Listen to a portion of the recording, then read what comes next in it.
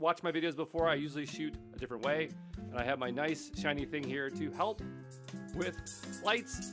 But anyway, let's jump into it, and I'll see you soon. Ciao.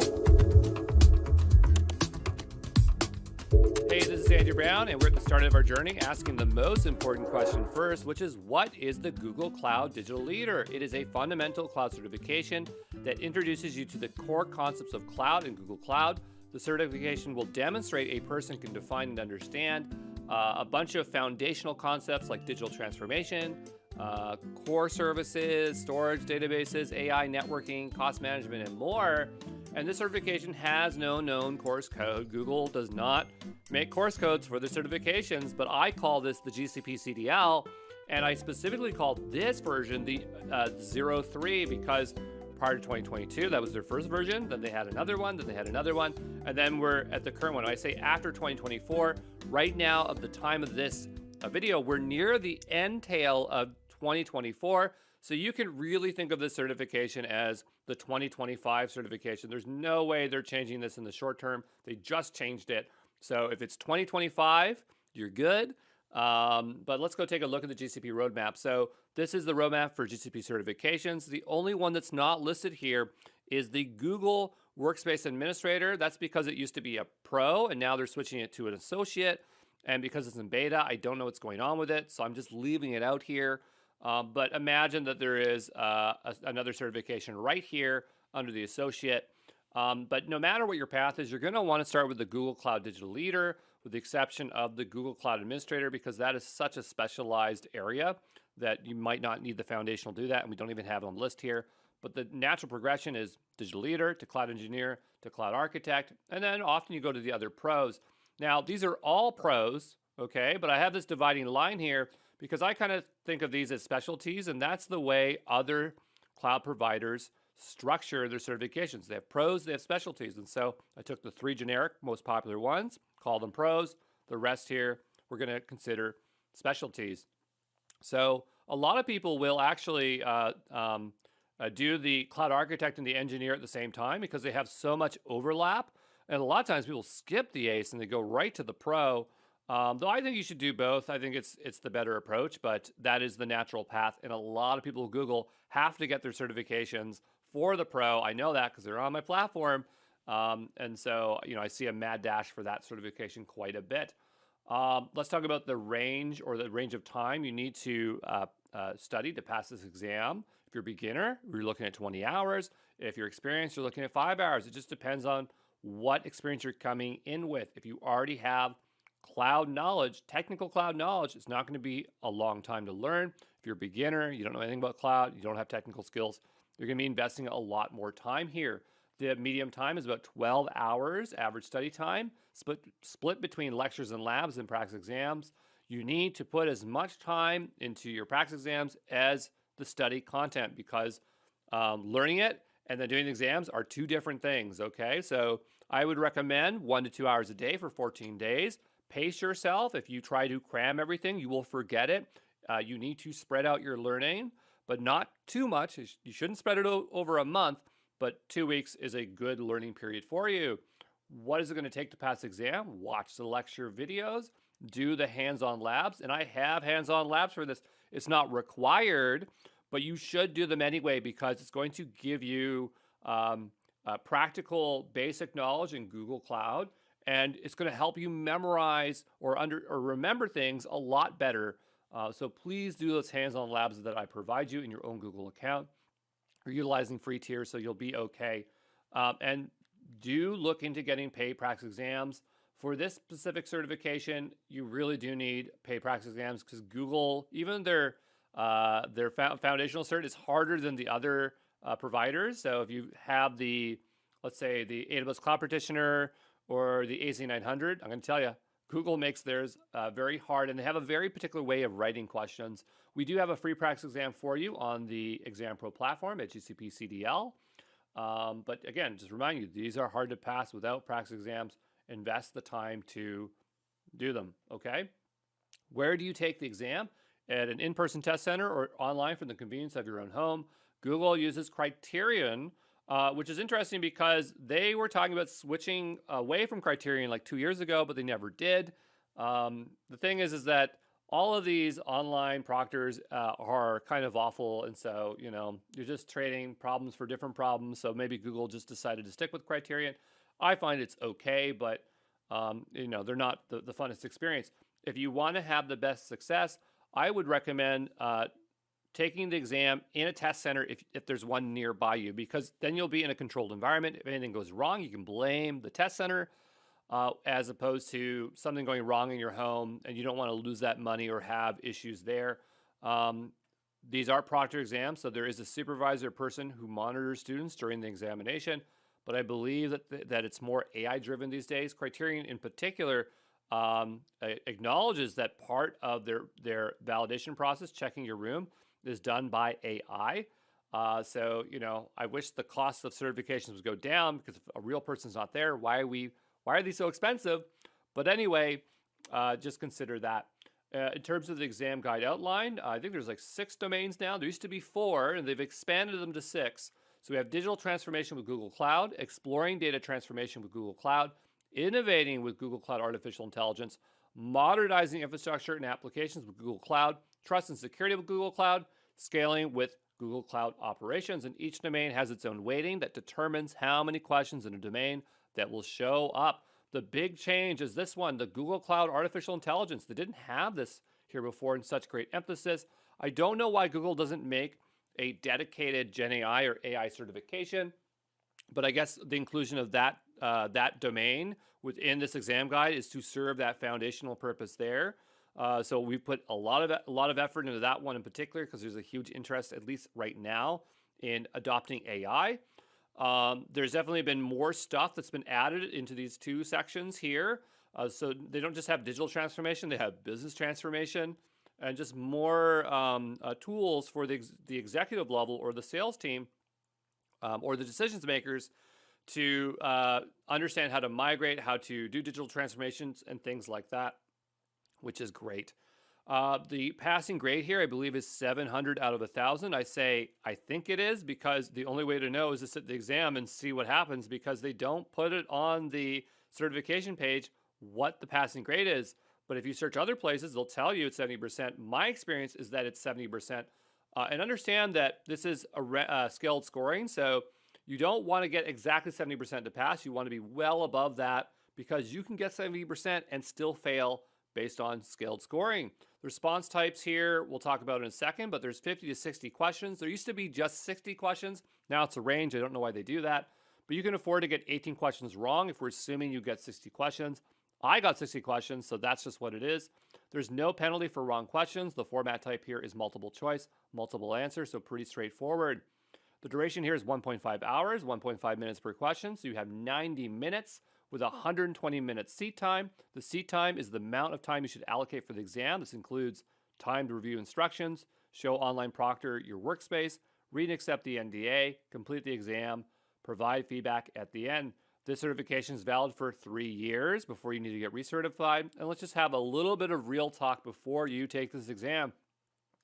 If you are obtaining cloud certifications, you are expected to already have technical skills, not necessarily at this foundational level, but when you get into the ACE and the Pro, you're expected to know programming, scripting, SQL, IT networking, Linux and Windows servers, project management, developer tools, app development skills, comp sci algorithms, and more.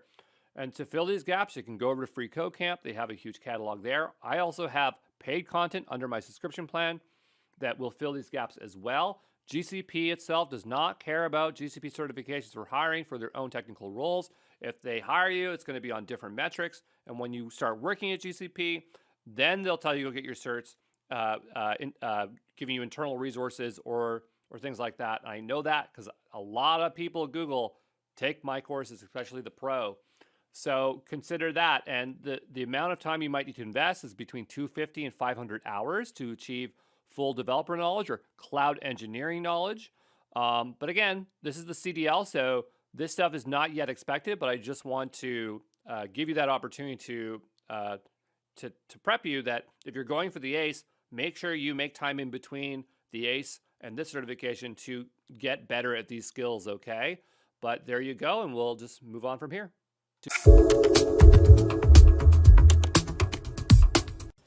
Hey, this is Andrew Brown from Exam Pro, and what I want to show you here is an additional resource that I think is going to help you pass the Google Cloud Digital Leader. And so I'm here on thecloudgirl.dev, and this website is by Priyanka. She's a Google developer advocate, so she knows her stuff. But what I find that's really useful is she makes all these great sketches that help visualize a lot of the core services. So, you know, I'm not doing tons of visualizations in the course, and I'm just giving you just the need to know information. But if you check these out, it might help you cement the information a bit better. And of course, there's a lot of accompanying videos to these sketches here. So if you go to the Cloud Girls YouTube, there's a lot of great videos here. So strongly recommend that if you feel that you feel that there's a deficit, whether it's a compute engine or GKE or whatever, just to go check out these additional resources, okay?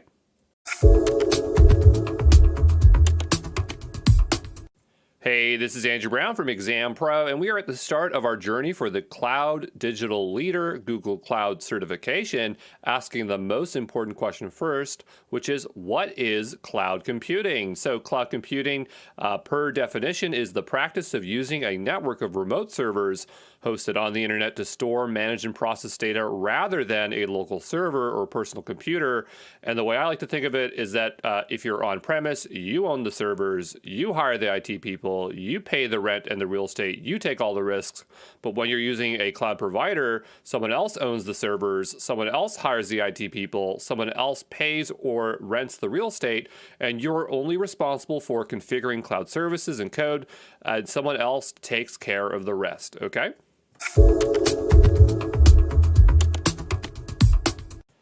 So to truly understand cloud computing, we have to understand how we got to cloud hosting. And the way to do that is we're going to walk through how servers changed over time and the benefits and drawbacks to these different types of servers. So the first on our list here is a dedicated server. This was a physical machine that you would go out to a store and you'd purchase and you'd put it in your office. You'd have to set up the networking, install everything, even install the operating system. And the great thing about these things is that you would get full control over your server. And so theoretically, you would have the highest level of security possible. I say it's theoretical because, of course, with cloud computing, you have all these additional services that monitor and do things for you. But this was, again, the earliest option out there. And so they're still in use. We still have dedicated servers today. But, you know, it just made it very inaccessible for most people to be able to run web apps or etc. Then we had virtual private servers. So we're still using one physical machine, but now what we've done is we've isolated, virtually isolated our application using something called virtual machines, basically into submachines, and that allows us to run multiple workloads. Because if you have different machines with, different apps with different requirements, by virtualizing the machine, we're now able to meet the needs of each application. And so that was the evolution there. Going from there, we had shared hosting. This became very popular in the early 2000s. If you've ever used GoDaddy or HostGator, you've used shared hosting. The idea is you'd have one physical machine, and instead of virtually isolating each customer or tenant from each other, you just had a folder on the machine. And you could have hundreds and hundreds of businesses on a single machine. And the way the system worked is that you had limits in place, but also there was the expectation that there just would be a lot of people that would be underutilizing the physical machine. And so there'd just be a few people that might overutilize it. And so it would work out to be very cheap. But, because it's not full virtualization, you don't have full access to the OS and things like that. So it was very limited. And there was also the chance that some other customer could end up overutilizing the machine, and that could impact your workload. All right. So then came along cloud hosting. And this is where instead of having a single machine, you had multiple machines and they would have virtualization, right? And so the idea is that now you could have a lot more customers on the exact same machine, and it's highly distributed, so you don't have to worry about one customer overusing a single machine, and you basically get the best of all worlds. So it's flexible, scalable, it's really secure, it's really cost effective, it's highly configurable, and that's basically the reason why cloud hosting or cloud computing is so popular today.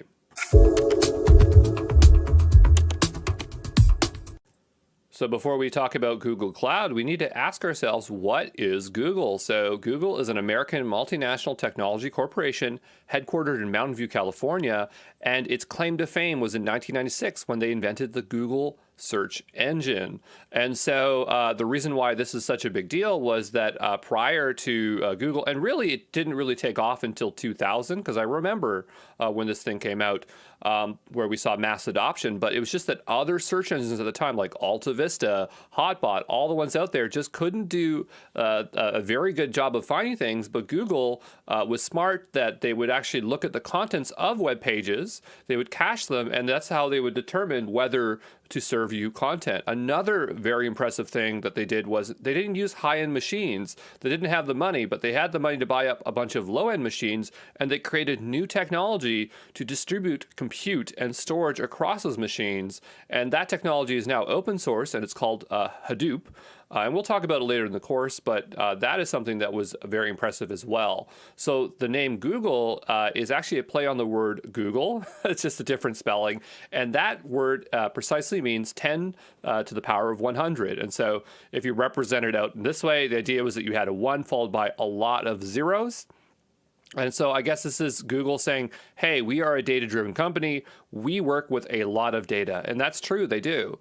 Google is also an initialism for Global Organization of Oriented Group Language of Earth. You can tell that they came up with the word Google, and then they just decided to try to make it into something, make it to something. So I know that doesn't make a whole lot of sense, but it's just, they're having fun, I guess, back then.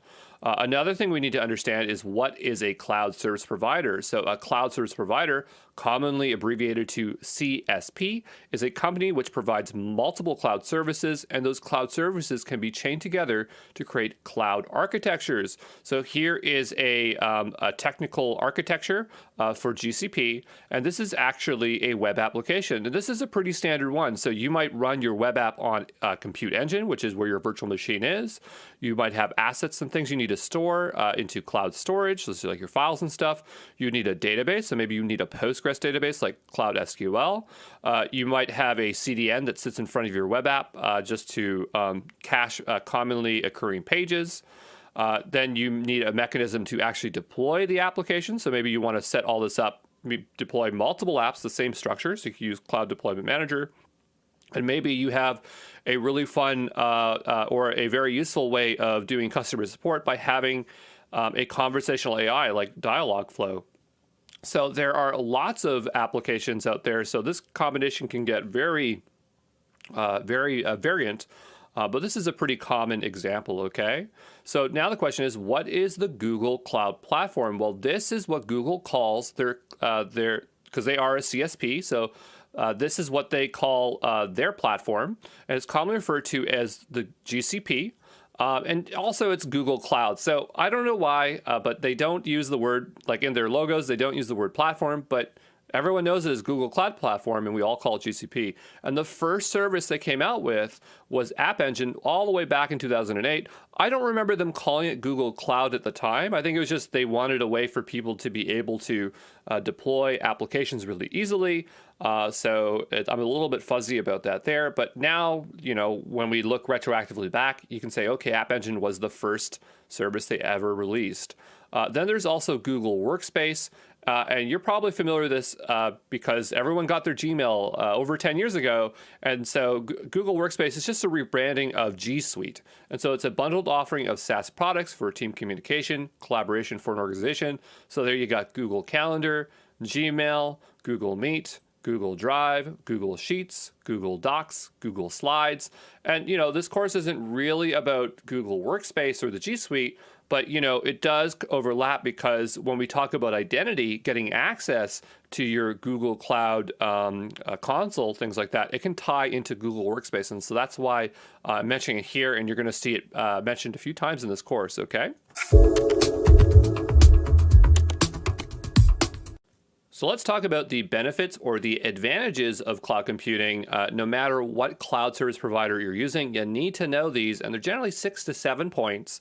And in particular for Google Cloud, they don't ask you these questions on the fundamental exam. Like they're not going to say, can you tell me 3 of the 6? But they do matter. You need to know them because contextually they help you understand how to answer other questions, okay? And so Google doesn't really have a list like Azure and AWS will actually have a page and they'll say exactly what they are. And so I just had to repurpose these from Azure here so that you can understand what they are, okay? So the first one is that cloud computing is cost effective. You pay for what you consume. There's no upfront cost. So the idea here is that you have on-demand pricing or pay-as-you-go. So when we're talking about, AWS likes to call it on-demand, and Azure likes to call it pay-as-you-go. And so that's just 2 different ways of saying it. But the idea here is you have thousands of customers sharing the cost of resources. Remember when we looked at cloud hosting and we saw that there was more than one customer on the same machine? That's how we're talking about it being cost effective, because you don't have to pay for the entire machine. Another benefit is that cloud computing allows you to go global within minutes, okay? So the idea is if you want to launch a workload in Canada, in the US, in the UK, wherever they have a region, you just choose that region and you can launch that. That's a huge advantage than having a server in-house, whereas the larger on-premises, they might only have 2 data centers in the US, and that's just not sufficient, okay? Then we're talking about security. The cloud provider takes care of the physical security, and a lot of their services by default are designed to be secure. So they're less likely to have issues, right? They're gonna try to enforce best practices and try to lean you towards something that is going to be better for your benefit. And you have granular access to control anything you want. So this is something you might not have if you were self-hosting, but you can say, I only want this particular user in my Google console to only be able to launch instances. They can't shut them down. Maybe they can only choose a particular size. And so that level of granular control really does make it a lot more secure, okay? Then you have reliability. So a lot of services will have the ability to back up. They might have built-in disaster recovery or make it easy to strategize for disaster recovery. You could have data replication and fault tolerance. So that is something that is just a lot more better than on-premise, okay? There's scalability. So the idea is that when you need more resources, you don't have to go out and buy a machine. You just press a button and now you have additional compute. And if you're not using it, even like 2 minutes later, if you say, I don't need this anymore, you just shut it down. And so you only have to pay for the duration that it runs. And the idea is you can scale up very quickly. So, you know, your capacity is very fitting to that. Then there's the concept of elastic. And so scalable means you have the ability to add or remove machines or compute or storage. But elastic means that you can also automate that. So the idea is that imagine you have a web app and a week goes by and you know the weekend's coming up, it's Black Friday, so you know there's going to be a lot of sales, and so you might not be around to provision enough machines. You might not know how many machines to provision for that event, but with the cloud, you can automate it, so it'll just say, okay, you have a lot more capacity now, we'll just do it for you. We'll spin it up to meet whatever that demand is, and when people stop using it, we'll scale down the machines for you. We'll just get rid of them for you, okay? And the last point here is that the cloud is always current. So the idea is you have all this underlying hardware and it has to be patched. It has to be upgraded. There's always new technology coming out. And that stuff is being swapped out all the time by the cloud provider, and they're experts at it, right? Whereas if you bought a physical machine, you're going to hold on to it for like 10 years, but they might be switching out machines every year. Okay, so you're going to have, you know, the best in class hardware underlying, okay, or access to things, okay?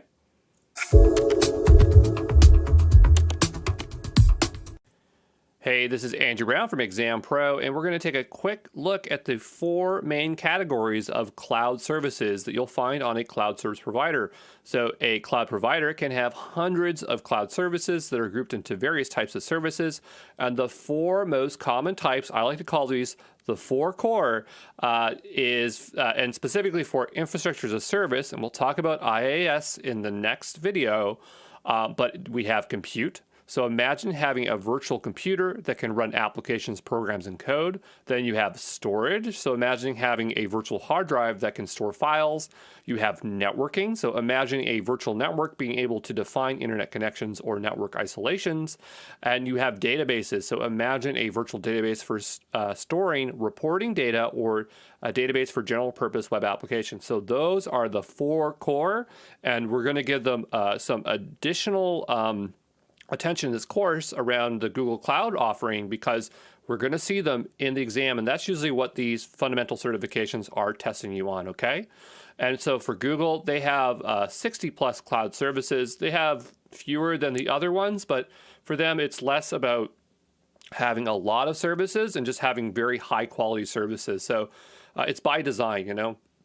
So when you see like Azure has 200, it's a little bit too much. For GCP is like, okay, we're just going to make sure that these services are multi-purpose, so you don't have to have as many as these other ones, okay? And I just want to say that the term cloud computing can be used to refer to all categories, even though it has compute in the name. So you'll say, and I said this, I didn't say it up there, but you might say cloud computing, but you really mean everything, right? Doesn't matter what it is, everything is cloud computing, okay?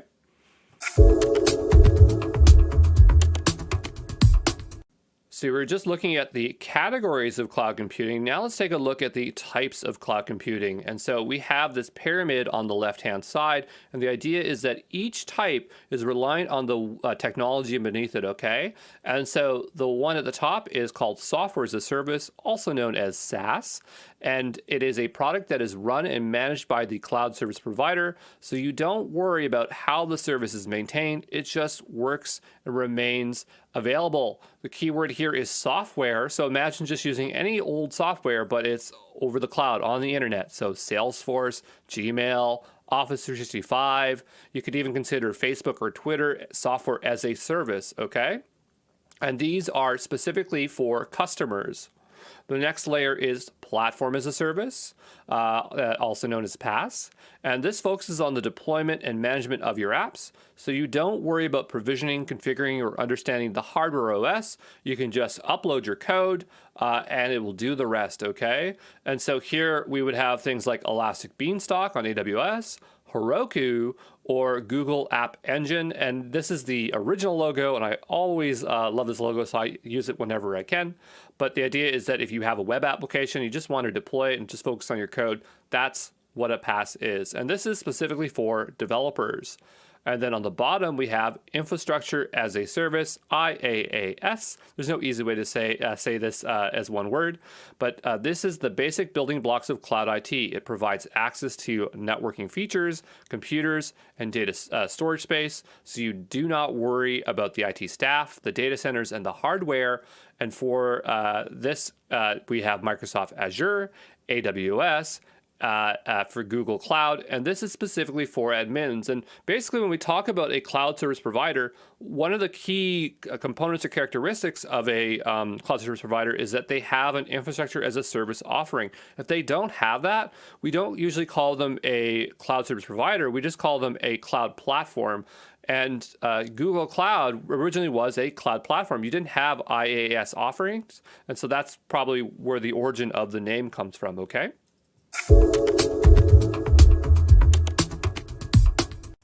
Hey, this is Andrew Brown from Exam Pro, and we are looking at the shared responsibility model. And this is a simple visualization that helps you determine what the customer is responsible for and what Google is responsible for related to the Google Cloud platform. And every cloud service provider has one of these models. They vary. Generally, the categories are different. They just break them down slightly different, but generally they're all the same. So we're going to spend a little bit extra time with the shared responsibility model, just because it does show up on the exam and it's a very important concept. So I just want to make sure that you know it crystal clear and from all angles, okay? So generally these things are broken down into different categories. So we have infrastructure as a service, platform as a service, software as a service, the types of cloud computing. And then we have along the side a bunch of categories or responsibilities. And this, again, these are Google specific ones. So you have content, access policies, usage, deployment, web app security, identity, operations, access and authentication, network security, guest OS data and its content, audit logging, networking, storage and encryption, hardware kernel, IPC, that's like inter-protocol something something. It doesn't matter, but it's just something low level. The boot, hardware. And so the idea is that you have things that Google are responsible and things that you're responsible for. So for a software as a service, and notice how much blue there is, you have the least responsibility, which is great because then you can just focus on fewer things. But remember, SaaS is something like Microsoft Word. So imagine what you could put in Microsoft Word. You'd write your article, right? So that's the content. You might share it with somebody, and you're just using the platform. So that's SaaS. Then you have platform as a service. Remember, this is like something like App Engine, where you have your web application. You built it, Ruby on Rails, Laravel, Next.js, whatever you want. You deploy it. You upload your code, so that's the content itself, and you have to choose how you want to deploy it, and you're responsible for the security of that application because you're the one who built it, right? So there's that. Then there's infrastructure as a service. This is the basic building blocks. The idea here is you can launch a virtual machine, and so if you do that, then you are responsible for the guest OS. So you're actually adjusting OS layer stuff, and then everything underneath is Google's responsibility. So the customer is responsible for the data and the configuration of access controls that reside in GCP. The customer is responsible for the configuration of cloud services and granting access via permissions. Notice I keep using the word configuration. I highlighted in red. It's just to help you remember. If you can configure it, you're responsible for it. Google is generally responsible for the underlying infrastructure, so it's the hardware. This is a concept from AWS. I wish all of them would use it, but the idea is there's in the cloud and of the cloud. So in the cloud is talking about you, the customer. If you can configure or store it, the customer, then you are responsible for it. And of the cloud is if you cannot configure it, then Google is generally the one that is going to be responsible for it, okay?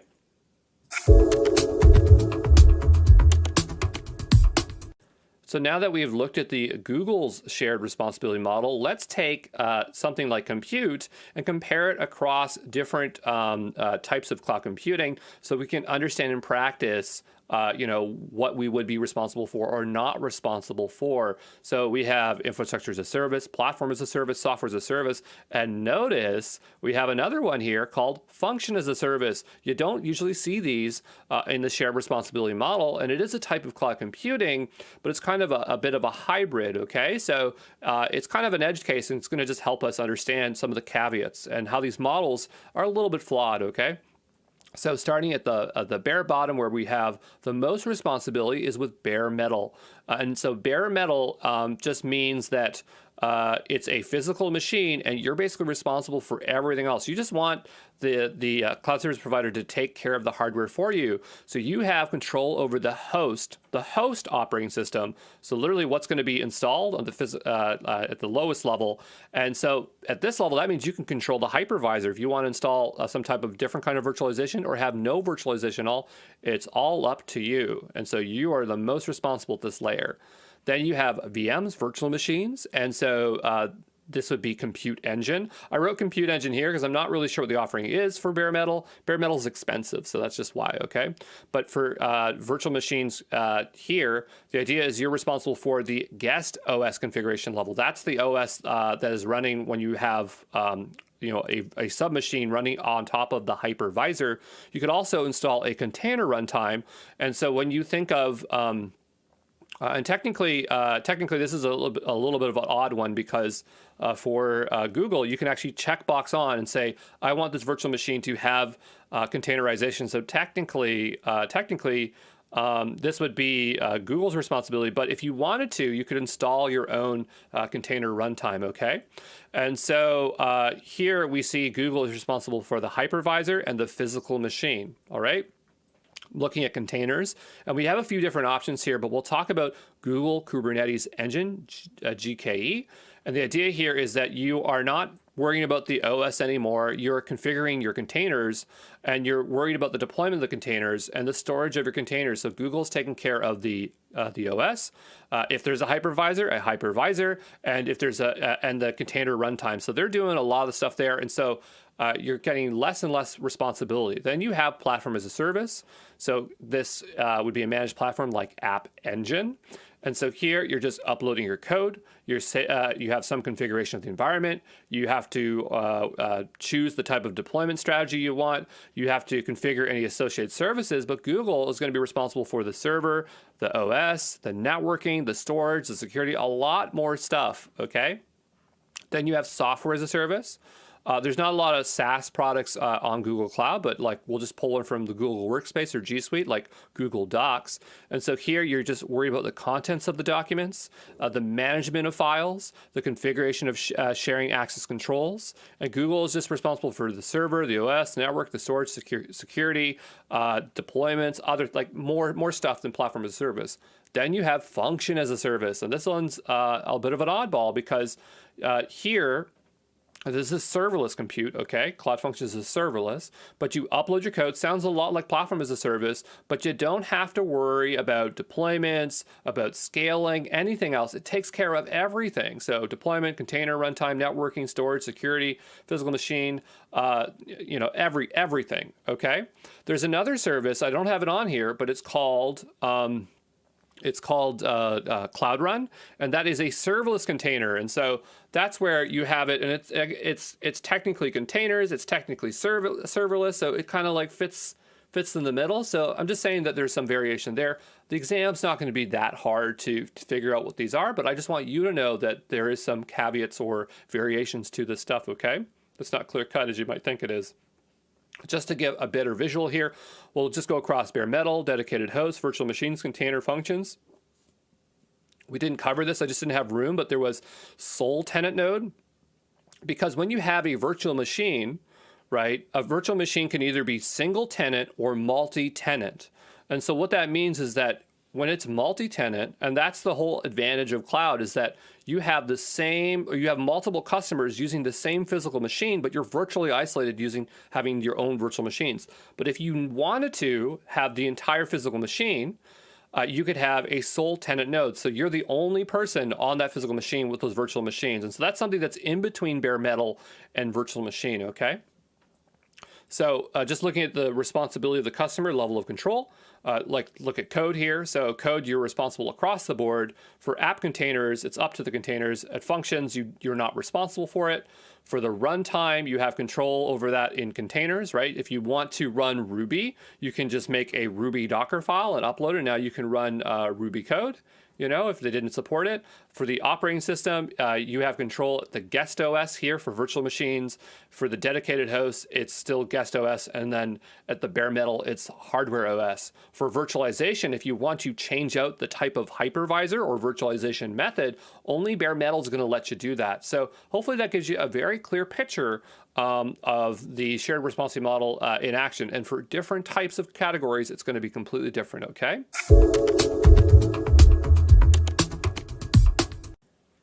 So let's take a look at an alternate way of viewing the shared responsibility model. And this is the way AWS and Azure does it. And the reason I want to show it to you is because it's a lot more encompassing of everything that the cloud can offer you, whereas the Google shared responsibility model is really focused on the application. So you can really tell they're developers, right? But it's important for you to understand the full scope. So we have the customer and we have GCP. So GCP is responsible for the hardware and the global infrastructure. So the regions, right? Like everything that has to do with regions, the zones, and zones is a collection of data centers within a region, and the fault domains. Fault domains is a logical isolation of hardware that's within a data center, and then there's the physical security of the data center. They're responsible for that as well, right? Then you have software. So this breaks down to the core four. So you got your compute, your storage, your database, and your networking. Now onto the customer side, there's the configuration of managed services or third-party software. So that could be platforms, applications, IAM. IAM is a big one. That's a huge component for customer responsibility. Configuration of virtual infrastructure and systems. So operating systems, the network, firewall. So I notice you see networking down below. So we're talking about the actual like routers and switches and things like this. And up here, this is like cloud networking, okay? This is like, I want to create a VPC and I want to have these subnets in it and I want to use these cloud networking services, but you're not really dealing with lower level software like setting up the switch or the router or things like that, okay? Then you have security configuration of data. So, whether to use client-side data encryption, whether you're using server-side encryption, whether you turned it on, what type of encryption you want to use, protecting the network traffic. So whether you're monitoring it, and put any other kinds of controls to say, okay, who's allowed to see what, and your customer data. That's a big one, okay? So yeah, this is basically the AWS and Azure way of looking at, or sorry, I said Azure, but it's more like AWS and Oracle. Azure actually has their own way. It actually looks a lot more like this. And so theirs, they do on-premise. They put on-premise in the mix, infrastructure as a service, platform as a service, and software as a service. And so they just break it down to here. And these are going to look very, very, very similar to the Google's one. So you have applications, data, runtime, middleware, OS, virtualization, server, storage, networking. How many is there? 1, 2, 3, 4, 5, 6, 7, 8, 9. These almost match up to the OSI layer. That's like the layers, like the application layer, the networking layer, things like that.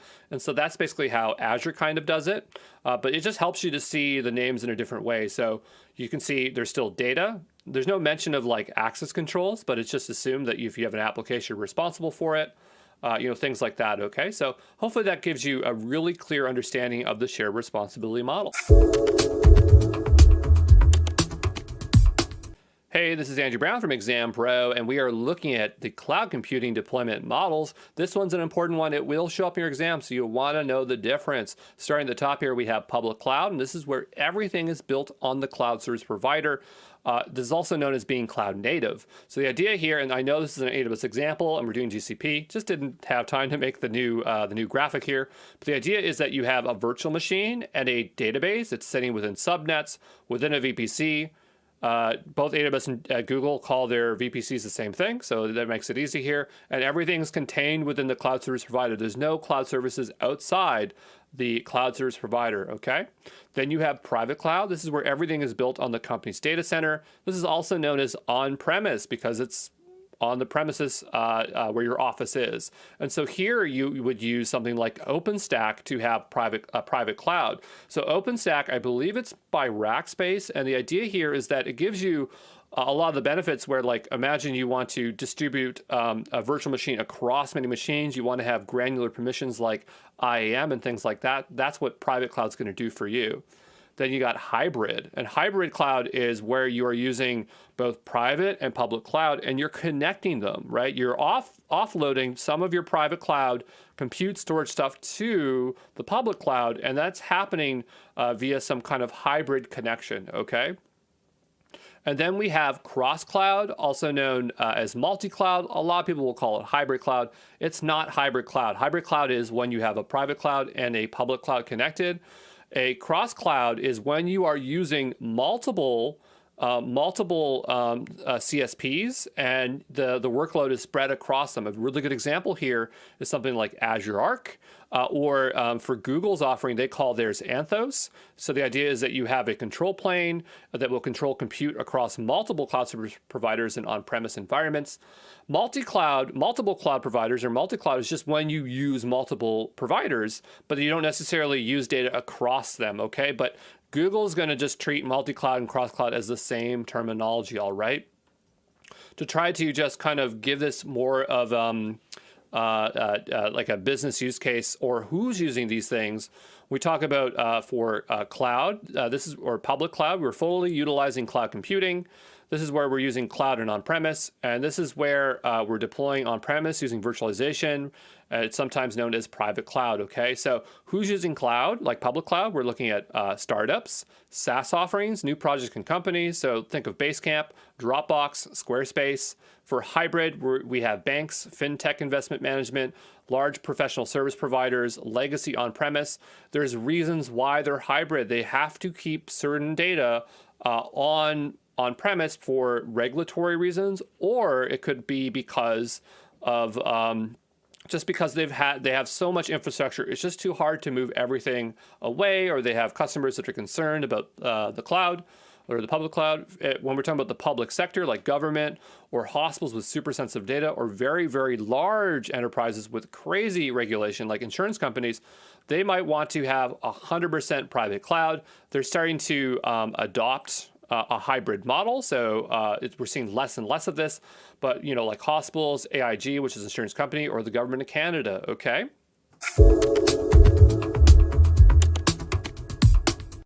Hey, this is Andrew Brown from Exam Pro, and we are looking at the total cost of ownership, also known as TCO, to really understand what it is that we are paying for when we're using on-premise, and what we're paying for or not have to pay for when we're using GCP. These break down to CAPEX and OPEX. Notice here at the top, we're going to talk about that in the next slide here. Now, Google Cloud doesn't actually ever mention TCO, even though it's pretty common across all the other cloud service providers, but it does tie back to CAPEX and OPEX, so we're going to cover it anyway, and it's good to know this, okay? So to understand the TCO concept, I have these icebergs to really make sure, or to sell you that these are icebergs. I put some penguins and a whale on it for you. But the idea is that we have things that are above the surface, and these are things that we generally think about, and then the things below the surface, under the water, are the things that we're not thinking about that really helps us factor in the total cost of ownership. So when we're looking at things that are obvious, people think about, well, for on-premise, we just have to pay for our software license fees, right? If you have Microsoft servers, you pay for those licenses. And then on GCP, well, you just pay subscription fees. So maybe you're not paying for the licenses, but now you're just paying for using the services on demand, right? And so they might look at it and say, well, the costs they look pretty comparable. But then when you get below the surface, we talk about, because remember, on-premise, you have control of, you have those physical machines there, right? So there's the implementation, the configuration, the training, the physical security, the hardware, the IT personnel, the maintenance. There's a lot of cost in actually having those physical machines and all the stuff around them, whereas in the cloud service provider, you are worried about the implementation, the configuration, training, like how to use cloud services, but you're not worried about all that other physical stuff. And the idea here is that you can save up to 75% shifting over to a cloud service provider. GCP doesn't have an example of a cost-saving example, but AWS does, and they showed like 75%. It's going to be the same for all the CSPs. And the idea now is all this stuff in the red here is now the cloud service provider's responsibility. You don't have to worry about it. So let's talk about capital versus operational expenditures. So capital expenditures, known as CAPEX, and operational expenditures, known as OPEX, right? And so on the CAPEX side, this is where you're spending money up front on physical infrastructure and deducting that expense from your tax bill over time. So that's where a lot of people go, well, I can get this machine and then write it off year after year. And I guess that sounds okay, but you're going to save way more money, way more money than getting that small tax benefit. But let's talk about what are CAPEX expenses. So you have server costs of the computers, the storage costs, so like hard drives, network costs, routers, cables, switches, backup and archive costs, disaster recovery costs, data center costs, so rent, cooling, physical security, the technical personnel. So with capital expenses, you have to guess up front what you're going to plan on spending, right? Because once you have those, you're going to hold on to them for a period of time, right? For operational expenditures, the cost associated with the on-premise data center has now shifted to the service provider. So you only have to worry about non-physical costs. So this is leasing software and customizing features, training employees and customer services, paying for cloud support. Your billing is based on cloud metrics, so compute usage, storage usage. And with operational expenses, you can try a product or service without having to invest in the equipment. So you can spend a lot more time in things that matter to grow your business, and you don't have to immediately commit to a bunch of stuff. You have a lot of flexibility there, okay? So that's the huge difference. Hey, this is Andrew Brown from Exam Pro, and we are looking at cloud architecture terminology. So these are very important concepts when utilizing the cloud, though Google will not ask you directly on their certification to describe these concepts or to pick them out of a lineup of terms, okay? However, they are still going to play into questions, so we generally need to know what these things are. So let's go through the quick list here, and then we'll do a bit of a deeper dive on each of these ones, okay? So first we have availability, your ability to ensure a service remains available. This is known as highly available, HA. You have scalability, your ability to rapidly grow unimpeded. You have elasticity, your ability to shrink and grow to meet the demand. And this has to do with the automation of it. You have fault tolerance, your ability to prevent a failure. You have disaster recovery, your ability to recover from a failure, also known as being highly durable, so DR. So looking first in more detail here, high availability. This is your ability for your service to remain available by ensuring there is no single point of failure or to ensure a certain level of performance. So I got a bunch of text here, but I have a graphic that makes this really clear. The idea here is that we have a load balancer, and for Google's, it's called Google Cloud Load Balancing.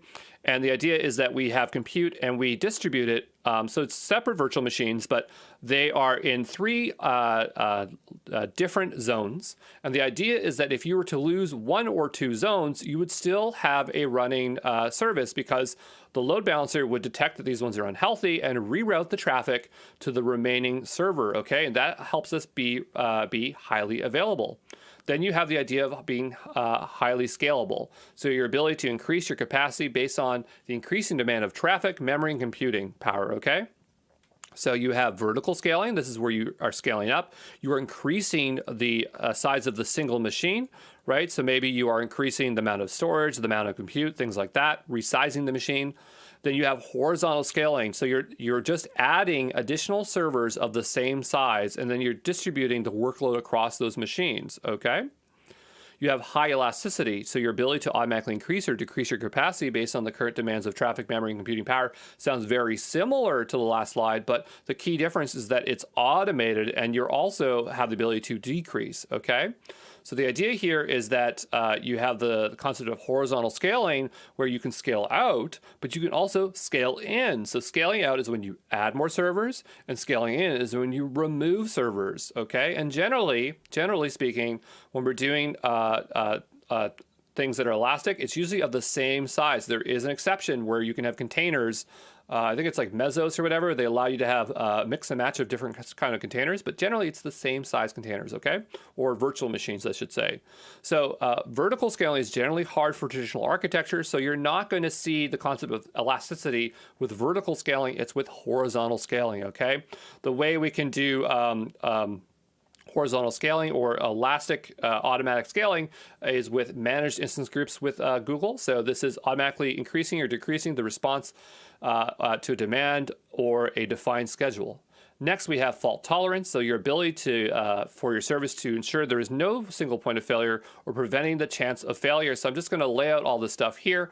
And so it sounds very similar to high availability, but the idea is that it's all about preventing chance of failure. So the idea is that imagine, or I guess it's kind of the response of failure. So the idea here is that let's imagine you have a database and the primary database for whatever reason fails. Okay, and so the idea is that your cloud DNS, which is at the your domain level, what it can do is say, okay, fail over to the secondary instance. So you have a redundant application running, you're syncing that data over. It's a standby service. The idea is that it's ready to take over when the first one fails, okay?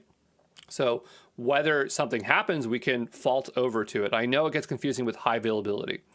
We have high durability, your ability to recover from a disaster and to prevent the loss of data. So solutions that recover from a disaster is known as disaster recovery. How do you back up your data? How fast can you restore that backup? Does your backup still work? How do you ensure your current live data is not corrupt? So there you go. That is our terminologies, okay? Hey, this is Andrew Brown from Exam Pro, and we are looking at the evolution of computing. Your cloud service provider has all of these offerings, and the idea is that you need to choose the one that meets your use case. A lot of times, this all has to come around the utilization of space. That's what we're trying to illustrate here in this section here, and the trade-offs of why you might want to use some of these offerings, okay? For dedicated, we're talking about a physical server wholly utilized by a single customer. That's considered single tenant. And for Google Cloud, we're talking about single node clusters and bare metal machines where you have control of the virtualization, so you can install any kind of hypervisor or virtualization you want in the system. The trade-off here, though, is that you have to guess up front what your capacity is going to be, and you're never going to 100% utilize that machine because it's going to have to be a bit under in case the utilization goes up. That's you choosing the CPUs and the memories. You're going to end up overpaying because you'll have underutilized server. It's not going to be easy to vertically scale. It's not like you can just say resize it because the machine you have is what you have, right? You can't add more. I mean, I suppose they can insert more memory for you, but that's a manual migration, so it's very difficult. And replacing the server is also very difficult, okay? So you're limited by the host operating system. It's not virtualized, so whatever is on there is on there. And that's what your apps are going to have access to. If you decide to run more than one app, which is not a good practice for these kind of machines, you're going to end up with resource sharing where one machine might utilize more than the others. Technically, with a dedicated machine, you have a guarantee of security, privacy, and full utility of the underlying resources. I put an asterisk there because, yes, it's more secure, but it's up to you to make sure that it's more secure. So that's up to your skills of security, right? Whereas if you had a virtual machine or anything above that, there's more responsibility on the cloud service provider to just provide a secure machine, and they can do a better job than you. So why would you use a dedicated machine? Well, maybe you're doing high performance computing where you need these machines like very close together and you have to choose what kind of virtualization you need to have, okay? So then we're looking at virtual machines. The idea here is you can run a machine within a machine. The way that works is we have a hypervisor. This is a software layer that lets you run the virtual machines. And the idea here is now it's multi-tenant. You can share the cost with multiple customers. You're paying for a fraction of the server. You'll still end up overpaying for the underutilized virtual machine because a virtual machine is just like, you have to still say how many vCPUs, how much memory, and your app is, you don't want an app that uses 100%, right? You want to use exactly the amount you need, but you can see here, there's still going to be some underutilization. You are limited by the guest operating system, but now it's virtualized, so at least it's very easy to possibly migrate away. If you choose to run more than one app on a virtual machine, it can still run into resource sharing conflicts. It's easier to export or import images for migration. It's easier to vertically or horizontally scale, okay? And virtual machines are the most common and popular offering for compute because people are just very comfortable with those. Then you have containers, and the idea is you have a virtual machine running these things called containers. The way they do that is similar to a hypervisor, but instead you have, like here is a Docker daemon, so it's just a container software layer, okay, to run those containers. There's different kinds. Docker is the most popular. And the great thing is you can maximize the capacity because you can easily add new containers, resize those containers, use up the rest of the space. It's a lot more flexible, okay? Your containers will share the same underlying OS, but they are more efficient than multiple VMs. Multiple apps can run side by side without being limited by the same OS requirements and not cause conflicts during resource sharing. So containers are really good, but the trade-off is there are a lot more work to maintain. Then you have functions. Functions go an even step further. And the idea is that you, the containers where we talked about, that's a lot of work to maintain. Now the cloud service provider is taking care of those containers generally. Sometimes not. It depends if it's serverless or not. But the idea is that you don't even think about, and this is called serverless compute, but you don't even think about the OS or anything. You just know that what your runtime is. You run Ruby or Python or Node, and you just upload your code, and you just say, I want this to be able to run for this long and use this amount of memory, okay? You're only responsible for your code and data, nothing else. It's very cost effective. You only pay for the time the code is running. And VMs only run when there is code to be executed. But because of that, there is this concept of cold starts. And this is where the virtual machine has to spin up. And so sometimes requests can be a bit slow. So there's a bit of trade-off there, but functions or serverless compute is generally one of the best offerings as of today. But most people are still getting kind of comfortable with that paradigm, okay? Hey, this is Andrew Brown from Exam Pro, and we are taking a look at global infrastructure. So what is global infrastructure? Well, it refers to the global presence of data centers, networking, and cloud resources available to the customer. And so just kind of some of the stats that Google Cloud has. They have 25 regions, 76 zones, 144 network edge locations, operating in 200 plus countries. So just an idea, like here is an example of the exterior of a Google data center, and this is an interior. So we're going to go and dive deep on all these cloud infrastructure concepts starting now. Hey, this is Andrew Brown from Exam Pro, and we are looking at regions for global infrastructure. So regions are independent geographic areas that consist of zones, and GCP has 25 regions. So here we have a map, and you're going to notice that some are blue and some are white. White ones indicate that they are planning to have regions there in the future in the next 3 years. And I think most of not all of their regions always have 3 zones in them. So that's pretty good on them. For the Americas, we got Oregon, Los Angeles, Salt Lake City, Las Vegas, Iowa, South Carolina, North Virginia, Montreal, Sao Paulo. For Europe, we have London, Belgium, Netherlands, Zurich, Frankfurt, Finland, Warsaw. In Asia Pacific, we have Mumbai, Singapore, Jakarta, Hong Kong, Taiwan, Tokyo, Osaka, Sydney, and Seoul. Okay, so there's quite a few of them. I mean, like a lot of people are used to running in US West or US East. I am always running in the Canada region because that's where I'm from, so it's there. But yeah, when you actually want to go use a region, it's as simple as choosing it. So if I'm launching a virtual machine with compute instance or compute engine, you're just going to choose the region you want to go in, okay?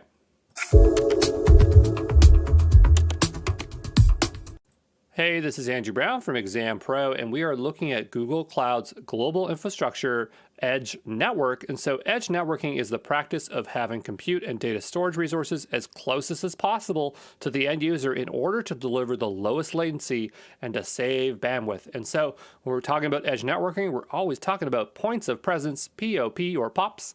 And this is an intermediate location between a GCP region and the end user. And this location could be even in a third-party data center, or it might just be described as a collection of hardware. So maybe it's not even a data center at all. And so here is the big old graphic that Google has for us. And if you see all those wires, that's basically just showing how things are interconnected, the actual global network between these POPs. And actually, there's 3 types of POPs or things we want to look at for edge networking devices or things. And this graphic will change for all 3. This one is, I think, for edge POPs. So just understand that it's not representative of all these 3 types. But the first is edge POP. So a location where a user can quickly enter, so ingress the GCP network for accelerated access to cloud resources. Then you have a CDN, and this is a location to serve, so egress, leave, to leave the network, for cached websites, files, assets, so they load very fast for the end user. Then you have Cloud Media Edge. This is a location specialized for the delivery of media such as video content. And so there you go. Hey, this is Andrew Brown from Exam Pro, and we are looking at zones for Google Cloud's global infrastructure. So a zone is a physical location made up of one or more data center, and a data center is a secured building that contains hundreds of thousands of computers. And so this is an example of the interior of a data center, and of course you probably wouldn't want to have a dog in there unless it's a guard dog protecting those machines, okay? So a region will generally contain 3 zones. And I actually think Google's very good about that. They always have 3 zones, but other providers will try to get a foothold into new regions, and so they might only launch with a single zone offering, but I think GCP is good in this regard. The reason we make mention of that is because when we're talking about high availability, the only way to get that is when you have at least 3 zones. That's the standard, okay? Data centers within a region will be isolated from each other, so different buildings, but they will be close enough to provide low latency. And we'll talk about the interzonal latency coming in this section here.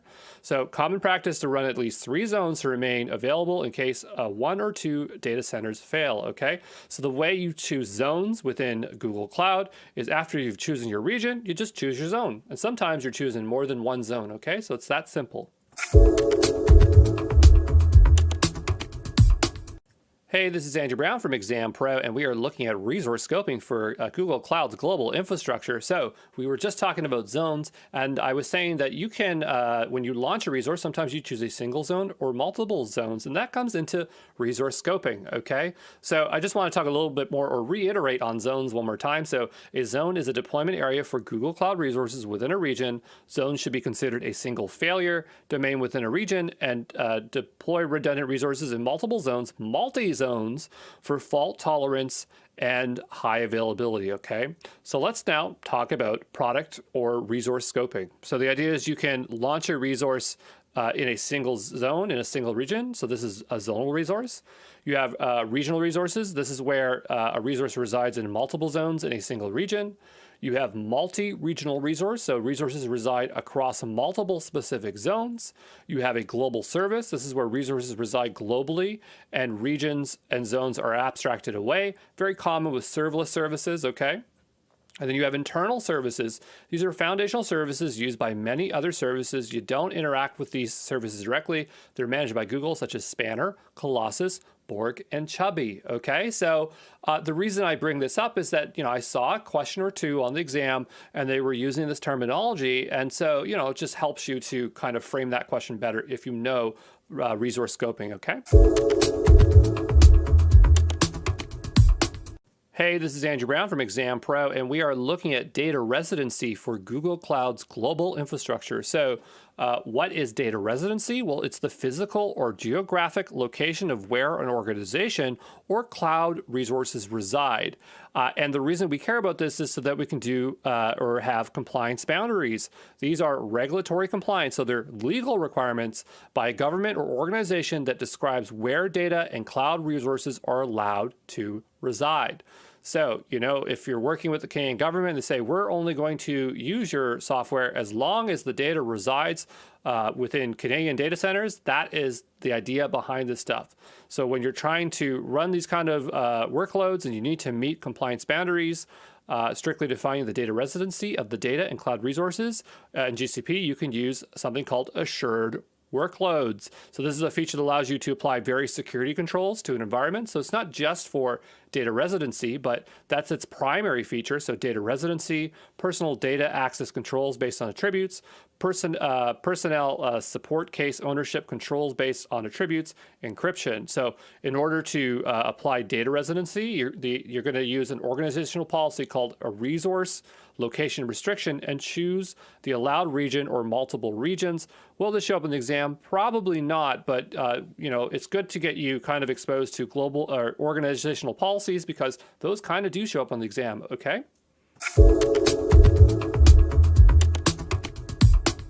Hey, this is Andrew Brown from Exam Pro, and we are looking at Cloud Interconnect for global infrastructure.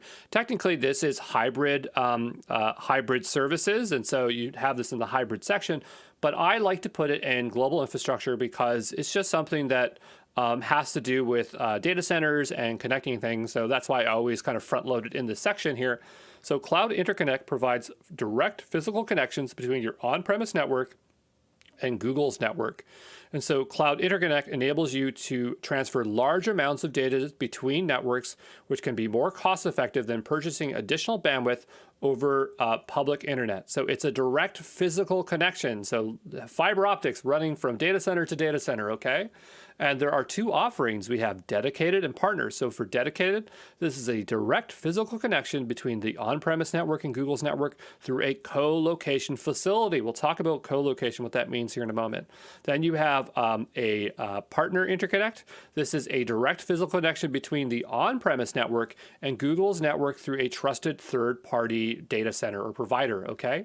So on the dedicated side, this is between 10 to 200 gigabytes per second. And for partner, it's between 50 megabytes per second and 10 gigabytes per second. The reason you would be using A partner one is maybe because you just can't do dedicated based on your location, so you have to work through a partner, or maybe it's more cost effective, or or it meets your needs. So it's just going to be dependent on that kind of stuff. But generally, the reason people are going with partners because they just can't get the dedicated one. So what is a co-location facility? So a co-location or carrier hotel is a data center where equipment, space, and bandwidth are available for rental to retail customers. So the idea is that it's a rental data center, right? And Google there's ones that they're cool with using, and so those is like you have a bit more direct control over it. So it just depends on what you want to do. Okay.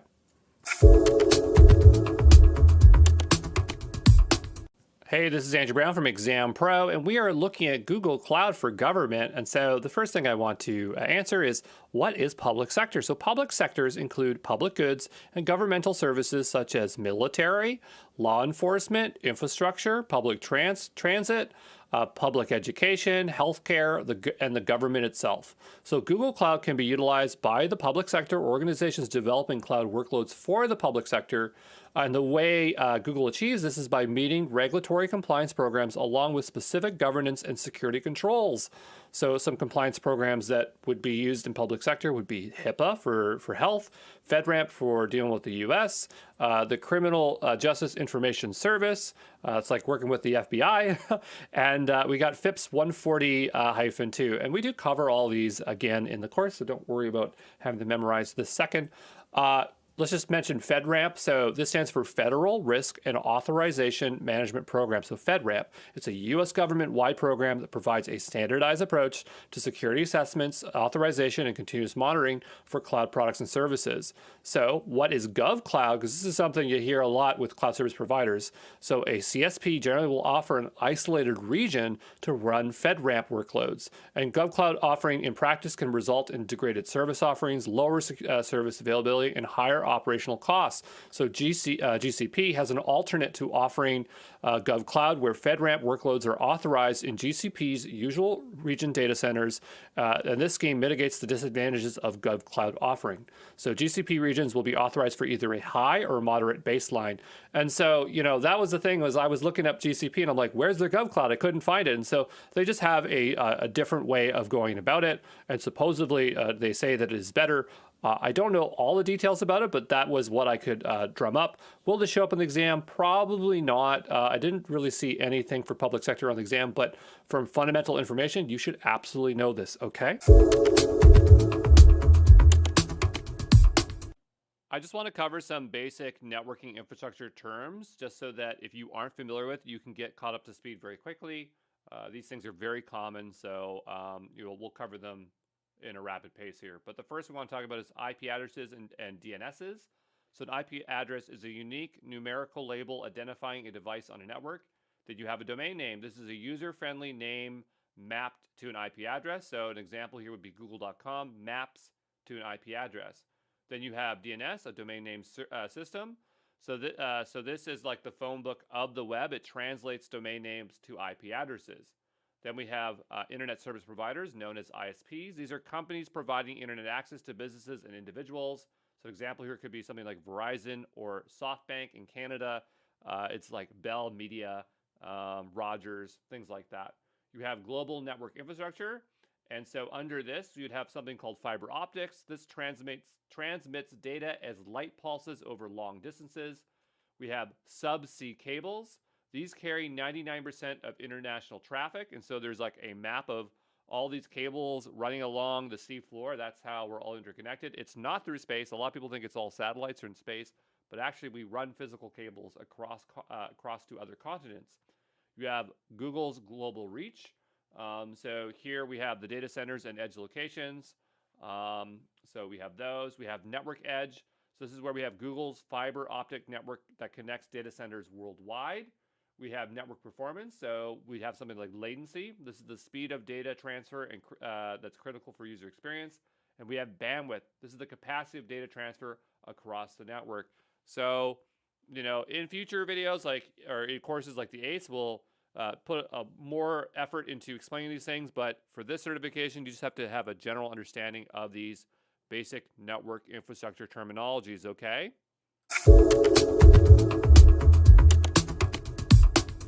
Hey, this is Andrew Brown from Exam Pro, and we are looking at latencies for Google Cloud's global infrastructure. So what is latency? Well, latency is the time delay between two physical systems. And what is lag? Well, lag is the noticeable delay between the actions of input and the reactions of the server sent back to the client, all right? And you probably, if you play video games, you know what game lag is. So it's basically the same thing, okay? It's just between servers instead of game servers, all right? We have inter-regional latency. So this is latency between two regions. And then we have interzonal latency. This is latency between zones residing in a single region. And I just want to generally give you an idea of the latency in milliseconds. This isn't going to be exact because I honestly couldn't find something definitive by Google. And there are benchmarks out there and they vary because it's going to be between regions and different zones.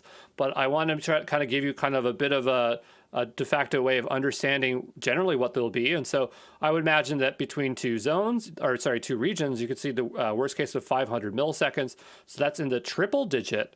And then when we're talking about interzonal latency, maybe 10, 50 milliseconds. So double digit milliseconds, okay? The reason this is important is because I saw a question on the exam and it actually asked about 10 milliseconds and it was talking about high availability. And if you knew that that it's in the double digit between interzonal stuff, you wouldn't have chose multi-region. You would only choose a single region with multiple zones, okay?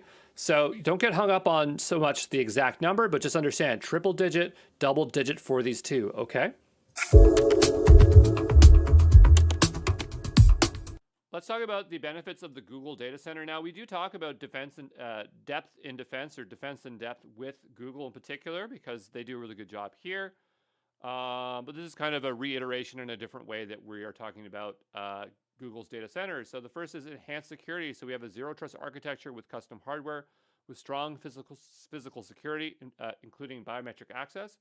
We have operational efficiency. So purpose-built servers that reduce energy and use and improve efficiency, like the Hamina data center with seawater cooling. That was hard for me to say.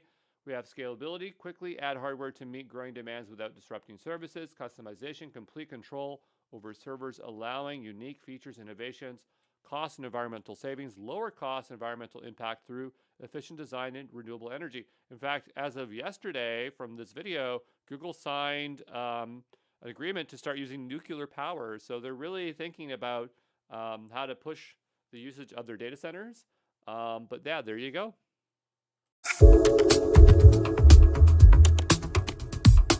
Hey, this is Andrew Brown from Exam Pro, and we are taking a look at innovation waves, actually known as Kondrativ waves. That's a Russian name, so I'm sorry if I pronounced it incorrectly, but they are hypothesized cycle-like phenomenons in the global world economy.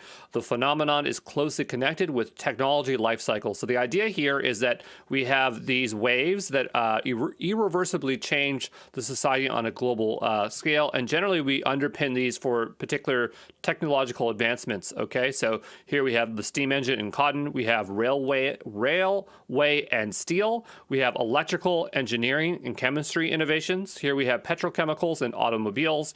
We have information technology. And the idea here is that Google is suggesting that the wave that we're in right now includes cloud technology as one of the larger factors. When we look at one of these waves in greater detail, there is a common pattern to the wave that changes the supply and demand. And so they say there's an expansion, a boom, a recession, and a depression. And if you can detect that pattern, that's how you know that something is going on, okay? And so if we are in, if cloud technology is the case here, then we're definitely in an expansion phase right now. And we might be in a boom. It's hard to say. But yeah, so there you go. Hey, this is Andrew Brown from Exam Pro, and we are looking at the concept of a burning platform. So the term is used when a company abandons old technology for new technology with the uncertainty of success and can be motivated by fear that the organization's future survival hinges on its digital transformation. So this idea comes back to the oil industry, where you would have a platform and oil would catch fire. And so the only way to survive would be to abandon or jump off the platform. And so this term is not so popular today, but Google seems to still be using it. But the idea is that, it's just you have to take a leap of faith into this stuff if you want to keep up, okay?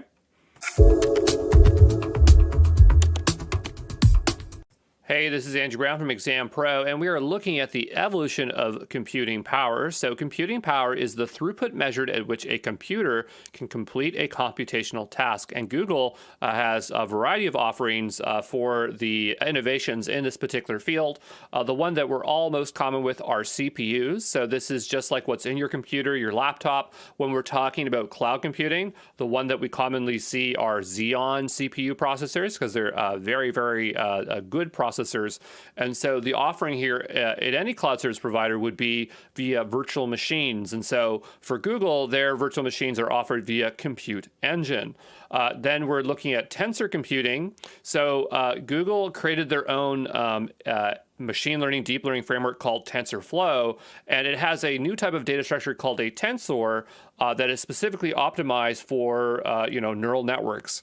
And the idea here is that Google decided to create a piece of hardware that is specifically designed for their tensor data structure. And so that's what they have, which is this TPU thing. And for this particular use case, it is 50 times faster than a traditional CPU, all right? And this is really for the space of neural nets.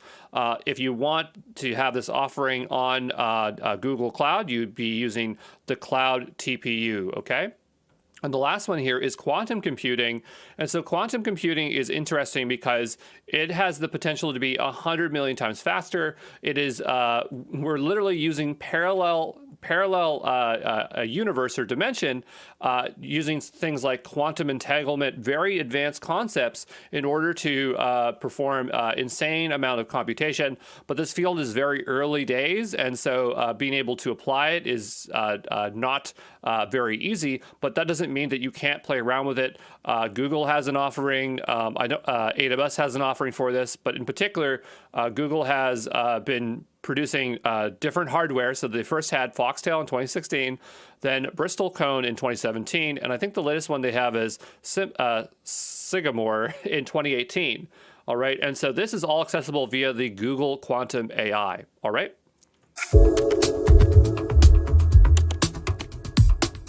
Hey, this is Andrew Brown from Exam Pro, and we are looking at the concept of digital transformation, and this is the adoption of digital technology to transform services or businesses through replacing non-digital or manual processes with digital processes, like going paperless, or replacing older digital technology with newer digital technology. So that means you previously were using on-premise, and you're moving into a hybrid architecture or using cloud-native technology, all right? And so this you could describe is that Google has their own Google Digital Transformation Framework or concept based off of Google's 7 solution pillars. So we have infrastructure modernization, business application platform portfolio, application modernization, database and storage solutions, smart analytics, artificial intelligence, and security. So in terms of the actual exam, they're not going to ask you what are the 7 pillars or what digital transformation is, but the exam is all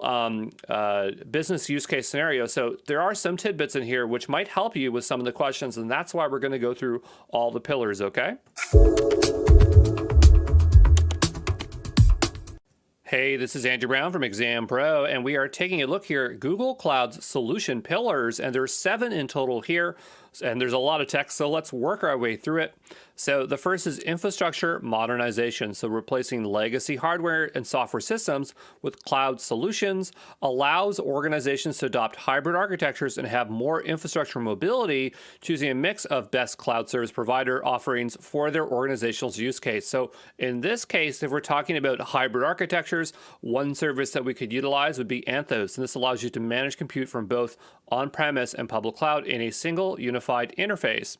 Moving on to business applications platform portfolio. So the backbone of CSPs are built on top of robust, well-documented APIs standardized across all offered cloud services.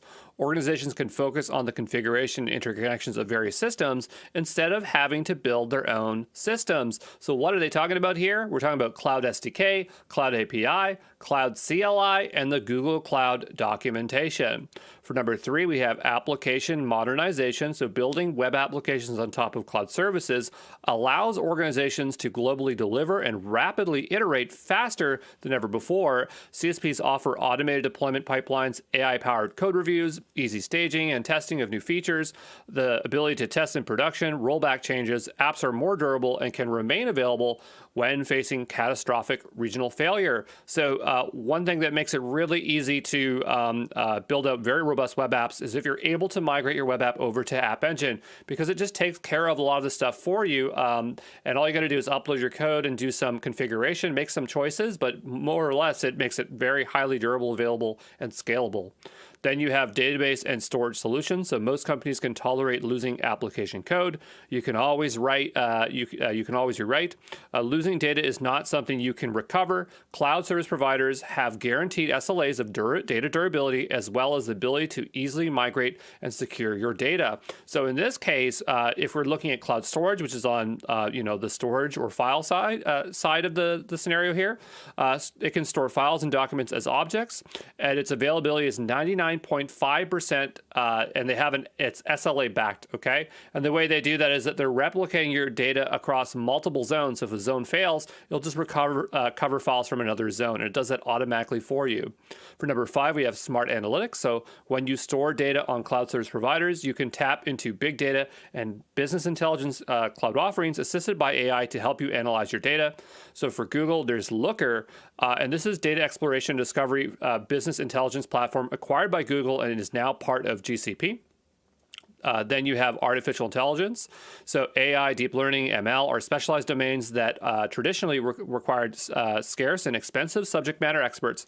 Cloud is commoditizing, simplifying AI knowledge while driving costs lower for adoption. So there's a lot of tools here that Google has, but the primary ones is Vertex AI. This is a unified platform for AI, ML, deep learning, auto ML.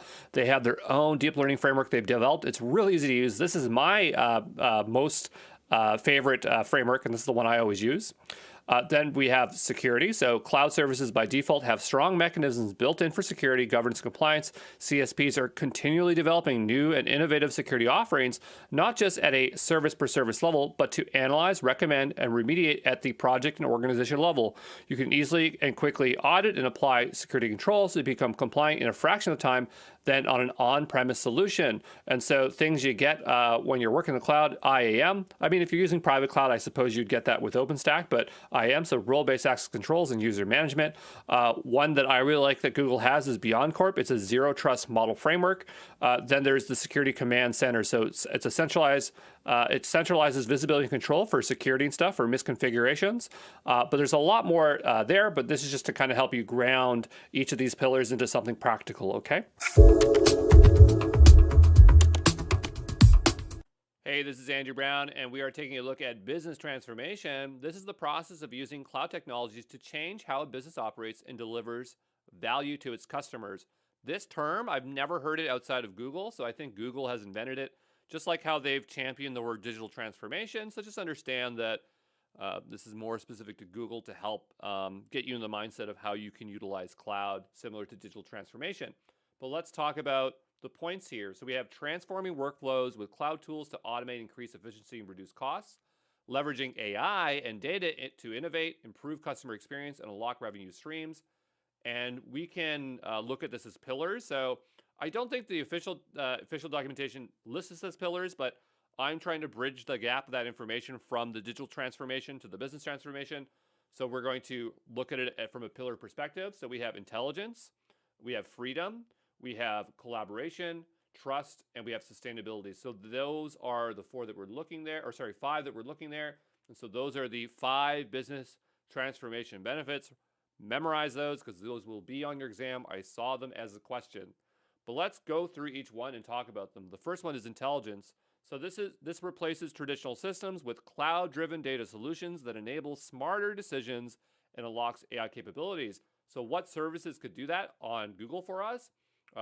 We have BigQuery and Dataproc. So those are two options there. For freedom, this is where we shift from legacy hardware to hybrid and multi-cloud architectures, offering flexibility, infrastructure choice. And so in this case, we're looking at Anthos. For collaboration, this transforms collaboration with cloud tools, enabling seamless, secure communication for remote, hybrid, and teams. And if you can guess it, it's Google Workspace. For trust, we have modernizing security and cloud-based protection, offering better visibility and control over data. So here we have Cloud Armor. For sustainability, we have moving away from energy-intensive hardware to Google's carbon-free cloud infrastructure, reducing environmental impact. And this is where we have carbon footprint, where Google can monitor carbon use. Now, I want to be honest with you here that this stuff sounds all great, but again, this is to get you into the Google Cloud ecosystem, and I don't necessarily subscribe that this is necessary to improve your business. I think on-prem still has its place, but understand that this is just PR marketing stuff to get you into the ecosystem of Google Cloud. Okay.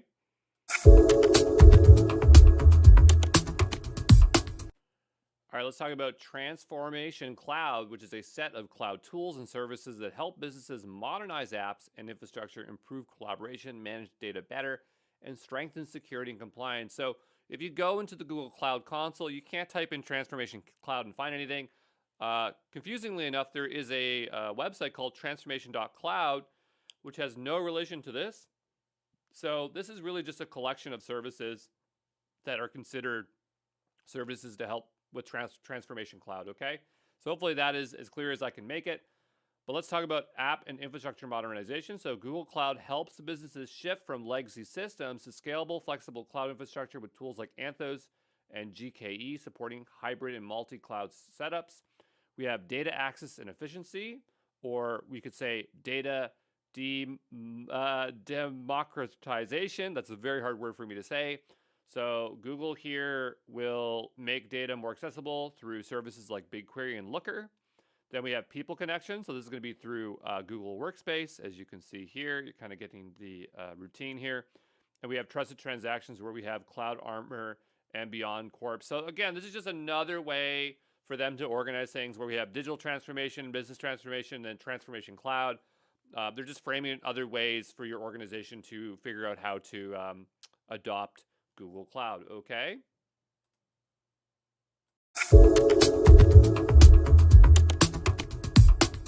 So how can we get business value out of our data? Well, if we have three kinds of data, let's say user data, industry data, and corporate data, where those all intersect, that's where we can derive business value. So let's just identify these three types of data. The first being user data. This would be your customer and behavioral information. So think purchases and returns. For corporate data, this would be internal metrics like sales and staffing. For industry data, this is external market trends and benchmarks. And so what we can do is we can combine these data sets to get better insights. So imagine linking sales data with market trends to improve inventory. We can make decisions based on detecting patterns. So we can make informed choices. That's called data-driven decisions. So here we could be offering personalized products based on customer demographics. We can create new value with data. So here, when we have new data, we can enhance the customer experience, improve the efficiency, staffing, inventory, and sales decisions. So hopefully that is clear. Those three components are going to help you find business value, okay?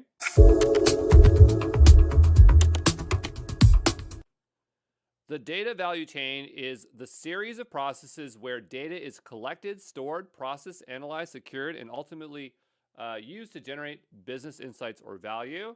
So let's go through all those steps because we just listed them. The first being data collection. This is where you're gathering data from sources like IoT devices, apps, and customer interactions. Then you have data storage. This is securely storing data in scalable cloud solutions like Google Cloud Storage or BigQuery. You have data processing. This is converting raw data into useful formats using tools like Google Dataflow and Apache Beam. We have data analysis. This is extracting insights using tools like BigQuery ML or Looker. We have data security and governance. This is ensuring data security with encryption and access controls using IAM and cloud security tools. We have data sharing. So this is distributing insights via APIs, dashboards, or Google Sheets. We have data monetization, turning data into business value by selling insights or optimizing decisions. So I really haven't seen this data value chain concept outside of Google Cloud, so I'm not sure if this is industry wide. It just looks like a data pipeline to me.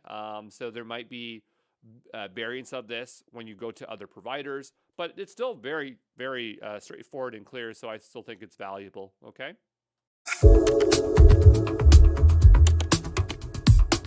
Hey, this is Andrew Brown from Exam Pro, and we are looking at what the Google Cloud Console is. And this is a portal that is a web-based unified console that provides an alternative to the command line tools.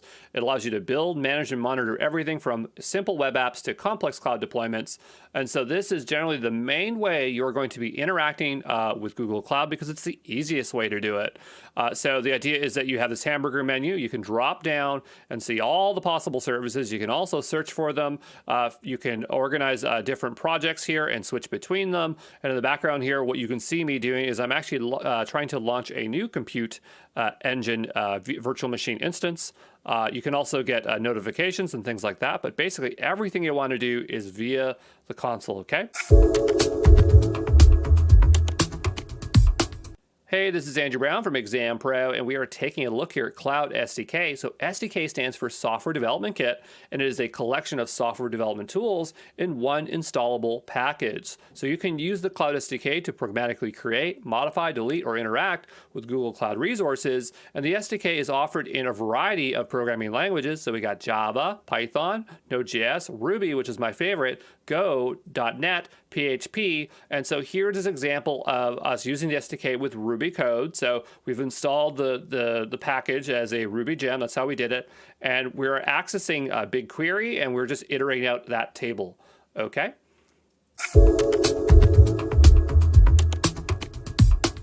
Hey, this is Andrew Brown from Exam Pro, and we are taking a look at Cloud CLI. So CLI stands for Command Line Interface, and what it allows you to do is process commands to a computer program in the form of lines of text. And operating systems implement a command line interface in a shell or a terminal. That's how you're going to interact with one.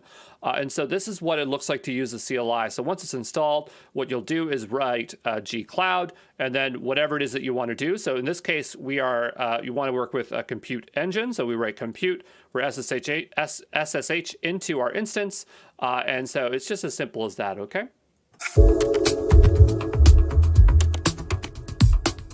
Hey, this is Andrew Brown from Exam Pro, and we're taking a look here at Cloud Shell, and this is a free online environment with a command line access for managing your infrastructure and an online code editor for cloud development. So the idea here is these are the two interfaces. They're very pretty similar, but the idea is you'll press this little button here. It will launch generally a shell, and if you want to switch over to the editor, you just press that. And here you can see this is basically a bash terminal. And this one here is a VS Code environment. So there you go. Hey, this is Andrew Brown from Exam Pro, and we're looking at projects and folders for Google Cloud. So a project in Google Cloud is a logical grouping of resources, and a cloud resource must belong to a project. So up in your navigation, you're going to see the project you're currently on. You can drop that down, change to another project, or quickly and easily create additional projects. A project is made up of settings, permissions, and other metadata.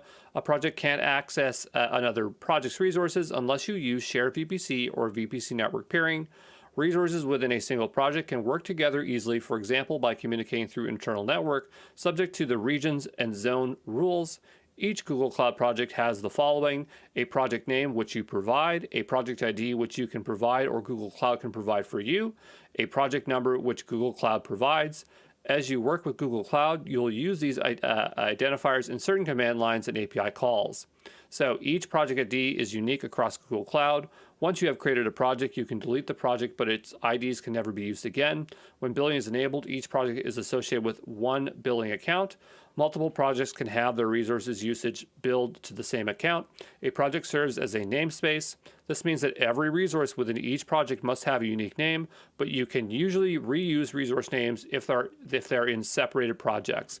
Then there's the concept of folders. So folders allow you to logically group multiple projects that share common IAM permissions. Folders are commonly used to isolate projects for different departments or for different environments. We'll see more of this when we cover resource hierarchies, okay?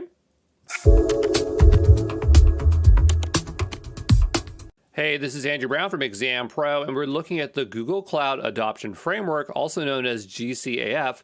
And this is a white paper that can determine an organization's readiness to adopt Google Cloud, as well as providing steps to fill in knowledge gaps and develop new competencies, okay? So to really understand the Google Cloud Adoption Framework, we need to know what is a white paper. So it is a report or guide that informs readers concisely about a complex issue. It is intended to help readers understand an issue, solve a problem, or make a decision. And white papers are generally PDF format, but they can also be in HTML format as well.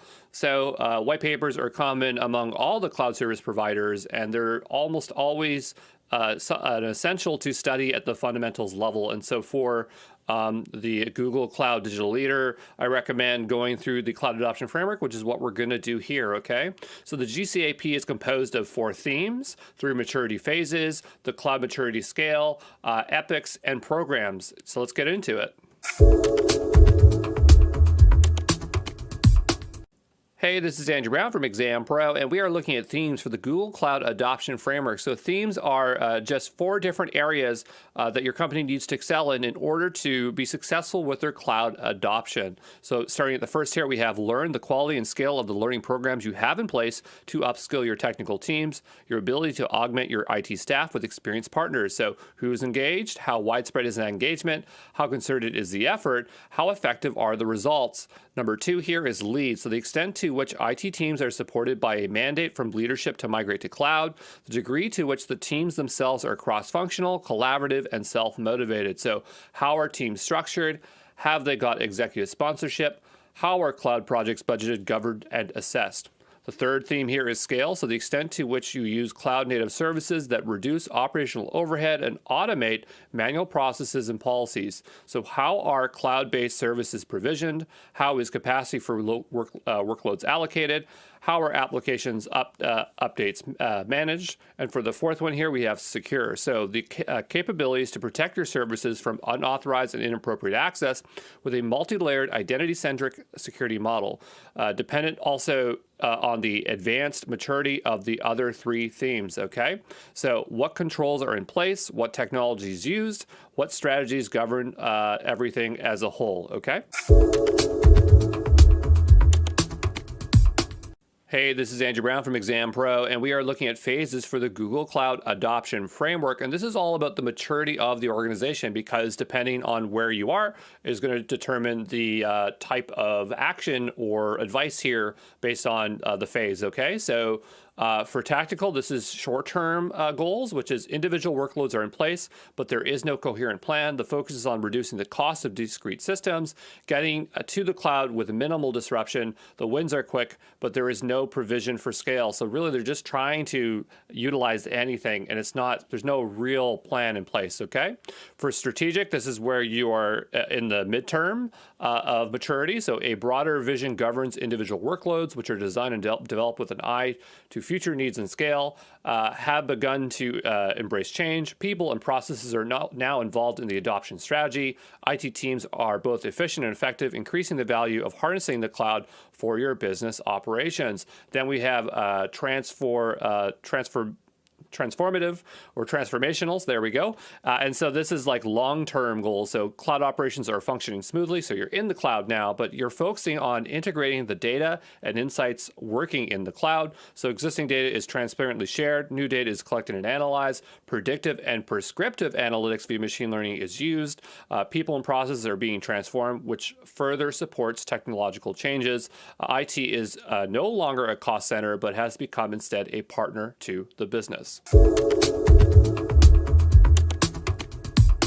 Hey, this is Andrew Brown from Exam Pro, and we are looking at the cloud maturity scale for the Google Cloud Adoption Framework. And so this is a matrix made up of the themes and phases that we just reviewed, and it will help your organization pinpoint their exact adoption position. So on the horizontal scale, we have learn, lead, scale, and secure to determine our adoption themes. And then on our vertical scale, we have tactical, strategic, and transformational for organizations' maturity. So where it intersects with learn and tactical, the idea here is that you are self-taught and you are reliant on third parties. For strategic learn, these are organized training with third-party assisted. For learn and transformational, it's peer learning and sharing with third-party staff augmentation. So just to kind of make sense, because I know these are kind of abbreviated, so it doesn't make a whole lot of sense, but the idea is that if you are learning and you are in the short-term phase, then you're probably going to be self-taught in this, right? Okay. And then if you're strategic, you're going to have organized training because you are bringing people and processes in, as we saw in the as we were describing the maturity phases. And then for transformational, we have peer learning and sharing because we're now established in the cloud, but we're just trying to collect data, make things a lot better. Okay. For lead, lead for tactical looks like it's teams by function, and you have a heroic project manager.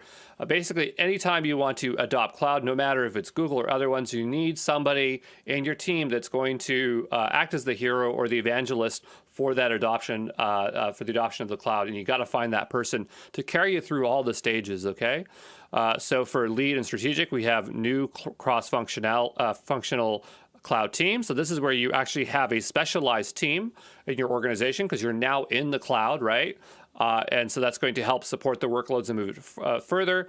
And then down for transformational and lead, you have cross-functional feature teams, great autonomy. So the idea is you don't just have a single team, but you have multiple teams that are feature specific. So maybe you have data team, you have a DevOps team, and the idea is that you also want to make sure they have the control to do what they need to do in their own space, right? That means in Google Cloud, they're going to have their own folder and they can self-govern all their projects in there.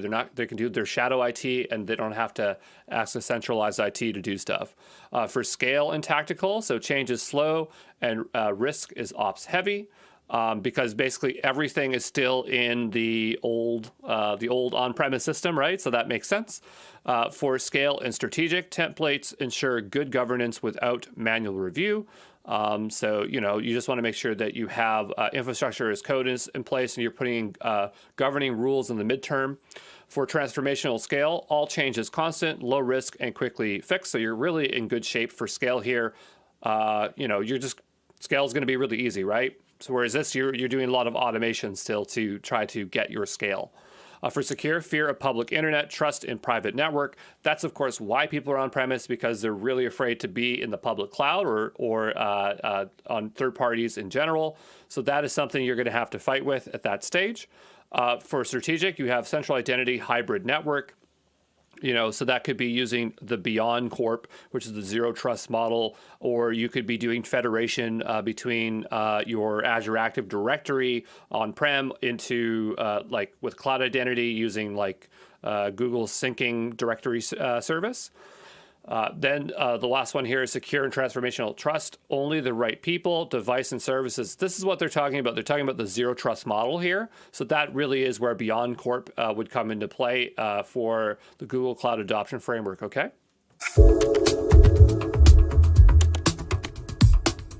Hey, this is Andrew Brown from Exam Pro, and we're looking at TAMs, which stands for Technical Account Manager. And no matter if you're using Google Cloud, Azure, AWS, they all have TAMs. And this is a human resource assigned to work with your organization when paying for Google Cloud's premium support. So TAM can assist with Google Cloud Adoption Framework by performing a high-level assessment of your organization's cloud maturity, tell you how to prioritize your training, change management programs, partner relationships, cloud operating models, secure account configuration. So the idea here is that, if you don't know how to apply the Google Cloud Adoption Framework, you want to get a TAM because they're really going to help you connect you to people that do know how to do it or give you a bit of a kickstart in that process, okay? Hey, this is Andrew Brown from Exam Pro, and we are looking at compute for Google Cloud Platform. And so there's a variety of services, so let's get to it. The first being Compute Engine, and this one is for virtual machines or VMs. And this is generally the primary or traditional type of compute you are going to utilize on a cloud service provider. Then there is bare metal. So bare metal is where you have full control of the hardware. So you can install any kind of hypervisor you want on it or virtualization. It's going to allow you to have very low latency on Google Cloud. Then we have App Engine, which is a platform as a service. Build and deploy apps on a fully managed, highly scalable platform without having to manage the underlying infrastructure. We're going to spend a little bit more time on App Engine because the exam definitely pops up with a few questions that talk about its different core offerings. We have cloud GPUs, so add GPUs to your workloads for machine learning, scientific computing, and 3D visualization. You have Google Kubernetes Engine, also known as GKE, so reliably, efficiently, and securely deploy and scale containerized applications on Kubernetes. You have sole tenant nodes, and this is known as dedicated virtual machines in all the other different providers. So the reason you'd want to use these is you need to meet compliance, you have your own licenses, you need to keep these instances physically separated with dedicated hardware because maybe you're not allowed to run it with as a multi-tenant. So there's all sorts of reasons for that. You have cloud functions. So these are functions as a service. So you can create serverless single-purpose functions that respond to the events. I guess I could have put Cloud Run on this as well, which is serverless containers, but we have a container section, so it's not a big deal. We'll get to that. Some kind of auxiliary services that are used that are important to know with compute would be Google Cloud VM Engine or VMware Engine. So migrate and run your VM workloads natively on Google Cloud. You have Migrate for Compute Engine. So migrate servers and VMs from on-premise or another cloud to Compute Engine. This was formerly known as Velostrata. Preemptible VMs, so deploy affordable, short-lived compute instances suitable for batch jobs and fault-tolerant workloads. We're going to cover that again when we go to our pricing section. Shielded VMs, so deploy hardened virtual machines on Google Cloud.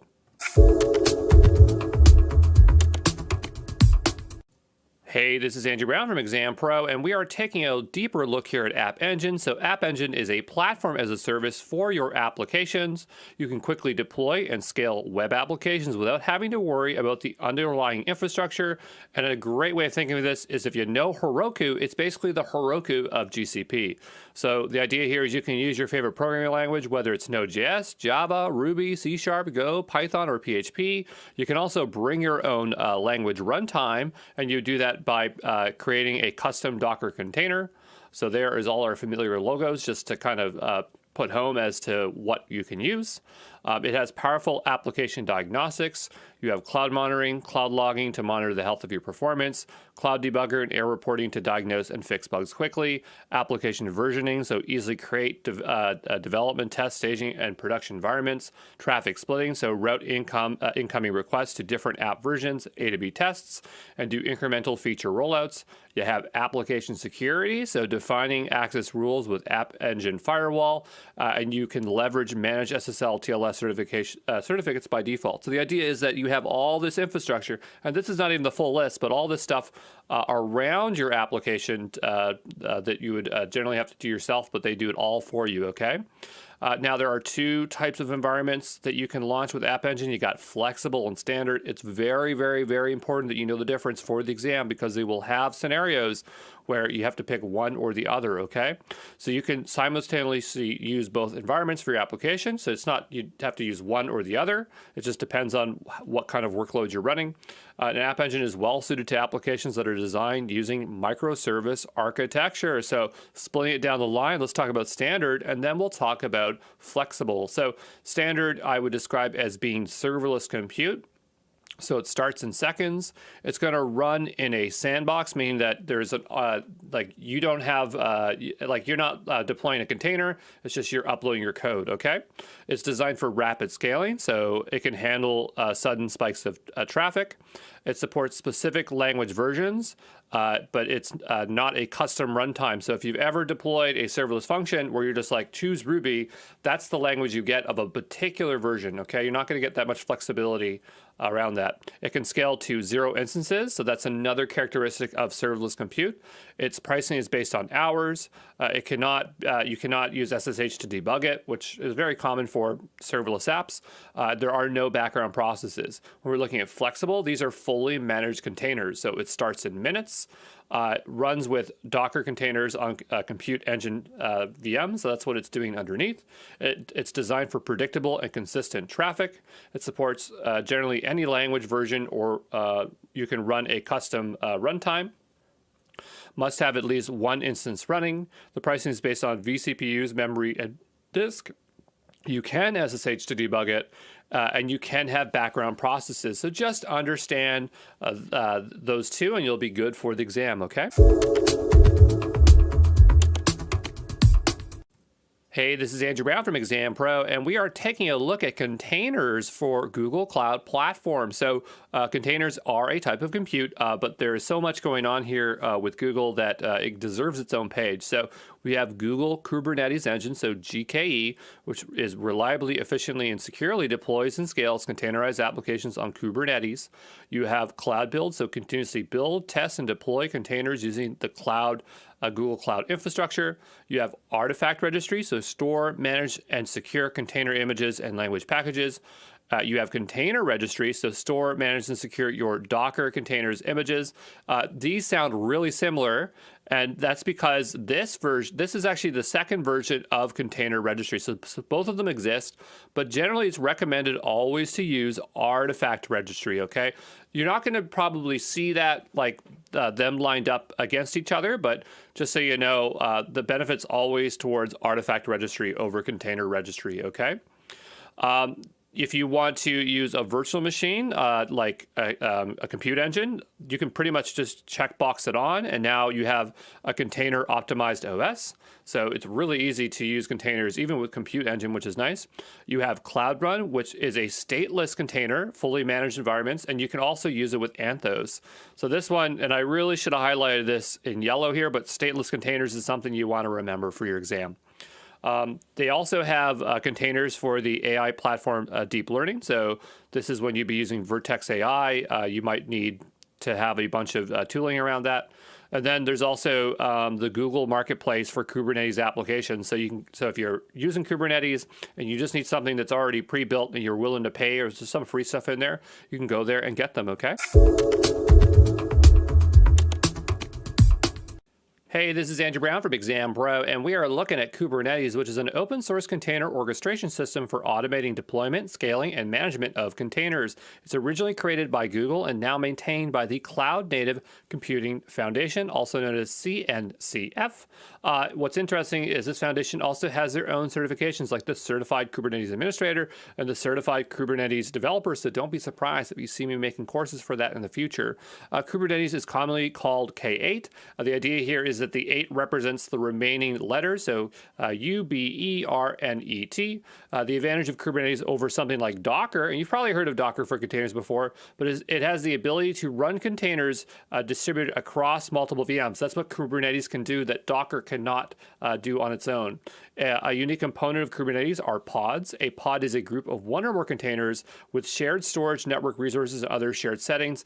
That is kind of the special kind of infrastructure or architecture that Kubernetes has. Kubernetes is ideal for microservice architectures where companies have tens to hundreds, I really should have highlighted that in red for you, tens to hundreds of services they need to manage. If you don't have, I didn't say containers, I said services, because that could be, there's even more containers than tens to hundreds, you know what I mean? There could be thousands.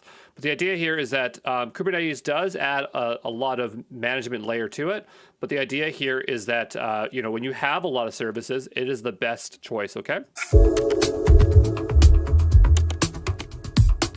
Hey, this is Andrew Brown from Exam Pro, and we are looking at databases for the Google Cloud Platform, and the first on our list is BigQuery, and this one is a big deal because not only is it a data warehouse, it's a serverless data warehouse, and the reason why that is important is because traditionally data warehouses are extremely expensive, but this one, because it's serverless, that means it can scale to 0, and it's only when you're using it do you pay for it, okay? And so that is a very unique cloud offering. Azure says they have kind of a serverless data warehouse. It's totally not true. The only one that has it is Google. And so it's a big deal, okay? And it's definitely going to show up more in this course, and it will absolutely be on the exam, okay? So it can store terabytes or petabytes of data using NoSQL. It is a wide column database service, and it also has built-in ML, which we'll visit later on, okay? Then there's Cloud Spanner. This is a fully managed relational database. This is not Postgres. This is not MySQL. It is a proprietary relational database designed by Google for scale. It has SQL, so you'd have to do a tiny bit of translation if you already have an existing database. But the idea is that if you want something that scales like crazy, then this is the service for you if you're using relational databases. You got Cloud Bigtable. This is a NoSQL key value store. It is a fully managed NoSQL database for large analytics and operational workloads. So that's there. We have Cloud SQL, and this is a relational database service. So if you're using MySQL, Postgres, SQL Server, it's just a managed service to host them there. Then you have Firestore. It's a NoSQL document database. It adds NoSQL document database to mobile and web apps. It can get kind of confusing because there's another service called Firebase, which we cover in this course, and it has Firebase Firestore, but it's the same underlying service, okay? This one is very similar to MongoDB. It's not MongoDB. It's a proprietary service by Google. But one of its key features is that it has a real-time component to store and sync data in real time. And that is a very big deal. And that particular note there you want to remember, because that will show up on the exam. If someone's asking for a database and there's a real-time component, it's going to be Firestore, okay? You got memory store. This is not going to show up in the exam, but it's an in-memory database to achieve extreme performance using a managed in-memory data store service. So think of Redis. That is basically what this is. And then last on our list here, we have Database Migration Service, DMS. This is a serverless, easy, minimal downtime migration to Cloud SQL, okay? Hey, this is Andrew Brown from Exam Pro, and we are taking a look at databases. So a database is a data store that stores semi-structured and structured data, and a database is more complex data store because it requires using formal design and modeling techniques. Databases can be generally categorized as either a relational database, so structured data that strongly represents tabular data, such as tables, rows, and columns. That means it could either be row-oriented or column-oriented, or non-relational databases, semi-structured data that may or may not distantly resemble tabular data. And so the way these things work is you'll generally have a specialized language to query in, such as SQL, a specialized modeling strategy to optimize retrieval for different use cases, more fine-tuned control over the transformation of the data into useful data structures or reports. And normally when we just say database, we're generally referring to relational row-oriented data stores. So think MySQL, Postgres, MSQL, okay? Hey, this is Andrew Brown from Exam Pro, and we're looking at the concept of a data warehouse. So it's basically a relational data store or database designed for analytical workloads, which is generally column-oriented, okay? So companies will have terabytes or millions of rows of data, and they need a fast way to be able to produce analytical reports. Data warehouses generally perform aggregation. So aggregation is grouping data, so like finding a total of average. Data warehouses are optimized around columns since they need to quickly aggregate column data. And so data warehouses are generally designed to be hot. Hot means that they can return queries very fast, even though they have vast amounts of data. Data warehouses are infrequently accessed, meaning that they aren't intended for real-time reporting, but maybe once or twice a day or once a week to generate business or user reports. A data warehouse needs to consume data from a relational database on a regular basis. So that's what we're kind of seeing over here, where imagine that this is our data warehouse and we want to generate a report. The idea is that we're either ingesting data from SQL, or if we're ingesting data from a tabular-like structure, we have to use ETL, so to transform the data into the format that we want, okay? Hey, this is Andrew Brown from Exam Pro, and we are looking at a key value store. So key value databases or data stores is a type of non-relational database, NoSQL, that uses a simple key value method to store data. And the way I like to describe them is that they're dumb and fast, and they generally lack features like relationships, indexes, aggregation, transactions, you name it, they don't have it, but what they do have is speed, okay? So a key and value store is a unique key alongside a value, and the idea here is that a simple key and value store will interpret this data resembling something that looks like a dictionary, so an associative array or a hash. And so when we look at it, kind of like a table, it can resemble tabular data, but it does not have consistent columns per row. Hence, it's called schemaless because it doesn't follow a particular scheme.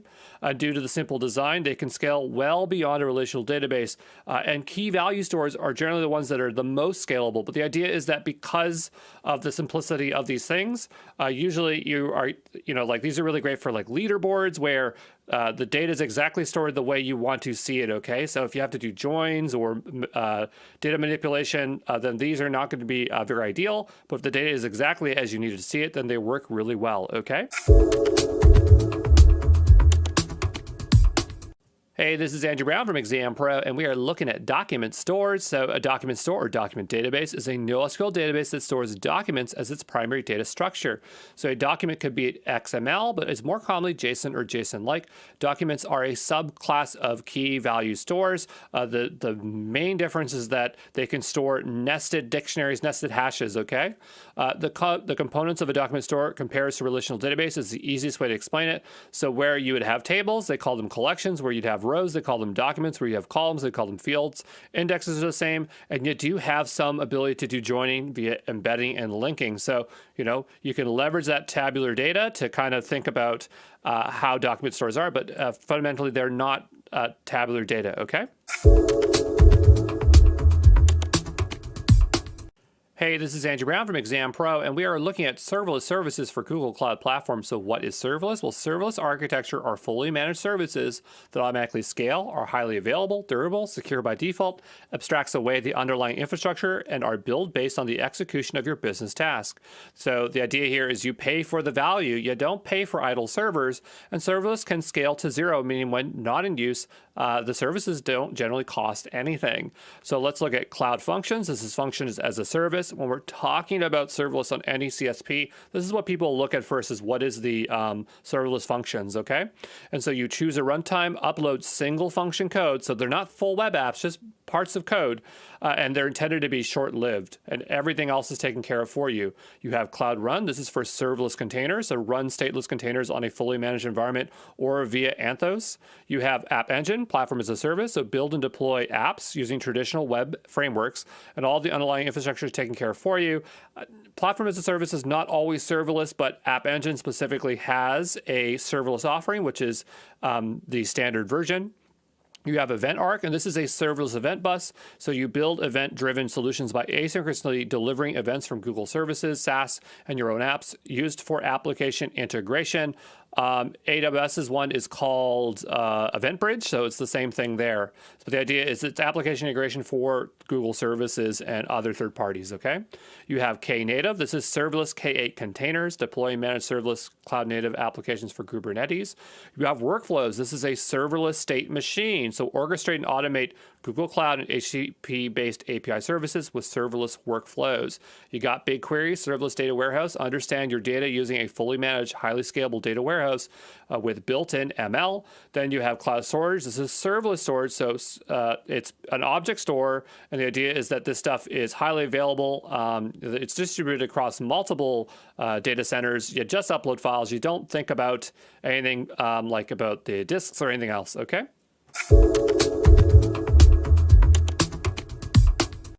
Hey, this is Andrew Brown from Exam Pro, and we are looking at storage for Google Cloud Platform. So we got cloud storage, persistent disk, and file store. There is cloud storage for Firebase. That's not going to show up on your exam, but let's dive into these three really quickly about their architecture and why they would be used in certain circumstances. So for persistent disk, the idea here is that it's using blocks as a means of storage. So it has a virtual disk and it stores things just like it would on a regular disk. The idea here is that you have direct access to the operating system. and it supports only a single write volume. All right, we'll talk about the use cases at the end of going through these three architectures. Then we have file store, which is a file share. So the file is stored with the data and metadata. We have multiple connections via the network share, supports multiple reads, but for writes, they're going to get locked when someone's writing, okay? Then you have cloud storage, which is for object or blob storage. So data is stored as objects. So there's metadata, unique ID. It scales with next to no upper limit in terms of the storage. It supports multiple reads and writes, so there are no locks in place. So what would you use these things for? Well, the first one, the idea is that you would, if you had a virtual machine and you need a volume, you could attach a block storage. This is just basically a virtual hard drive. So you could have a VM with multiple block storage or virtual hard disks. But the thing is that that virtual disk is only being used by one operating system at the time, the single VM, okay? So if you needed to have a virtual hard disk that could be accessed by multiple virtual machines, that's good where you're going to be using a file share, and that's what file store is. Or you could also just have users connect to it because it's using this NFS and SMB protocol, and these are ways where you could easily mount the drive to your Windows computer or to a virtual machine, okay? And so then last we have is cloud storage, which is an object serverless storage. The idea here is that you can just upload files. You don't have to choose the size of the drive, the type of the drive. You don't have to worry about backing up the drive or the redundancy of the drive. It just works, right? And there's no concept of a drive. It's just there's a bucket and you put everything in it. The only drawback here, it's not intended for high IOPS, so input outputs, reads and writes. Like it's pretty darn fast, but the idea is that, if you, it's not going to be used as the primary drive of a virtual machine, right? It's going to be for accessing files, okay? So hopefully those three categories are clear. Hey, this is Andrew Brown from Exam Pro, and we are taking a look at cloud storage. So cloud storage is a serverless object storage service. You do not have to worry about the underlying disks, right sizing, availability, durability, the file system underneath. You only pay based on the storage, so the at-rest storage, and the download, so actually accessing or requesting files. Files are called objects, and folders are called buckets. It has unlimited storage with no minimum object size. Probably there is an upper limit. Most serverless object storages do have a particular limit, but theoretically it's unlimited storage. Worldwide accessibility and worldwide storage locations. Low latency, so time to first byte, typically 10 milliseconds. Has a high durability, so it has 9 nines of annual durability. When I say 9 nines, it's because it's 99 and then followed by 9 nines, okay? It has geo-redundancy if the data is stored in multi-region or dual region. It has a uniform experience with cloud storage features, security tools, and APIs. And I want to cover available storage classes because these do show up on the exam. This isn't something that other fundamental certifications would go this deep on, but Google really wants you to know better in detail their core services. So for available storage classes, we have standard.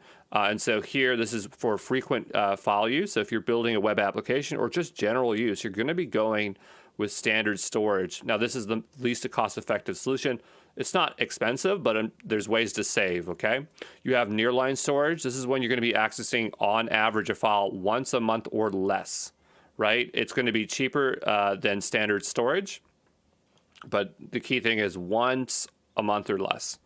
Then you have cold line storage. This has a higher access cost than nearline store, but a lower at-rest cost. So that's kind of just a bit of a trade-off there. You have archive storage. This actually has no SLA availability. It's zero availability SLA because it's offline, right? So very slow retrieval, very cost effective, rarely or never intended to be accessed. You're using these to store like like reports or accounting information that you have an obligation to store for 7 years. That's when you'd be using that. Notice that there's this number here. It says 0, 30, 90, 365. This is the minimum storage duration. It's the minimum days a file needs to remain in a storage before deleting. If deleted prematurely, a charge will occur. So the idea is they want you to hold on to them for a particular time to effectively use them, right? Because if you delete them sooner, then it doesn't make sense for for you or for Google Cloud. But yeah, I just want to emphasize that available storage classes will be on the exam, and they showed up more than once for me, so definitely know the difference, okay? Hey, this is Andrew Brown from Exam Pro, and we are looking at networking for the Google Cloud Platform. So the most important service to talk about is the Virtual Private Cloud, VPC. It is a logically isolated section of the Google Cloud Network where you can launch Google Cloud resources.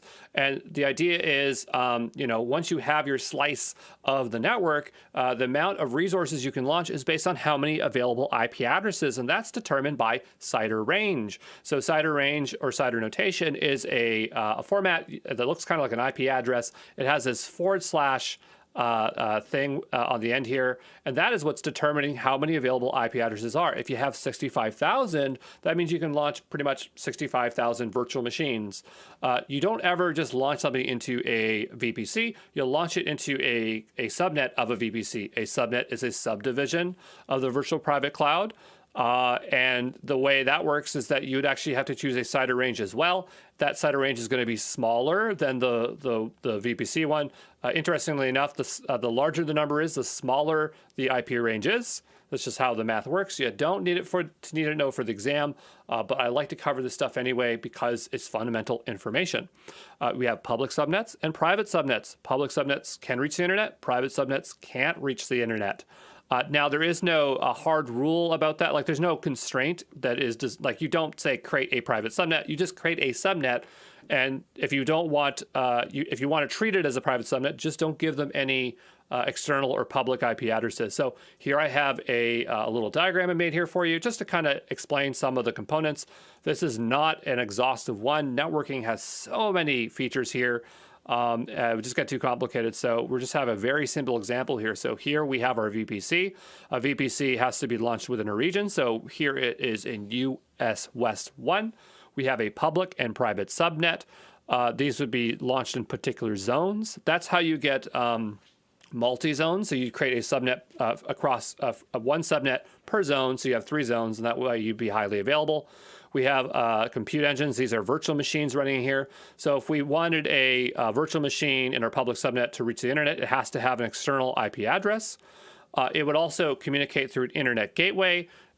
In Google Cloud, you don't have to create an internet gateway like AWS. It's just there. There's already a route set for it. So that's really nice. You don't have to think about that. For a private subnet, if it has to go out to the internet, not internet coming in, you'd have to use a network address translation.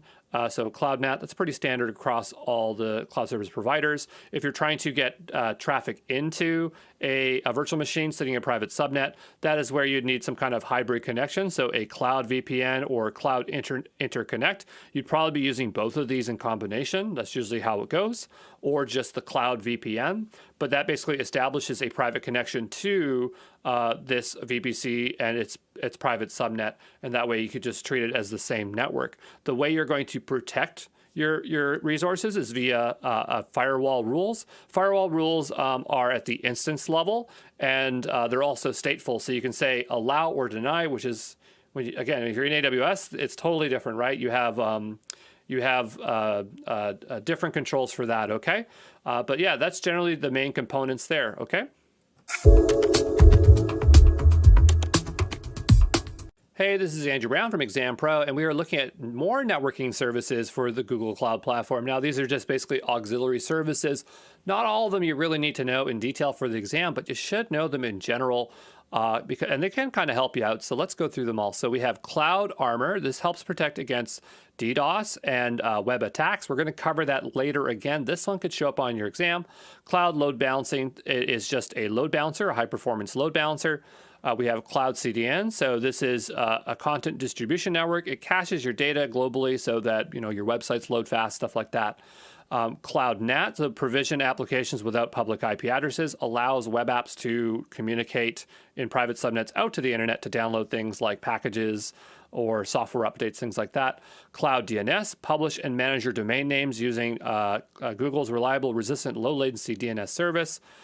Traffic Director, this is a global load balancer. This has to do with like service mesh stuff.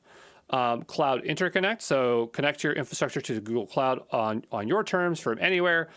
Cloud VPN, securely extend your on-premise network to Google's network through IPsec VPN tunnel. That's how you get a secure connection from your on-premise to your network, Google Cloud network. Cloud router, dynamically exchange routes between your Google Cloud Virtual VPC network and your on-premise networks using BPG. So that's just a component you need to do a hybrid connection. And then we have some auxiliary services, like very auxiliary services for just kind of like monitoring things like that. So Network Intelligence Center, a single console for comprehensive network monitoring, verification, optimization. Network telemetry, track network flows for monitoring, forensics, real-time security analysis, expense optimization. Network service tiers, optimize your network for performance or cost. So for your exam, Cloud VPN, Cloud Interconnect, Cloud Armor, and that's about it. Okay. Now they say like there's supposed to be things like SD-WAN and service mesh. I never saw those on the exam. So these are the real three that you need to know, but these are all the other things that are involved. Okay. Hey, this is Andrew Brown from Exam Pro, and we still got one part left with networking. These are just kind of like features of VPC that I just want you to know they're not core to any questions on the exam, but they might show up as choices, and so it'll help you eliminate them as the wrong answer, okay? So we have private Google Cloud. This allows your instances to reach Google APIs and services using an internal IP rather than a public IP address. So sometimes services are publicly accessible, maybe like Firestore or something like that, or BigQuery. And so the idea is you want them to stay in the network, right? Because you're paying outbound or egress costs, or you're concerned about security. And so having private Google Cloud turned on is a good idea. That doesn't necessarily mean that your subnet's a private subnet because you turn this on. It just means that when it communicates with Google services, it's going to use a private IP address. For shared VPCs, this is a way of sharing subnets with other projects, so connect resources from multiple projects to a common VPC. This sounds like VPC network peering. It's more like a convenience feature where you're not doing it at the networking level, it's more at the project level. So it confuses me a bit, but I get it. There's VPC networking peering. So privately connect two VPC networks, which can reduce latency costs and increase security. So VPC peering is common in all cloud service providers. Just joining those VPCs together. Serverless VPC access, allow cloud functions, cloud run services, app engine, standard environments, apps to access resources in a VPC network using those private IP addresses. I wonder if you have to have private Google Cloud turned on for that, but it sounds like the other way. So private Google Cloud is like my machine connecting with other Google Cloud services, and serverless VPC access is just services that are generally public facing, where you access them over a public IP address, access things via the private network, okay?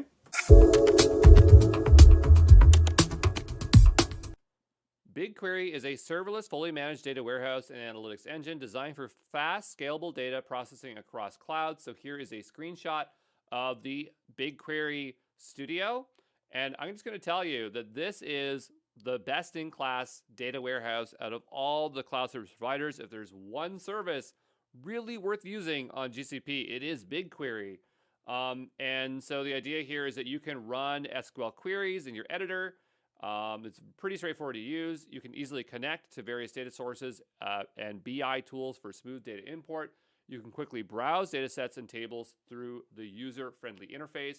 You can use the UI, command line, APIs, making it simple for both beginners and experts. In terms of the workflow, it kind of looks like this. So on the left-hand side, you have data ingestion. So you can you have things coming from BigQuery, cloud storage, Google Sheets, databases, apps, files upload. You're bringing that raw data into BigQuery. It's interesting. You can bring BigQuery into BigQuery. And here we can refine the data, and then we can output it to BigQuery or cloud storage. And then from there, we can analyze the data with BigQuery or BigQuery ML, Looker, which is obviously a BI tool, Google Data Studio, partnered BI services like QLink, or send it to the Cloud AI platform. In terms of key features for BigQuery, we have serverless and managed. There's no need for infrastructure. Google handles scaling and updates. And I'm going to tell you, there's other providers that have serverless, I'm doing air quotes right now, serverless data warehouses, but the only one that I consider truly serverless is BigQuery because it's so easy to use. It's real-time and flexible. It supports continuous data streaming and handles structured and unstructured data. It has multi-cloud analytics, so it can analyze data across multiple clouds using open formats like Apache Iceberg, which is becoming a very popular table format. We have efficient storage and querying, so columnar storage for fast queries with built-in analytics and machine learning. Security and governance, so centralized access controls, encryption, and compliance tools. It has flexible pricing, so on-demand or reserved pricing to optimize costs. And when we're talking about data import, it can support a variety of format types, so CSV, JSON, Avro, Parquet, Google Sheets for analysis. But Excel is not supported, which kind of makes sense. It's a Google product. And if you ever tried to parse an XLS file, it is a pain. So I kind of understand that. But a really, really good service. It is worth your time to learn more about it, okay?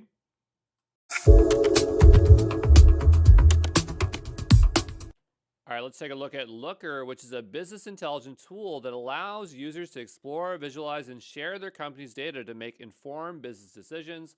Looker lets non-technical users analyze data through easy-to-use dashboards and drag-and-drop tools, allowing them to create custom reports and insights without advanced data skills.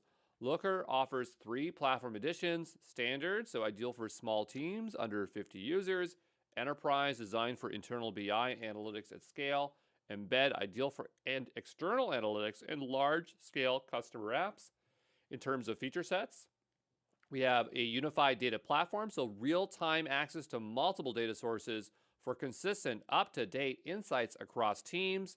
For personalization and customization, it can quickly create custom dashboards and reports, which they call looks, for personalized insights. For collaboration and sharing, we can easily share data and reports via emails, links, or integrated tools. For development and integration, we can use LookML and APIs to customize data models and embed insights into other apps. And so there's an example of what a look would look like. I don't have strong opinions about Looker because I have more familiarity with Power BI and Tableau. And, you know, the base cost for this service is a bit,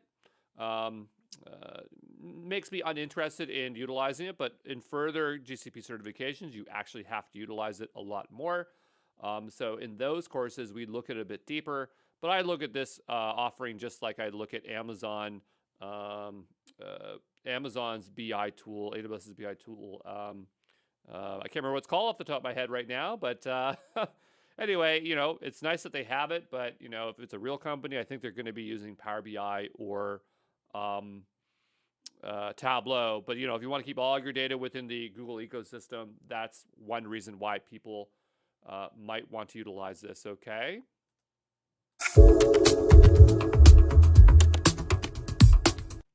All right, let's talk about integrations between BigQuery and Looker. So BigQuery and Looker lets you explore and visualize BigQuery data directly within Looker, making it easy to analyze large data sets without needing complex queries. So, you know, the idea is that with SQL, you can get it from Looker, Looker can get from BigQuery using SQL, and Looker can bring results back to BigQuery. So that's kind of a little screenshot of that example.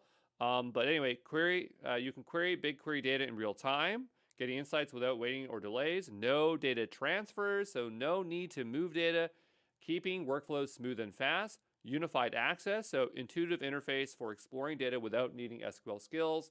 Seamless integration, so combine BigQuery power with Looker's visualization for fast and actionable insights. So there you go.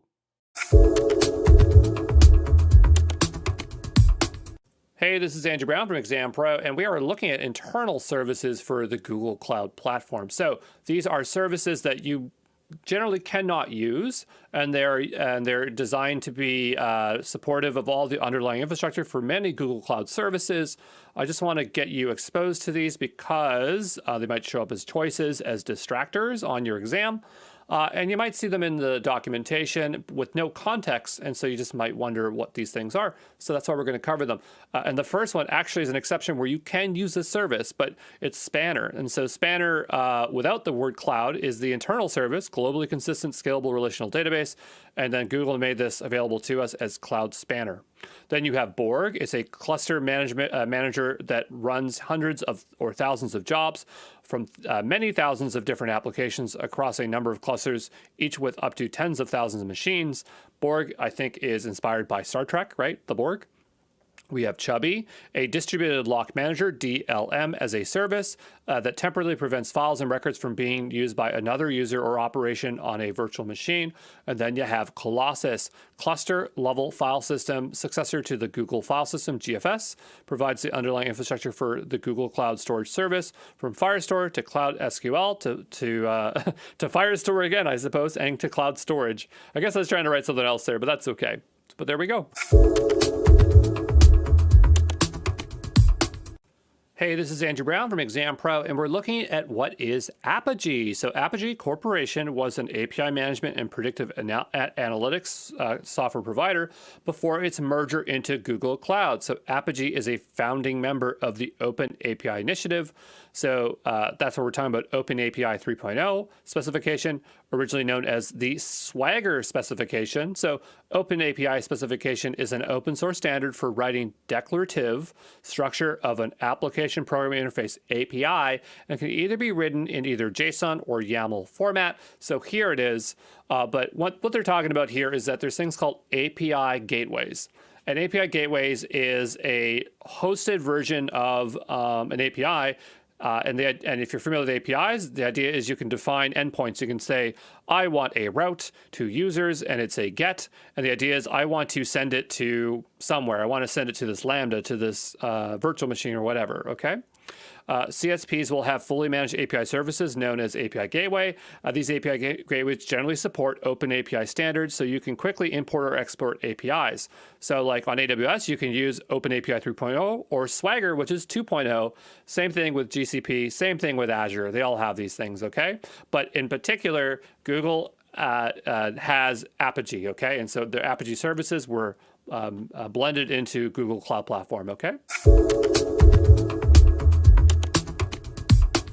Hey, this is Andrew Brown from Exam Pro, and we are looking at API management. So API management is where you have API gateways that are basically hosted API endpoints that access Google Cloud resources. We got a couple of options here. We have the Apogee API platform. This is an API gateway. Develop, secure, deploy, monitor APIs everywhere. Expensive, but has many features. Then you have Cloud Endpoints. This is also an API gateway. Develop, deploy, and manage APIs of Google Cloud. Cheap and simple. Good integrations with app engines and other services. I don't know if Cloud Endpoint came before Apogee, but I mean, I can understand why there's two offerings here. You know, they acquired a company that had an API gateway, and then they just wanted a cheaper one that's more like serverless kind of offering on the right-hand side. So, but we'll look at what Apogee does, because it does a ton. So we have API analytics, we have API monetization, where you can actually, people pay to access particular resources via the API. Apogee Sense, so add intelligent behavior detection to protect APIs from attack. Apogee Hybrid, so manage API on-premise, on Google Cloud, or in a hybrid environment. So you can use your APIs outside of Google Cloud, which is cool. Cloud Healthcare API, help secure APIs that power actionable healthcare insights. I think that last one is on the Apogee side. For Cloud Endpoints, now, it doesn't sound like it does much, but it has one really cool thing, which is a developer portal. So the idea is that once you've created your API, you can press a button, and it takes about 10 minutes. But what it'll do is it'll spin up a website or web app that allows you to explore the API. And that's really useful if you're just like looking for documentation, or you want to interact with the API for the developers on your team. And I really like that feature. So there you go. Hey, this is Andrew Brown from Exam Pro, and we are looking at data analytics services for the Google Cloud Platform. So the number one here is BigQuery. Understand your data using fully managed, highly scalable data warehouse with built-in machine learning. You got Cloud Composer, create, schedule, monitor, and manage workflows using a fully managed orchestration service built on top of Apache Airflow. You got Dataflow, develop real-time batch and stream data processing pipelines. It is using Apache Beam in this case. Cloud Data Fusion, so quickly build and manage data pipelines using fully managed code-free data integrations with a graphical interface. You have Data Prep by Trifacta, so explore, clean, and prepare data for analysis. Data Proc, perform batch processing, querying, streaming using a managed Apache Spark Hadoop service. You got Google Data Studio, tell great stories to support better business decisions. PubSub, ingest event streams from anywhere at scale. Data Catalog, discover and understand your data using a fully managed, scalable data discovery and metadata managed service. Cloud Life Sciences, process, analyze, and annotate genomic and biomedical data at scale using containerized workflows. For the exam, you want to know the difference between data flow and data proc, because these will come up like side by side in choices, and they seem very similar because they do the same thing. Actually, these three all do the same thing. They're ETLs. They take data and they do batch transformations on them or streaming on them. But this one here, data proc, is when you want to use Hadoop. Then you have data flow, and this one is more of a fully managed service. And then cloud data fusion. This is where you actually have a graphical user interface and it's code free. All right. So, if you understand the difference between those three services, you're going to get yourself some extra points there on the exam. Other than BigQuery, nothing else really showed up here, just those three, okay? Hey, this is Andrew Brown from Exam Pro, and we are going to make sure we know the difference between data proc, data flow, and cloud data fusion, because they're going to show up on the exam, and they can get confusing, okay? So data proc is for open source pipelines, Apache Spark, Apache Hadoop. So it can do batch processing, querying, and streaming. And so the real focus here is really on Spark, because Spark is known to be the fastest tool. I think it's like 50 times faster, 100 times faster than standard Hadoop jobs, and overall, it's super, super fast, extremely popular. So, that is the reason why you'd go with data proc, because you're using Apache Spark or Hadoop. The downside here is there's more management to be involved here. Some of it's abstracted away, but not all of it. Then you have data flow. This is a fully managed pipeline for batching and streaming, okay? It's powered by Apache Beam, which is technically open source, but that is not an open source tool for actually doing the batching and stuff. It's to manage the pipeline, okay? So if you need a fully managed service, that's what you're going to use. Then you have Cloud Data Fusion. This is a way of visually building pipelines. It's a no-code enterprise solution for building ETL pipelines via drag and drop interface. I don't think you can use this for streaming. It has 150 plus pre-configured connectors and transformations. So you just drag and drop stuff. You just run it, and as it's consumed, that's what it does. If you're using Azure, this is the same thing. This is similar to Azure Data Factory or AWS. This is similar as Glue, okay? Again, I don't think it does streaming, but I think that Cloud Data Fusion probably would have the highest price point. For best performance, you would be using data proc. For the least amount of headaches, but still doing things pragmatically, you'd be using data flow, okay? So those are the three, and remember them, okay? Hey, this is Andrew Brown from Exam Pro, and we are looking at developer tools. Now, these aren't really going to show up on the exam, or if they are, we've already covered them, the most important ones. But I just wanted to go over these just so that you had a full scope, just for your own knowledge of things that are here. I couldn't even be bothered to even pull out icons for this one, but let's get through it here, because I think that, you might be able to take something away from this that you might use in your own development workflow, okay? So you have artifact registry. So this is for storing containers. You have the Cloud SDK. We covered that earlier. This is a package to interface with the command line interface or programmatically write code in your code. You have container registry. This is the older form of storing containers, recommended to use artifact registry nowadays. You have code or cloud code. Man, that's a hard one to say. Extend your IDE with tools to write, debug, deploy Kubernetes applications. So it's just I think you saw that with Visual Studio Code, but it's just stuff around Kubernetes. Cloud builds. So we looked at this in our container section. This is for running containers for build environments. Cloud source repositories. So manage code and extend your Git workflow by connecting Cloud Build, App Engine, stuff like that. It's just a way of connecting Git repos to various services. Cloud scheduler, schedule batch jobs, big data jobs, cloud infrastructure operations using a fully managed cron job service. If you use AWS, that's CloudWatch, right? Cloud tasks, asynchronously execute, dispatch, deliver distributed tasks. When you're working with cloud functions, you're going to be working with cloud tasks. Cloud code for IntelliJ, so debug production cloud apps inside IntelliJ, okay? Tools for PowerShell, so you can work with PowerShell with Google. They got tools for Visual Studio Code, Eclipse, App Engine plugins, a Maven App Engine plugin. So it's all for Java there, the Gradle and the Maven. Firebase Test Lab, so test your mobile apps from a variety of devices and device configurations. That one I'm interested in checking out. Firebase Crash Analytics, but these are all within Firebase, so that's the only issue there. So get clear, actionable insights into your app issues. Tekton, so create CID style pipelines using Kubernetes native building blocks. Workflows, orchestrate and automate cloud, Google Cloud HTTP-based services. That's a serverless state machine. EventArc, build event-driven solutions by asynchronously delivering events from Google services. That is just a serverless event bus. So a lot of these we've already covered, but just wanted to show you some of these tools because maybe you use one of these IDEs and you just went, oh, okay, I'm going to go check this out. I use Eclipse. That'd be cool, you know?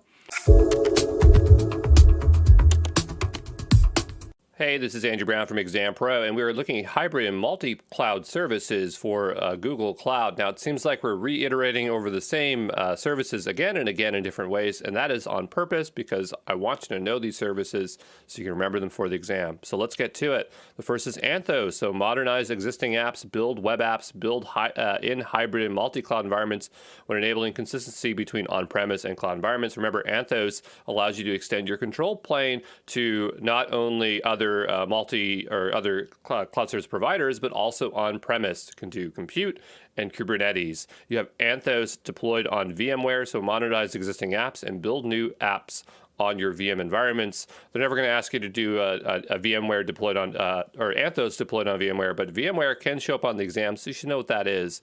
Anthos GKE, so that's Google Kubernetes engine. So deploy, manage, and scale containerized applications on Kubernetes powered by Google Cloud. This is just showing you that Anthos handles Google Kubernetes environment. Anthos config management, automate policy and security at scale for your hybrid Kubernetes deployments.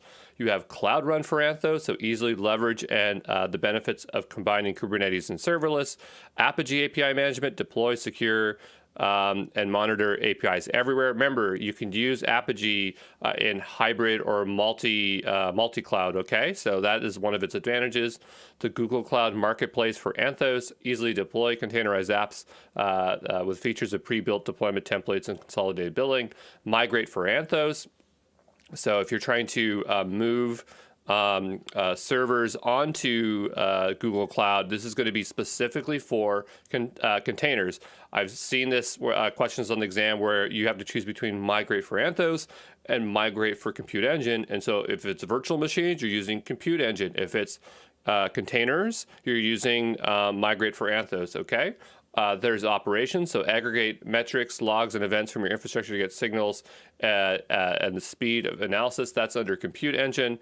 You have Traffic Director. This is a global load balancing across clusters and config sophisticated traffic control policies for open service mesh. What you really need to know is Anthos, because Anthos is what's going to show up on the exam, okay? Hey, this is Andrew Brown from Exam Pro, and we are looking at Internet of Things. So Internet of Things are physical objects embedded with sensors, software, and other technologies that stream data to cloud services or other edge devices. An edge device is a device that is an entry point to a service provider network. So Google has exactly one offering for IoTs, and that's IoT Core. Securely connect and manage IoT devices using a fully managed service. If you're wondering what kind of things would be IoTs, maybe you'd have something like a smart plant health sensor, video security. This is the Ring device by Amazon, where it will, when people press the button, it will record. You have conversational AI, so home assistant, like Alexa, Google Home, temperature control with Nest. There's these IoT kits. This is the AdaBus one, but Core 2 is pretty much a standard one for IoT kits to start learning how to use IoT. And of course, drones. So there you go. Hey, Hey, this is Andrew Brown from Exam Pro, and we are looking at Cloud Deployment Manager. So to understand this, we need to know what infrastructure as code is. So IAC is the process of managing and provisioning cloud services through machine-readable definition files, so YAML or JSON files, rather than manual configuration. When you want to have governance in your cloud, you want to use IAC because it means that it will exactly define what there is, and that is a really great way to keep track of exact configuration, okay? So for Google's, it's called Cloud Deployment Manager. So that is their IAC service. You write them as YAML files, and you deploy them via the Cloud CLI. I was a bit surprised to see that they didn't have like an upload, and so I was a bit confused as to how they go do this. If you search for IAC for Google Cloud, you'll see Terraform a lot, which is a third-party provider. For some reason, they just kind of like buried their own IAC solution, but it does exist. And I don't believe there's a JSON format, just the YAML files. But there you go. Hey, this is Andrew Brown from Exam Pro, and we are looking at the Operations Suite, which is just a collection of operation or monitoring services for Google Cloud. So allows you to monitor, log, trace, and profile your apps and services. So the main one here is Cloud Monitoring. It provides visibility into the performance, availability, and overall health of the cloud-powered applications. You got service level monitoring, so define and measure availability, performance, and other service levels for cloud-powered applications. For cloud logging and error reporting, you have cloud logging, so store, search, analyze, monitor, and alert on log data and events from Google Cloud and AWS. Error reporting, identify and understand application errors. Then you have APM, so you have cloud trace, find performance bottlenecks in production, cloud debugger, investigate code behavior in production, and cloud profiler, so continuously gather performance information using low-impact CPUs and heap profiling services. Is this stuff going to show up in the exam? Probably not. You should just know cloud monitoring here, okay? Hey, this is Andrew Brown from Exam Pro, and we are looking at Firebase. So this is Google's fully managed platform for rapidly developing and deploying web and mobile apps. Really, it's a platform as a service utilizing serverless technology.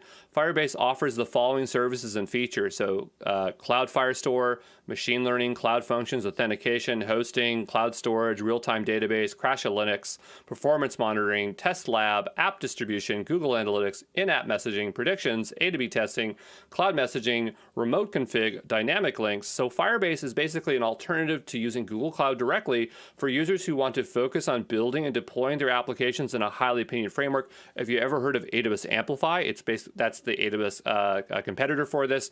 The only thing that I find, like, this service is great, but I find that it's very hard to migrate off of Firebase onto Google Cloud.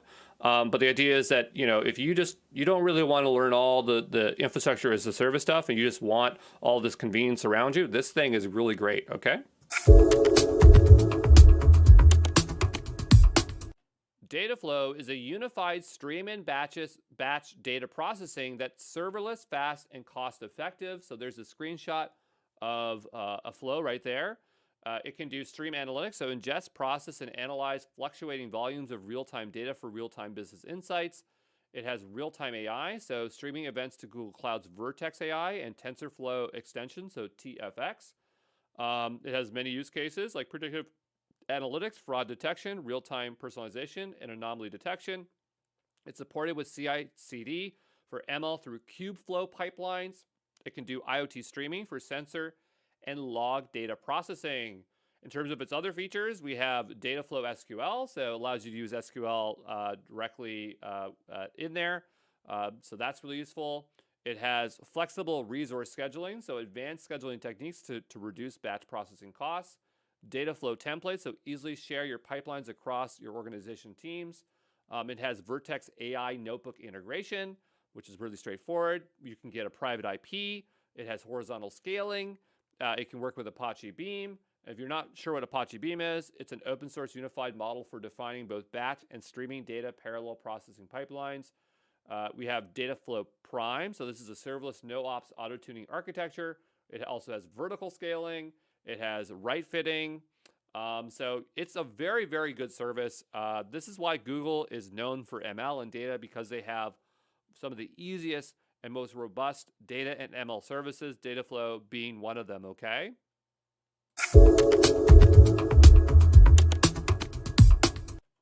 Google Cloud PubSub is a messaging service that lets different applications communicate by sending and receiving messages in real time. I always say application integration. That's more of a term over on AWS, but this does the exact same thing. It can support low latency messaging for real-time data pipelines, enabling fast event-driven workflows. It has publishers, which send events to a topic, and subscribers, which receive them asynchronously, very hard word to say, separating event creation from processing. It works with tools like Dataflow for streaming, BigQuery for analytics, and cloud storage for distribution. It's ideal for real-time apps, data, IoT streams, cache refreshing, load balancing, and database replication. There are two service options here. We have the standard, and then we have PubSub Lite, which is lower cost with manual capacity management and zonal storage. So it really depends on what your use case is here. In terms of a message lifecycle, you first have a publisher, which sends a message to the PubSub topic. I'm going to get my pen tool out here just to make it a lot more clear, but we have publisher here, and they're sending that message to the topic, right? Then the message is stored somewhere. So here it's in the message store. The PubSub delivers the message to all topics or topic subscriptions. Okay, so that is this step here. And so in this example, there's only one subscription, but there could be more, right? We could see multiple subscriptions here. The subscription forwards the message to a subscription application. So I'm going to assume it's here. Yep, right there. That's the app down below. That's the subscriber. The subscriber processes the message and sends an acknowledgement, which we call an ACK, to tell them that the message was received, and then PubSub will delete its storage. Very similar to other PubSub systems like SQS on AWS or whatever the two. There's two different ones on Azure. Can't remember off the top of my head, but very similar kind of service. Okay.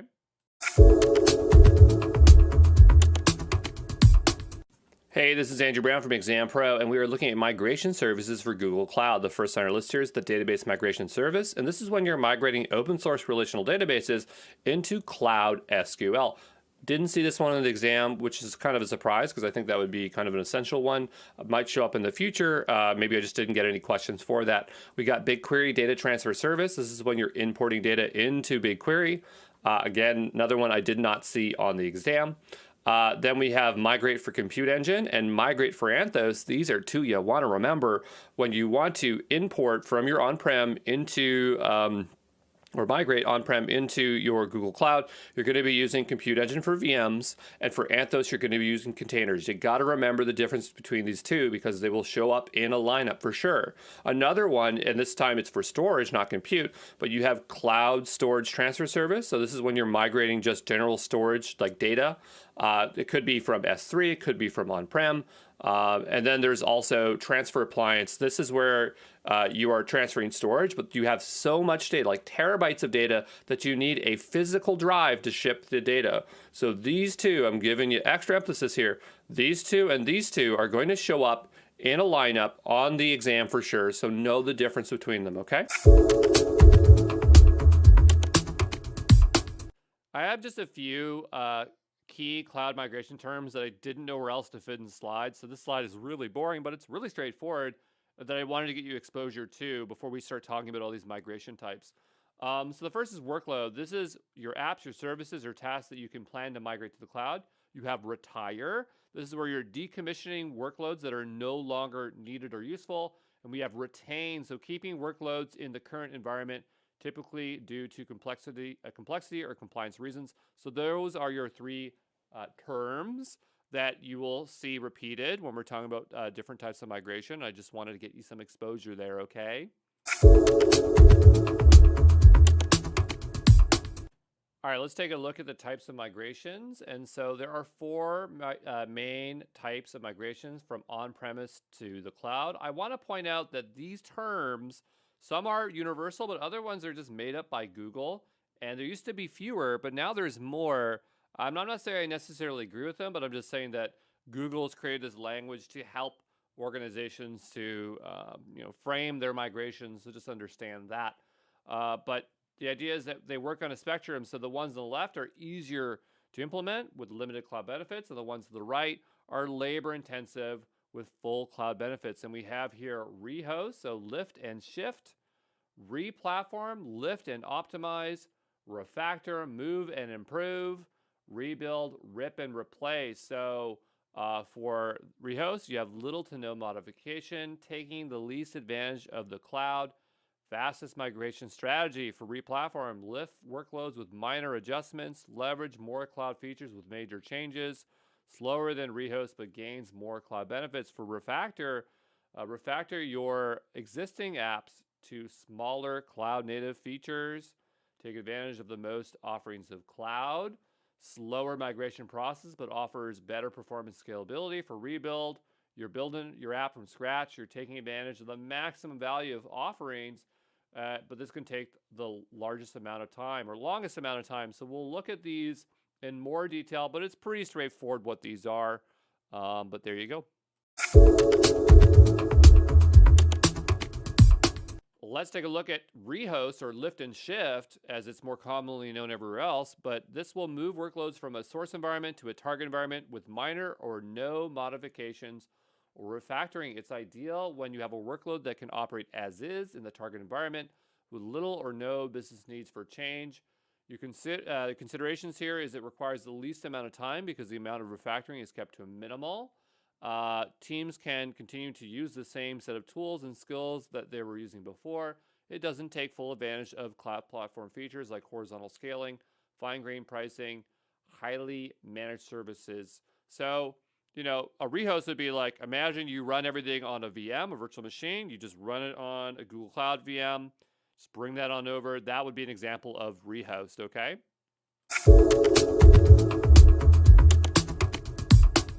Let's take a look at replatform. So replatform moves workloads to the cloud with minor optimizations for cloud benefits.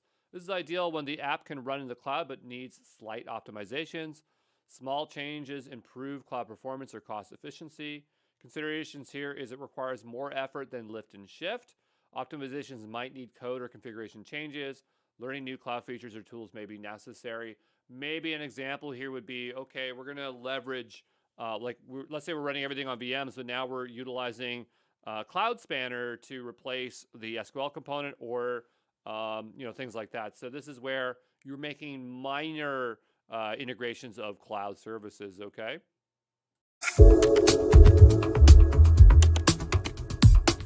Let's take a look at refactor, or move and improve. This is where you modify and modernize the workload while migrating to take advantage of cloud native capabilities.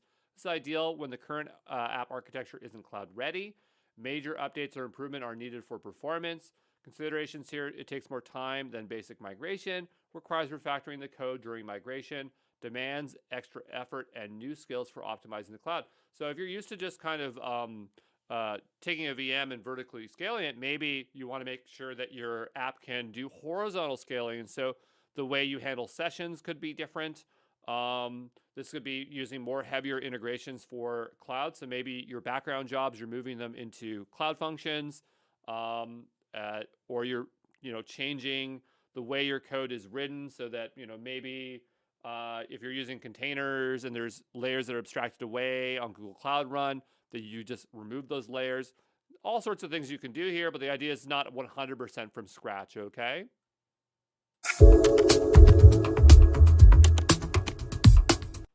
Let's talk about rebuild, or remove and replace, sometimes called rip and replace. This is where we decommission an existing app and we completely redesign it and rewrite it so that it's a cloud native application, or we can say cloud first. If we're over on AWS, we call it a cloud first application. This is ideal when the current app isn't meeting your goals. You want to remove legacy technical debt, but everybody knows that debt just never goes away. You just create new debt. So you're just trading one kind of debt for another, but that's totally fine. Here it requires the most amount of time to develop, it requires the most amount of learning, but you can maximize the most that you can get from cloud. So maybe one solution would be like, maybe you're going to utilize Firebase, like the whole Firebase ecosystem, and leverage it there, or make it 100% serverless and use cloud functions in Google Cloud Run. So yeah, there you go.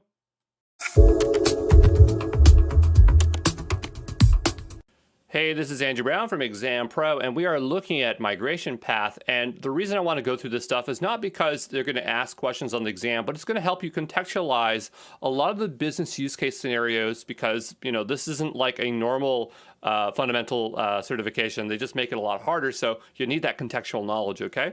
So there are 4 phases of your migration. There's assess, plan, deploy, and optimize. This is going to be text heavy, but we'll work our way through it and you'll leave with some knowledge, okay? So for assess, perform a thorough assessment and discovery of your existing environment in order to understand your app and environment inventory, identify app dependencies and requirements, perform total cost of ownership calculations, and establish app benchmarks. We got plans to create the basic cloud infrastructure for your workloads to live in and plan how you will move apps. This planning includes identity management, organization, project structure, networking, sorting your apps, and developing a prioritized migration strategy. We got deploy, so design and execute a deployment process to move your workloads to Google Cloud. You might also have to refine your cloud infrastructure to deal with the needs. Optimize, begin to take advantage of cloud native technologies and capabilities to expand your business potential to things such as performance, scalability, disaster recovery, cost, training, as well as opening the doors to machine learning, AI integrations for your app. So we'll spend more time right now into each of these 4 phases just to kind of cement this knowledge, okay? Phase 1 is the assessment phase. You gather information about the workloads you want to migrate and their current runtime environment. So you're going to take an inventory, build a list of your machines, hardware specifications, operating systems, and licenses. You'll have catalog apps, so build a catalog matrix to help you organize apps into categories based on the complexity and risk in moving to Google Cloud. I don't think we show it in here, but the idea is if you want to see it, they have an example in the Google Cloud documentation. Educate your organization about Google Cloud. So train and certify your software and network engineers on how the cloud works and what Google Cloud products use. Maybe you could use this course to do that. Experiment and design proof of concepts. So choose a POC and implement it. Calculate the total cost of ownership, TCO. So compare your costs on Google Cloud with the costs you have today. Use the Google calculator. Choose which workloads to migrate first. So identify apps with features that make them likely to be first movers. All right. And starting with a less complex app lowers your initial risk because later you can apply your team's new knowledge to harder migration apps. Phase 2. So in the plan phase, you provision and configure the cloud infrastructure and services that will support your workloads on Google Cloud. So establish user and service identities. So for Google accounts, an account that usually belongs to an individual user that interacts with Google Cloud. Service accounts, an account that usually belongs to an app or a service rather than a user. Google Groups, a named collection of Google accounts. Google Workspace Domains, a virtual group of all the group accounts that have been created in your organization group workspace accounts. It's good to know what all these things are because, there is overlap in the course for these, okay? Cloud identity domains. These domains are like Google Workspaces, but they don't have access to Google Workspace applications. This is when you just need, and we covered cloud identity, but this is just when you need access to Google Cloud, but not to, the G65 suite or the G Suite, okay? So design your resource organization. So organize your resources using the Google resource hierarchy. Organizations are the root of a resource hierarchy and represent a real organization such as a company. Folders are an additional layer of isolation between projects that can be seen as sub-organizations. Projects are base-level organization entities and must be used to access other Google Cloud resources. Hierarchy architectures, we have environment-oriented, function-oriented, granular access-oriented. We cover these in its own section because that's how important it is. This one, super, super important for this course is understanding this stuff. You'll see exam questions around resource hierarchies, okay? Define groups and roles for resource access. So set up groups and roles to grant the necessary access to resources. Design your network topology and establish connectivity. So set up the network topology and connectivity from your existing environment to Google Cloud. This could be via Cloud VPN, peering, so VPC peering, Cloud Interconnect, okay? And those 3, well, at least the 2, Cloud VPN and Cloud Interconnect, are going to show up on the exam for phase 3. This is the deploy phase. Implement a deployment process and refine it during the migration. So you have fully manual deploys. Lets you quickly experiment with the platform and tools, but it is error prone and often not documented and repeatable. Configuration management tools. abbreviated to CM. So configure an environment in an automated, repeatable, controlled way. Run remote commands on VMs that check the state and remediate of an instance to the desired configuration state. You have container orchestration, so consider using Kubernetes so you don't have to worry about the underlying infrastructure and the deployment logic.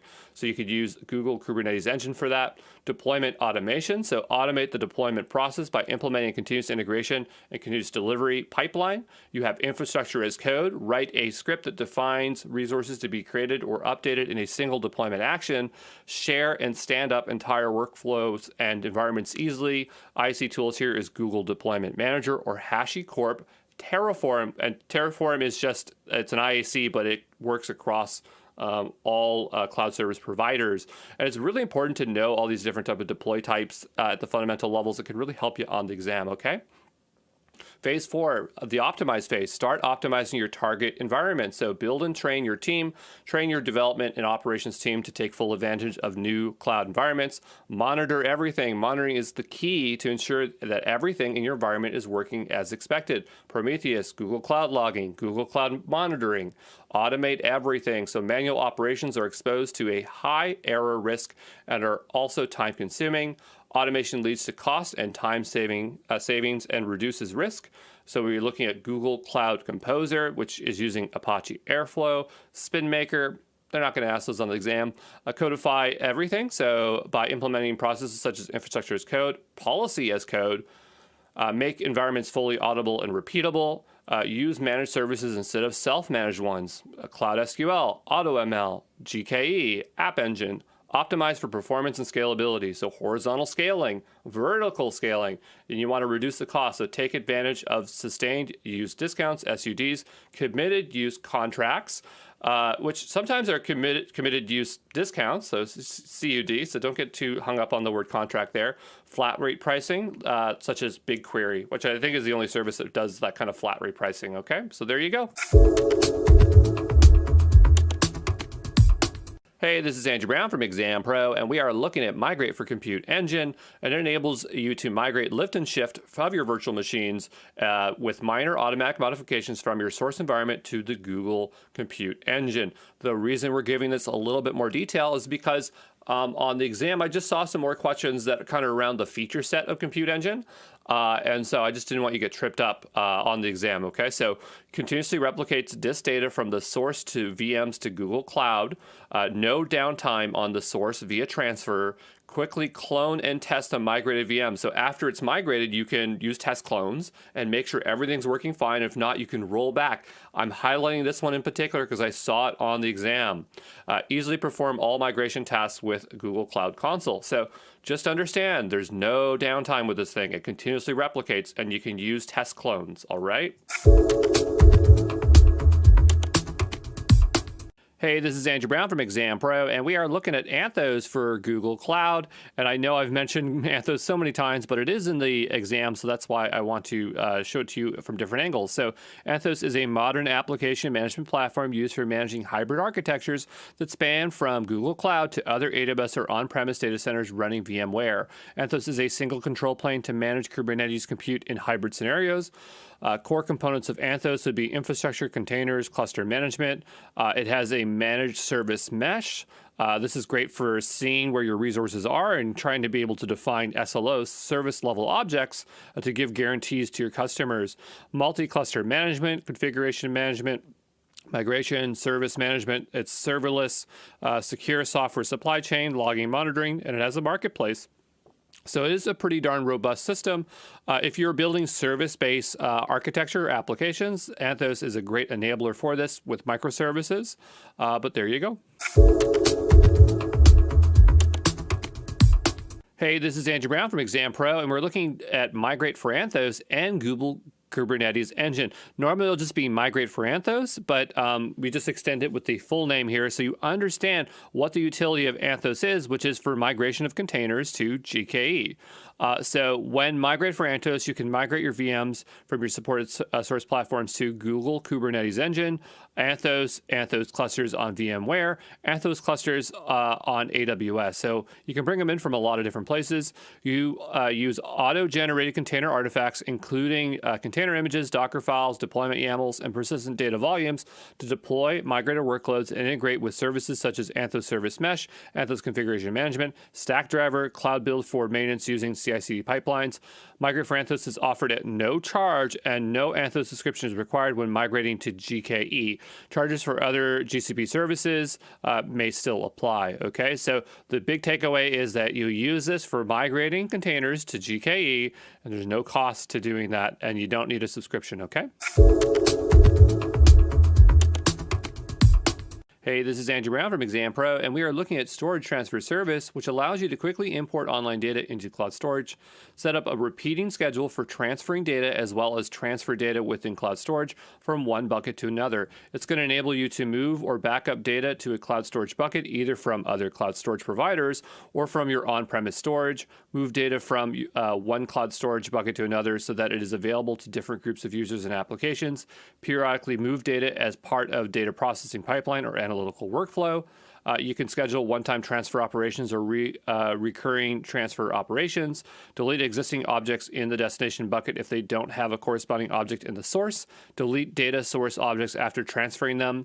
Schedule periodic synchronization from a data source to data sync with advanced filters based on file creation dates, file names, and the times of day you prefer to import data. So what I want you to understand here is that you can use it for cross-region replication. So because you can move it on a schedule from bucket to bucket, that you can get data from other cloud storage providers like AWS, or you can get it from on-premise, okay?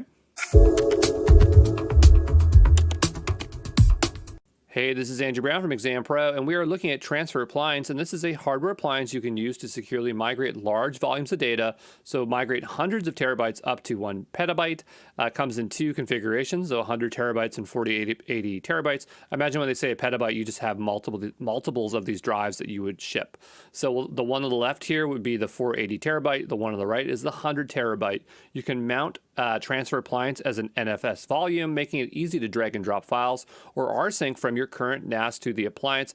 When you want to use Transfer Appliance, your data has to be greater than 10 terabytes. That's generally when you want to do it. Or it would take more than a week to upload your data over the network. You'll want to remember these last two. They will absolutely help you on the exam. For just features in general, they're tamper resistant, so they cannot be easily opened. Apply tamper evident tags to the shipping case. They're ruggedized. That means like they have like an exterior case that makes them so they're not damaged, you know. Trusted Platform Module, TPM chip is installed on these, so they're a mutable root file system and software components that haven't been tampered with. It has hardware attestation, so they validate the appliance before you can connect it to your device and copy data to it. For other features when you're in transit, it has AES 256 encryption, customer managed encryption keys, NIST 888 compliant data erasure. Okay. For performance features, all drives are SSD, so there's no moving parts. It's very fast IOPS. Multiple network connectivity options here. We got 10 gigabytes per second, 40 gigabytes per second. It's scalability with multiple appliances, so use multiple appliances to increase the transfer speed. That's where I imagine you'd get up to a petabyte of data. Globally distributed processing, so ships quickly to and from the data center to Google Cloud. Minimal software, so use common software already on your Linux or Mac or Windows system, okay? All right, let's talk about what is AI. So AI, which stands for artificial intelligence, is when a machine performs jobs that mimics human behavior. When we're talking about machine learning, this is machines that get better at tasks without explicit programming. When we're talking about deep learning, we're talking about machines that have artificial neural networks inspired by the human brain to solve complex problems. When we talk about Gen AI, which is not shown here as it is a slice or subsection. I'm trying to draw here. I'm not sure why. Every time I try to draw on this one, it just fails or it's delayed. But there it is. It is a specialized subset of AI that generates out images, videos, text, and audio. And so what you have to remember is these layers because, AI uses machine learning, and machine learning can be deep learning. But the key difference between ML and DL is that deep learning is utilizing neural networks. So hopefully that is really clear.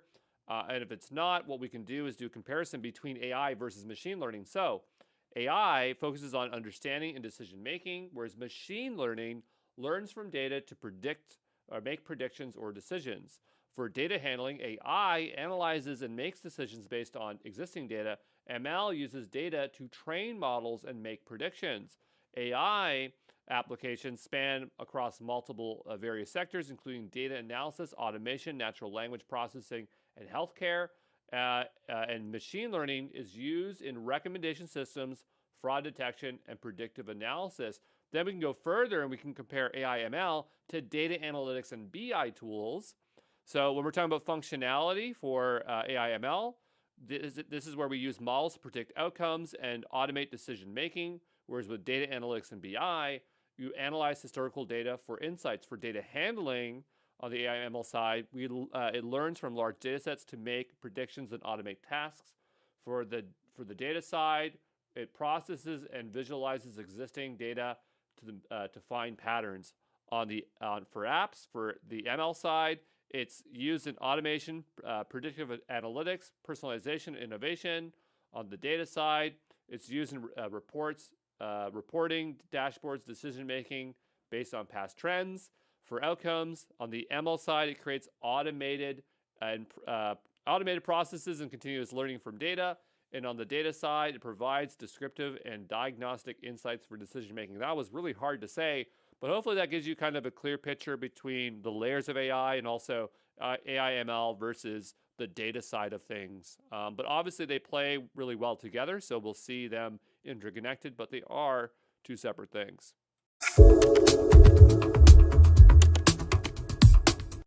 Let's talk about supervised versus unsupervised versus reinforcement learning, because when we're learning about machine learning, we need to know about these three types. The first being supervised learning.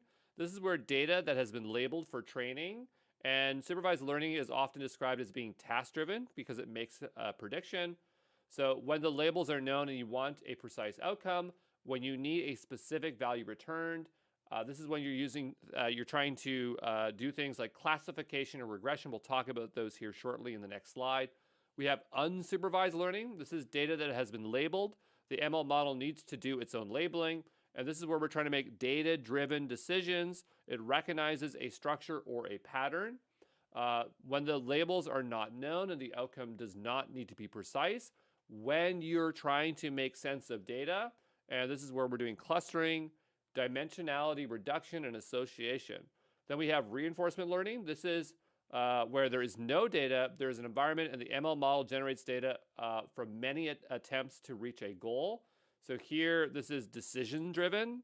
Think of game AI. Imagine Mario, like an AI trying to learn how to play Mario, or ML trying to learn to play Mario. Learning tasks, robot navigation, things like that. But let's go a little bit deeper here and talk about supervised learning models. And let's define what is classification. So classification is a process of finding a function to divide a data set into classes and categories. So an example here would be, will it be hot or cold tomorrow? And so classification algorithms here could be logistic regression, K nearest neighbor, that's one that comes up a lot. Support vector machines, also known as SVMs, kernel SVMs, naive Bayes, decision tree classification, random forest classification. You don't have to remember all those types of algorithms. I'm just getting you exposure. What you need to remember is classification is useful when you're trying to divide a data set into more values. And look at that graph on the left-hand side. Notice the line and notice it's dividing one side to the other. So here, one side is hot, one side is cold.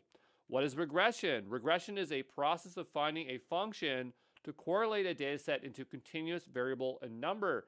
So an example would be, what is the temperature going to be tomorrow? We're trying to predict a value along that line. So, if this line keeps extending and then we have a dot here, then we can determine what that value is based on the trajectory of that line. So for regression algorithms, we have simple linear regression, multiple linear regression, polynomial regression, support vector regression, decision tree regression, random forest regression. Let's talk about unsupervised learning models. Let's just get it all out of the way here. Let's talk about clustering. So clustering is a process of grouping unlabeled data based on similarities and differences. So as you can see on the left-hand side, They're clustering things based on age. Clustering algorithms here could be k-means, db-scan, k-modes. What is association? Association is the process of finding a relationship between variables through association. So maybe there's a combination, like if you have bread and butter, right? If someone buys bread, then you suggest butter, right? So here we have a priori, I never can say that properly, a bunch of words I cannot say, so I'm not going to even try to say those algorithms, but there are a few here that we can utilize. We have dimensionality reduction. This is the process of reducing the amount of data while retaining data integrity, often used as a pre-processing stage. And we have algorithms for that as well as PCA, LDA, GDA, SVD, and then LDA, but notice that one is latent. It's a different one, even though it has the same initialism. And then we have more, and we have more. There's tons for dimensionality reduction, but hopefully that gives you an idea of learning models when we're talking about ML, and it's clear the difference between supervised, unsupervised, and reinforcement learning. So there you go, okay?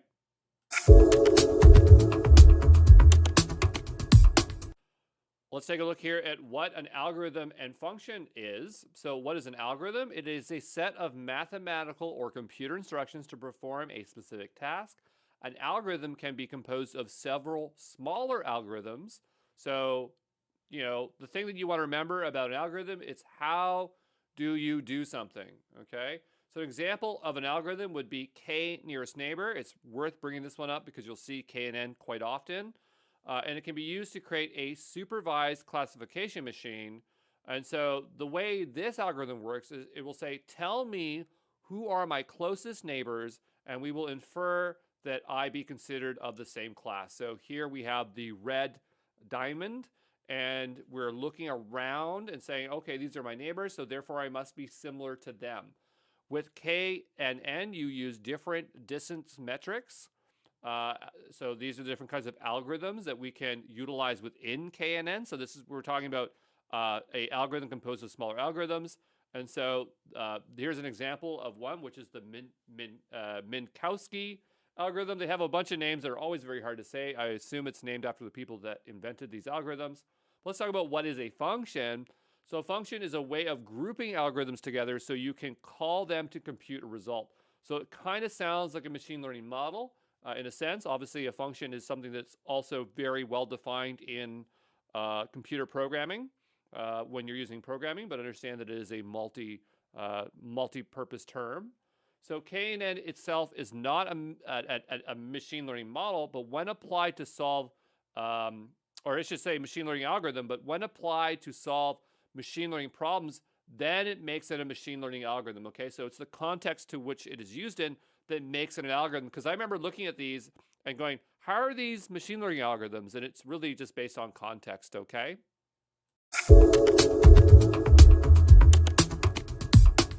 Let's talk about what a machine learning model is, but let's first define what a model is in general terms.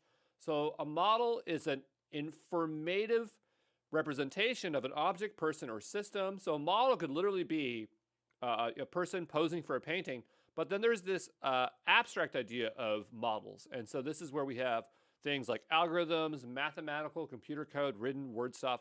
That's what we're talking about when we're talking about machine learning models.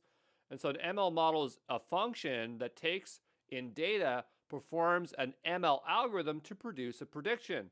And so an ML model is trained, not to be confused with the training model, which is learning to make correct predictions. An ML model can be the training model that is just deployed once it has been tuned to make good predictions. I think I have a bit of a word mishap there. Once it has, let's stick that word out there, it has been tuned to make good predictions. So let's kind of have a visual so we understand. So we have our training data. This is our labeled data. And then you have the training model, which is a learning algorithm. And then you're going to continuously pass information and tweak the model. That's called hypertuning. And then once we have trained our model, we get our trained model that we can then run predictions through with unlabeled data. And when we are trying to make a prediction, it's called inference, because we're saying we want to infer what this could be, and then we get out a prediction. So hopefully that makes sense. Let us take a look here at what is a feature. So a feature is a characteristic extracted from our unstructured data set that has been prepared to be ingested by our ML model to infer a prediction. So ML models generally only accept numerical data, and so we prepare our data into machine readable format by encoding. And so we'll revisit this encoding later in detail. But what is feature engineering? So feature engineering is the process of extracting features from our provided data sources. So imagine you have multiple data sources and you turn that into raw data. You're going to need to clean and transform that data into features, and those features are what is fed into the machine learning model. So there you go. Let's take a look at what is inference. So inference is the act of requesting and getting a prediction. Inference relating to ML is when you input data into a machine learning model that has been deployed for production use to output a prediction. So imagine we have a banana and we ask the machine learning model, what is this thing? And it's going to output yellow banana with a confidence score of 0.9%. Okay, so this is us inferring, right? So this part here, I'm going to get my pen tool out. This part here is the inference, okay? So the textbook definition of inference is steps in reasoning moving from premise to logical consequence. So you kind of get an idea how that makes sense there, okay?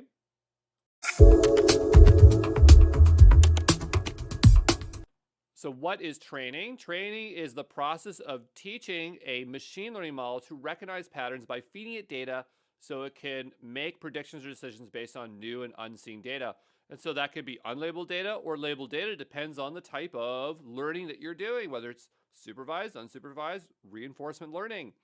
But the thing is that you don't want to overtrain or undertrain your model. If you undertrain your model, it's not going to make good predictions. If you overtrain your model, like it's fit too much to your data set, then it's not going to have enough intelligence to make predictions outside of that data set. It's always going to be very biased and return very canned answers back to you. That's not going to be useful either. So you want something in between. So that's what well-trained data looks like. So there you go.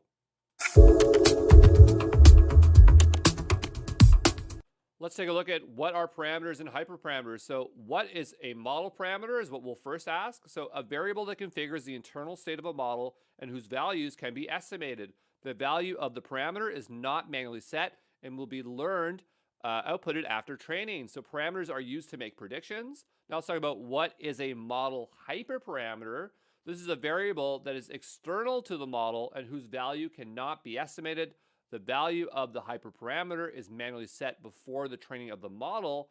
Hyperparameters are used to estimate the model's parameters. So things like learning rate, epochs, batch size. Epochs is something you'll see very often.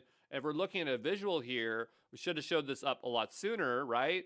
But this over here is the hyperparameter, and over here, this is the internal state, the connections between them. Okay, so hopefully that is clear. Hey, this is Andrew Brown from Exam Pro, and we're looking at AI and ML services, and the most important one here is Vertex AI. So this is Google Cloud's unified ML platform for building ML solutions end-to-end, and so a lot of the stuff you're going to be doing when it's ML or deep learning is going to be with Vertex, okay? So let's just kind of define what a ML pipeline looks like. So we have data readiness, feature engineering, training, hyperparameter tuning, model serving, understanding, edge. So that would be like deploying to the edge, like on mobile devices, model monitoring, and model management. And so we're just going to break it down here into 3 sections. And so before we get into the actual functionality of machine learning services, we need some way to actually run these models. So there's specialized or train or run or infer, but they have specialized virtual machines and containers. So that's part of the deep learning environment. These will be compute that already has pre-installed on them like Python and TensorFlow, and they might be optimized for GPUs, things like that. Now that we have our compute, we need an actual environment to build these in. And the golden standard across the board for no matter what platform you're on is Jupyter Notebooks. And every single platform, just like GCP, they'll just call them like Vertex notebooks, but really they're Jupyter Notebooks, okay? So now that we have an environment or a developer environment we can work on and we have our compute, let's talk about the services throughout this pipeline. So starting on the left-hand side, we have data labeling. This is a service that the idea is that if you want to train a supervised machine learning model, it needs to have labeled data because it's going to use that to learn. So the idea is that you can input data and then get people to help you label it, okay? You have data sets. That is just a curation of your data that's going to be ingested into the pipeline or into the ML model or prepared for feature engineering. Feature store is you extracting out key data and making it machine readable for the ML model.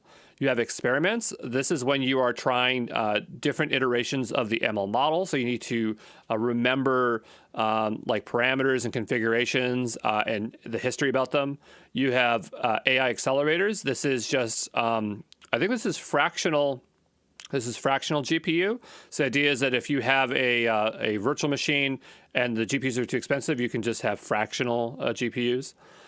Visor optimization. This is a closed source service that does optimizations on your models. I imagine it's for hypertuning. So we have training. So that's where you are just training your model. So you use like a container or a virtual machine to do that. Then there's actually the prediction. So that's you doing inference.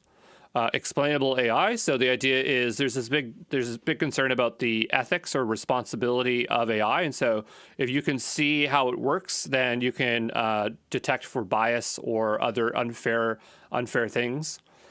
We have hybrid AI. So I imagine that is just being able to take a model and deploy it on a phone or low-end devices, like on the edge, closer to the people. For model mono, we have continuous monitoring. You want to watch for things like drift or degradation, because if you have a machine learning model, it can get worse at predictions over time. I know that sounds very unusual, but it's something that can happen. So you want to watch out for that kind of stuff. And for model management, we can collect a bunch of metadata. And I imagine that would be just for like, we'd have a model catalog, like a place to store our models for easier deployment. And then we want to automate this entire thing. So we have pipelines. This is called ML Ops. It's the automation of the end-to-end pipeline for building, training, inferring, deploying a model. Then we have Auto ML. And so this is basically automates a bunch of this away. It's kind of like your platform as a service for machine learning. So this can do it for vision, for video, for language, for translation, for tables. The idea is you just upload your data, and then it pretty much does the rest for you. It will actually run a bunch of experiments, and you'll just choose which is the best one. So it really makes it easy if you don't know what you're doing, okay? Hey, this is Andrew Brown from Exam Pro, and we are looking at TensorFlow. So TensorFlow is a low-level deep learning machine learning framework created by the Google Brain team.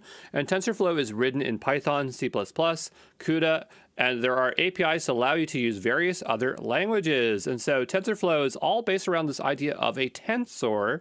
So a tensor is a multi-dimensional array, and so they call it ts.tensor in their stuff, and it's similar to a NumPy ND array of objects. And so tf.tensors can reside in accelerator memory like a GPU. So they're basically a new type of data structure that's just very specialized for machine learning. And Google actually has created their own hardware called a tensor processing unit, specifically optimized for TensorFlow and the tensor data structure. The way you write TensorFlow is in Python. An example of an ML model in TensorFlow is here on the left-hand side. Technically, this is Keras. Keras is a high-level abstraction of TensorFlow. And so it can get a bit confusing initially, the difference between Keras and TensorFlow, but they're essentially the same thing because Keras is packaged with TensorFlow.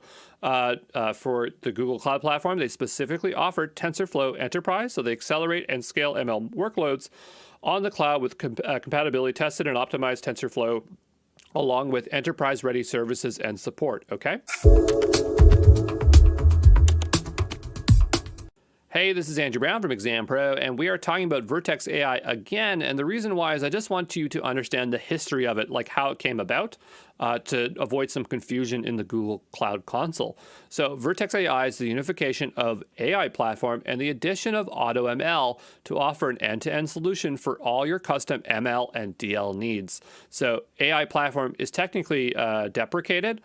You can still use it, but it's not recommended to use the platform. They're always suggesting you to migrate over to Vertex AI. But the idea here is you would be able to prepare supervised training with data labeling, notebooks to write and document building ML models, a model registry to hold all your trained models, pipelines for setting up automated CI/CD to rapidly deploy new changes, also known as ML ops. And the other component to Vertex AI is AutoML, so easily trained, high-quality custom ML models. You just upload your data, choose what you want to predict, and it does the rest, okay? And actually I had a bit of a hard time finding this service. I was typing like AutoML, but really there's a thing in there which is called tables. And so you could build and deploy machine learning models on structured data. So you just you'd upload or actually be through data sets. So you'd upload a data set, and from there you say, okay, I want to analyze this tabular data, okay, through AutoML.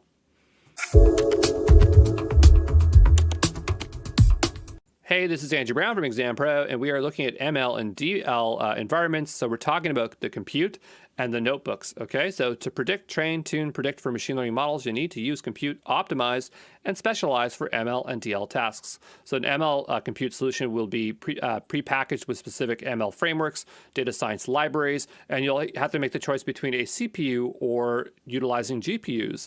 CPUs are great for classical machine learning, so supervised, unsupervised learning, things that are math-based, like or statistics-based algorithms.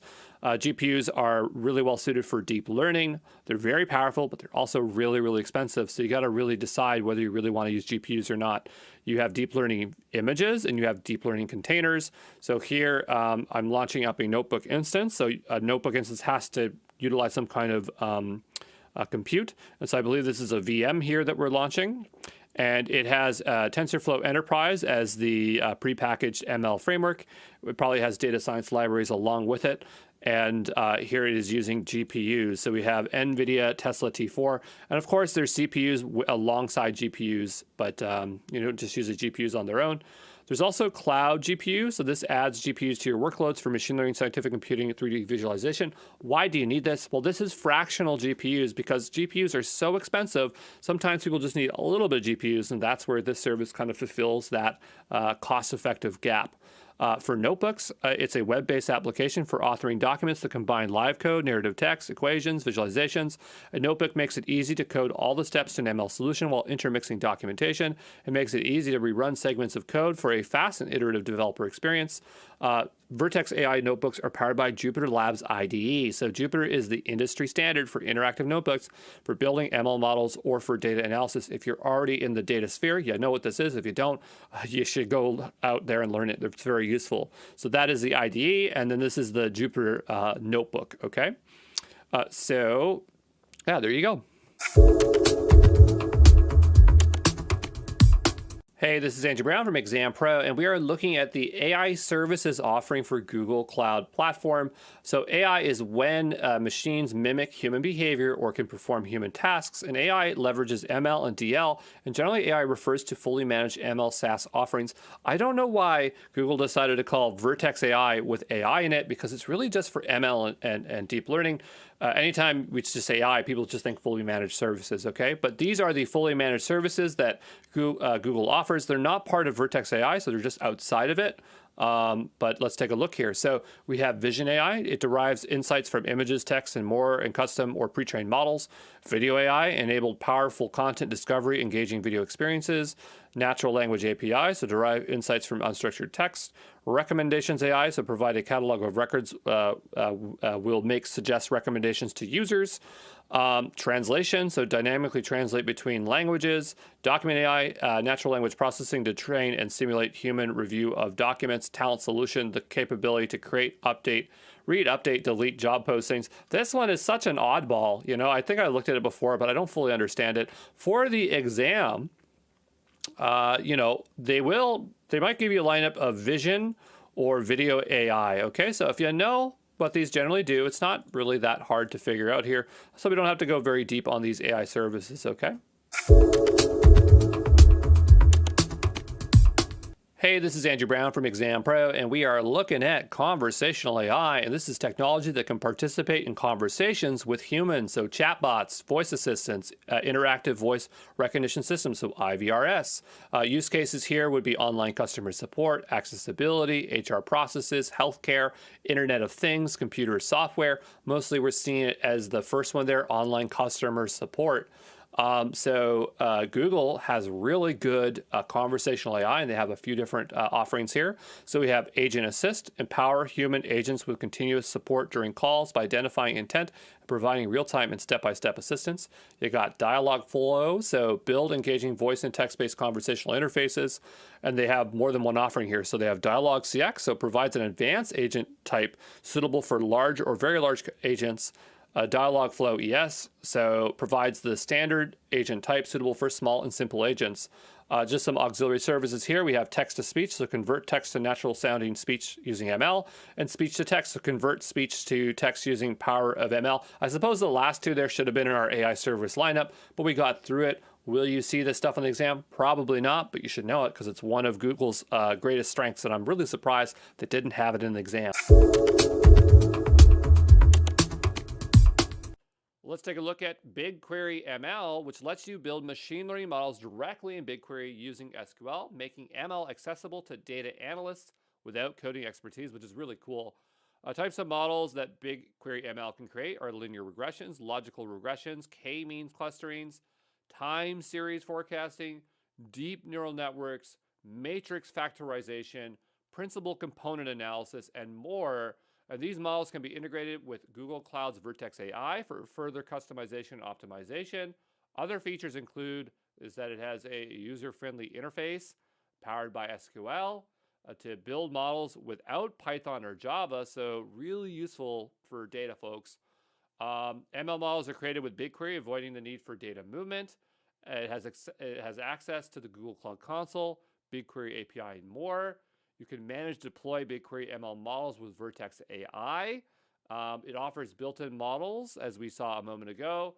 Import models from Onyx, TensorFlow, and others for prediction. Onyx is a really, really useful framework. But here's an example of an integration that we can utilize to bring data in here. But yeah, let's just talk about the workflow now. So the idea is that you might have streaming or batch data, and you're bringing that into your data warehouse, which is BigQuery in this case. Then we move on to data processing. We export that data. We train that model. So here we're using Python or R. We deploy the ML model, and this is kind of the entire workflow. But again, you don't need to know much about the code, but if you're using Vertex AI, I believe that you'll have more customization over there. There's some terms we might want to know. So we have data governance. So how do you control and secure your data? How are you going to, or who's going to handle the infrastructure? Where do you run the model? Okay, and this is all solved with BigQuery or BigQuery ML because it has built-in governance. It has automatic resource handling. It simplifies deployment. So there you go.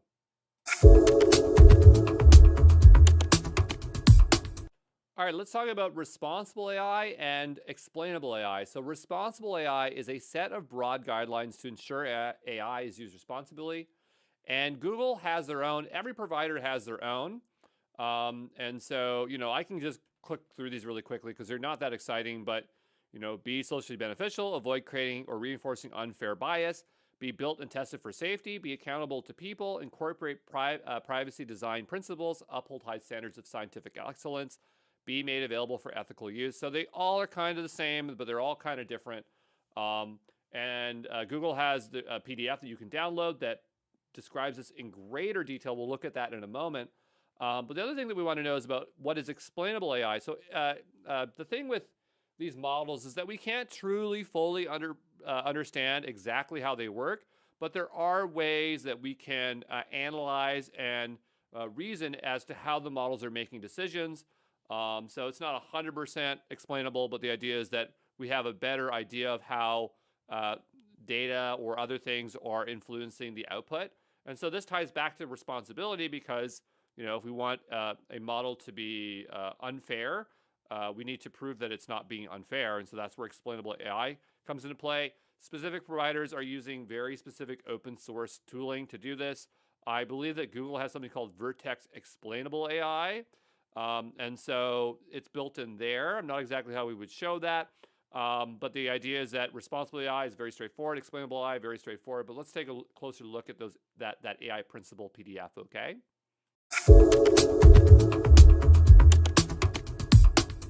All right, so I just looked up responsible AI, and there's two websites. We have Google AI, so AI.Google, and then Google Cloud. So their scope might be a little bit different, or they might be the same. But if we go here, we can scroll on down, and we can see the AI principles over here. It also has explainable AI, model cards. Let's take a look at this. So here's our principles. So those are the things that we saw in the slide earlier, which you can read a lot more about. You can also download a PDF of this. So we'll take a look and see if that actually has more information or if it's just the same stuff. Yeah, it's the same stuff. So nothing super exciting, very straightforward. But we'll close this one out. Let's take a look here at Vertex Explainable AI. And so they're just saying things like, Vertex Explainable AI offers feature-based and example-based explanations to provide key understandings. Okay. Vertex AI uses nearest neighbor. So we learned about KNN, that specific algorithm, to search to return a list of examples. So yeah, we'd have to read through a bunch of stuff, but there are really specific models out there for understanding responsible AI. And, I'm not exactly seeing that here. Like, we're seeing some patterns that it's applying. But normally what I'm looking for is something like, let's just say responsible AI, explainable AI open source. And so, I'm not really seeing it here. SHAP. SHAP is, I think, what AWS uses. GitHub. Right? And so this would be an example of trying to explain models. So I'm not exactly sure what Google uses. Again, I didn't find it. But also, let's take a look at model cards. So model cards will definitely tell you how a model will work. Normally, we're talking about large language models, and actually they have them here. These are large language models right here. We open them up. They'll tell us a bunch about them, like how the model works, the data processing, the benchmarks it ran against. And so in this sense, this kind of provides explainable AI to a degree, but it's not the same thing as what SHAP would do, which is actually running evaluations against the model to determine how fair it's being. But this is descriptive of the model. And so you could say that is also part of explainable AI. So hopefully that is pretty clear. Nothing super exciting here, but yeah, there you go.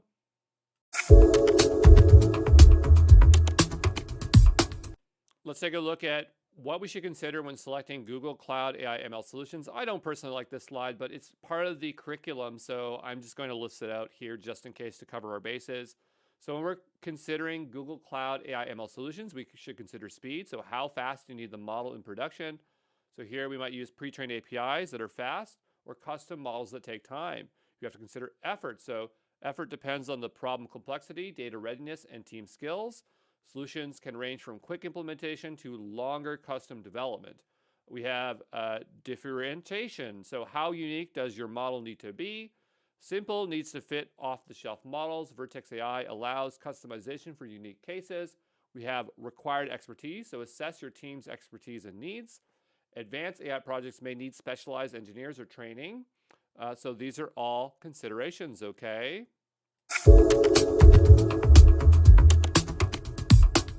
Let's talk about some common threats that you may encounter in the cloud. So a threat is in cloud security is a potential negative action or event facilitated by vulnerability that results in unwanted impact to a computer system or app.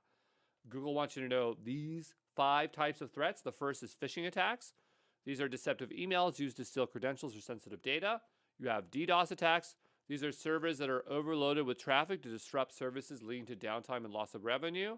We have ransomware. This is a type of malicious software that, when installed, holds data, a workstation or network hostage until the ransom has been paid. We have cloud misconfiguration. So poorly configured cloud environments that expose vulnerability that can lead to data leaks. We have insider threats. So internal individuals misuse their access, leading to data theft or other security breaches. So there we go.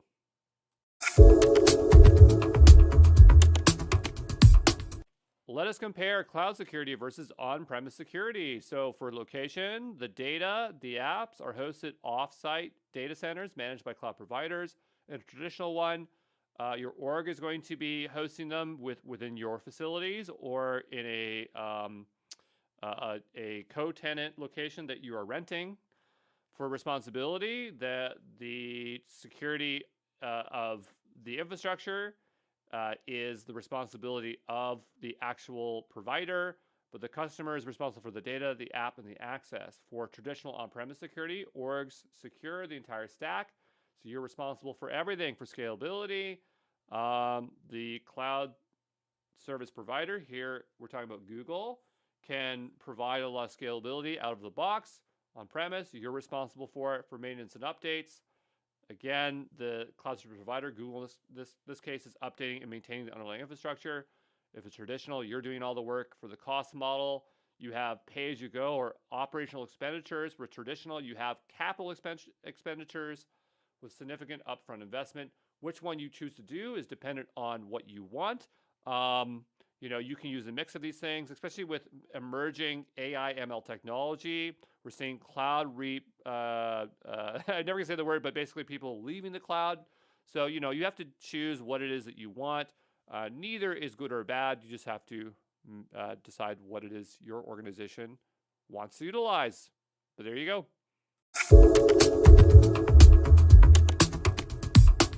Hey, this is Andrew Brown from Exam Pro, and we are looking at identity and access services and also security services for the Google Cloud Platform. So at the top here, we have identity and access management, so IAM. This establishes fine-grained identity and access management for Google Cloud resources. We got cloud identity, so easily manage your user identities, devices, and applications from one console. Identity platform, add Google-grade identity access management to your apps. Beyond Corp Enterprise, a zero trust solution that enables secure access with integrated threat and data protection. Identity aware proxy, that's always usable Beyond Corp. So use identity and context to guard access to your applications and VMs. Managed service for Microsoft Active Directory. So this is just if you need Active Directory and you want it hosted on Google, you can do it that way. Resource Manager, this is a hierarchical managed resources on Google Cloud. Security key enforcement, so enforce the use of security keys to help prevent account takeovers.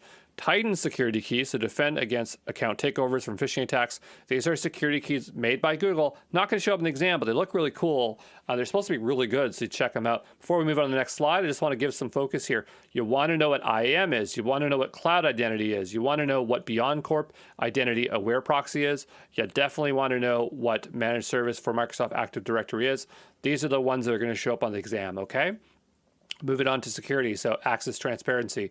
Get visibility over your cloud provider through near real-time logs, binary authorization, so deploy only trusted containers on Kubernetes engines, cloud asset inventory, so view, monitor, and analyze Google Cloud and Anthos assets across projects and services, cloud audit logs, gain visibility into who did what, where, when, all that stuff on Google Cloud. Cloud data loss prevention. Sometimes I write protection in there, but it's prevention. Discover and redact sensitive data. Cloud HSM, protect cryptographic keys with a fully managed hardware security module service. Cloud key management service, manage encryption keys on the cloud. This one is the multi-tenant. This one is the single tenant, okay? Security command center, so understand your security and data attack service. Shielded VMs, so deploy hardened virtual machines on Google Cloud. VPC service controls, protect sensitive data in Google Cloud Services using security perimeters, incident response management, improve your incident and medium time to mitigate. I'm just going to erase the ink here for a second. The ones you should be focused on for this exam is cloud data loss prevention and security command center. That's why I give them the icons here so they stand out, okay? So there you go. Hey, this is Andrew Brown from Exam Pro, and we are looking at user protection services. And this is like stuff that would be offered via Android or via the Chrome browser, right? So not core to Google Cloud, but you should know these things anyway. So you get phishing protection, so help protect your users from phishing sites. reCAPTCHA Enterprise, so help protect your websites from fraudulent activity, spam, and abuse. Web risks, so detect malicious URLs on your website and in client apps. But I thought this one was the most interesting, is that if you want this I'm not a robot thing, you can get that in Google Cloud, okay, and put it on within your apps, okay? Hey, this is Andrew Brown from Exam Pro, and we are looking at Secure by Design infrastructure for Google Cloud. And this isn't exactly going to show up in the exam, but the idea here is it's going to help you understand to what level Google takes its security seriousness, okay? So we have operational device security. So develop and deploy infrastructure software using rigorous security practices. Operation teams detect and respond to threats to infrastructure from both inside and external actors 24/7, 365, okay? Internet communication. Communications over internet to public cloud service are encrypted in transit. Network and infrastructure have multiple layers of protection to defend our customers against denial of service attacks. For identity, identities and users and services are strongly authenticated. Access to sensitive data is protected by advanced tools like phishing-resistant security keys. Storage services. So data stored in the infrastructure is automatically encrypted at rest and distributed for availability and reliability. Guards against unauthorized access and service interruptions. Service deployment. Any application that runs on our infrastructure is deployed with security in mind. We don't assume any trust between services, and we use multiple mechanisms to establish and maintain trust. Infrastructure was designed to be multi-tenant from the start. Hardware infrastructure, from the physical premises to the purpose-built servers, networking equipment, and customer security chips or custom security chips to the low-level software stack running on every machine. Our entire hardware infrastructure is Google-controlled, secured, and hardened. Data centers. So Google data centers features layered security with custom-designed electronic access cards, alarms, vehicle access barriers, perimeter fencing, metal detectors, biometrics, laser beams, okay, laser beam intrusion detection. They're monitored 24/7 by high-resolution cameras that can detect and track intruders. Only approved employees with specific roles may enter. Continuous availability. Infrastructure underpins how Google Cloud delivers services that meet our high standards for performance, resilience, availability, correctness, security, design, operation, and delivery all play a role in making service continuously available. So hopefully that makes you confident in Google's security practices, but there you go. Hey, this is Andrew Brown from Exam Pro, and we are looking at Compliance Report Manager. This provides you with easy, on-demand access to critical compliance resources at no additional cost. Really, this is just downloadable PDFs that prove that GCP is compliant with various compliance and security standards. So you don't even have to log in to access this. You just go to the Compliance Reports Manager, and it's not even in Google Cloud, it's in the marketing websites, and you just checkbox what you want, and then you can go ahead and download that and read through it and see that they're being compliant, okay? Hey, this is Andrew Brown from Exam Pro, and we are going to look at a bunch of different compliance programs that Google is meeting. Not the most exhaustive list, but the most popular, and these will be the most popular with other cloud service providers, and they're good to know, okay? So we'll work our way through here. The first here we have is the ISO and IEC. Or IEC. These are commonly used together because one is international standards for software, and the other one is like when you're using physical or physical devices like hardware, okay? So we have control implementation guidance, enhanced focus on cloud security, protection of personal data in the cloud. So we're talking about personally identifiable information, privacy information management system framework, so outlines controls and processes to manage data privacy and protect PII. I know CTOs, they're always going for their 27001, but the numbers are there to useful to remember. So 27001, 27017, 27018, 27701. And I do actually have these memorized because that's how frequently they come up. We have systems and organization controls, SOC, and there's 3 layers of SOC, SOC 1, SOC 2, SOC 3. So SOC 1, 18 standard and standards and report on the effectiveness of internal controls at a service organization, relevant to clients' internal control over their financial reporting. I'm not hearing people going after SOC 1, but they're always going for SOC 2. Evaluates internal controls, policies, procedures that directly relate to security of a system at an organization. SOC 3, a report based on trust service criteria that can be freely distributed. Yet here, 2701 a bunch and SOC 2 a bunch, okay? PCI DSS, so Payment Card Industry Data Security Standard, a set of security standards designed to ensure all companies that accept, process, store, and transmit credit card information maintain a secure environment. You got FIPS, so Federal Information Processing Standard 140-2, so U.S. and Canadian government standard that specifies the security requirements for cryptographic modules to protect sensitive information. This one's one you're going to want to remember when you're using a cloud service provider that stores cryptographic keys. They're going to be FIPS 142. And it's either going to be for multi-tenant or single tenant. I think if you're doing like Cloud HSM, which is a single tenant, it's going to have FIPS 140-3, okay? Which is better. It's more strong, okay? We got the Personal Health Information Protection Act, so PHIPA. I'm in Ontario, so this one's pretty relevant to me, but it's just an example of one that's outside the standard HIPAA one, okay? We have HIPAA, so Health Insurance Portability and Accountability Act. This is a U.S. federal law that regulates patient-protected health information. We have CSA, so this is an independent third-party assessment of a cloud provider's security posture. We have FedRAMP, so Federal Risk and Authorization Management Program. We spent more time with this earlier on in the course. So U.S. government standardized approach to security authorizations for cloud service offerings. So how the government works with the cloud. Criminal Justice Information Services, so CJIS, any U.S. state or local agency that wants to access FBI's CJIS database is required to adhere to the CJIS security policy. Then we have the General Data Protections Regulation, GDPR. So a European privacy law imposes new rules on companies, governments, agencies, nonprofits, other organizations that offer good, secure services to people in the European Union or collect and analyze data tied to the EU residents. You want to know GDPR, you want to know FedRAMP, okay? So there you go.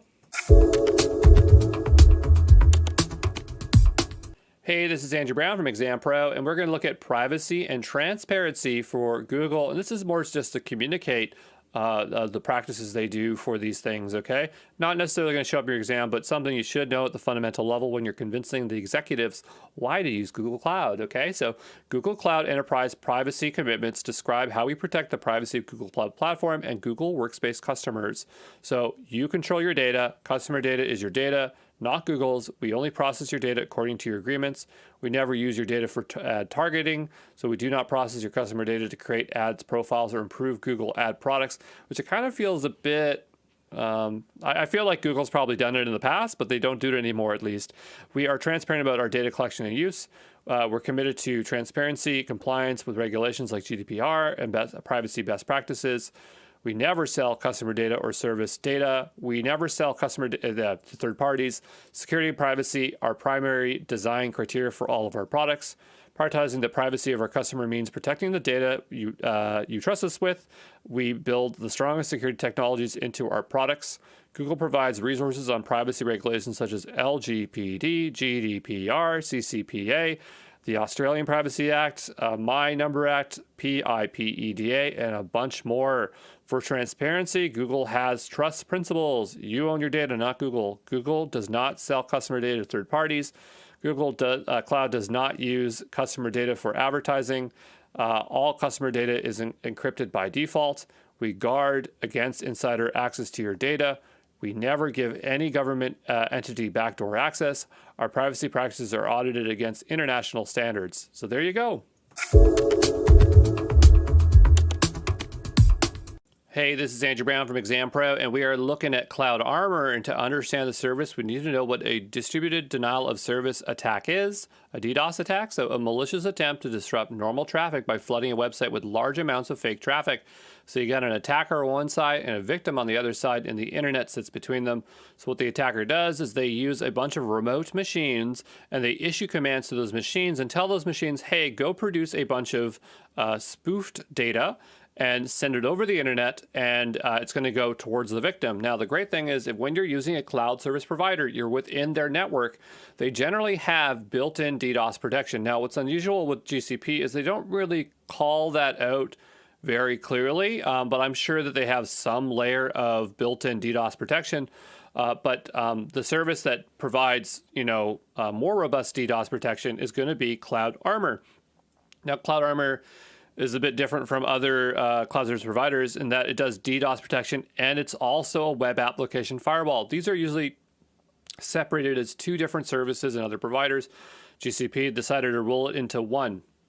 Some of its feature sets are IP-based and geo-based access controls, support for hybrid and multi-cloud deployments, adaptive protection, detect and mitigate attacks against your cloud load balancing workloads, predefined WAF rules to mitigate OWASP's top 10 risks, named IP lists, rich rule language for web application firewalls, visibility and monitoring, and Cloud Armor has two tiers. You got the standard, so pay as you go, and Managed Protection Plus, starting at $3,000 a month.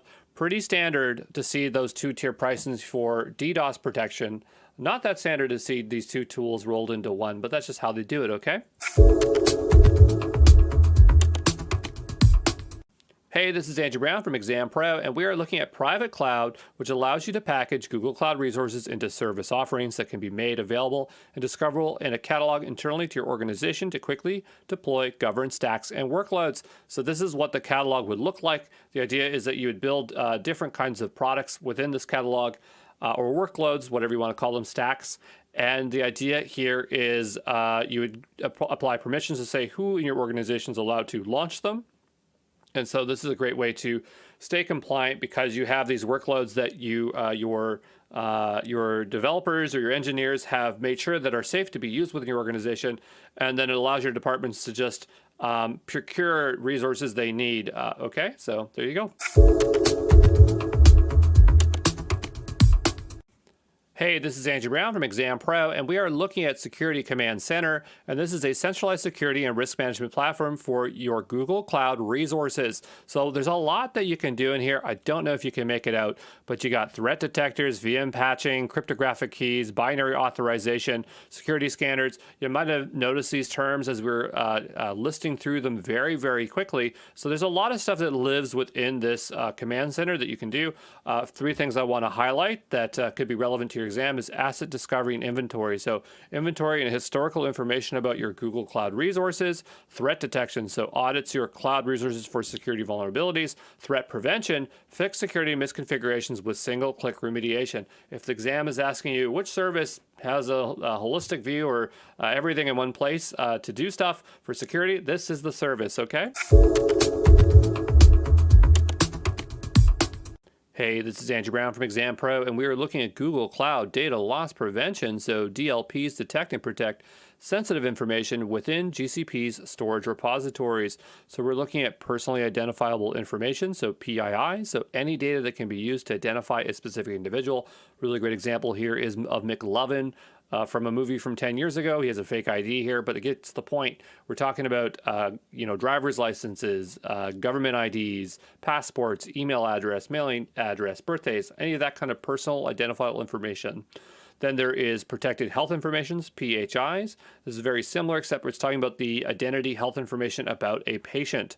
Some of its features of DLP here, it provides tools to classify, mask, tokenize, and transfer sensitive data, support for structured and unstructured data, create dashboards and audit reports, automate tagging, remediation, policy-based findings, connect DLP results into the Security Command Center data catalog, or export to your own security information and event management system, SIEM, or governance tool, schedule inspection jobs directly in the console UI, over 120 built-in information types, so info types, and info types define what sensitive information can be scanned. So there you go.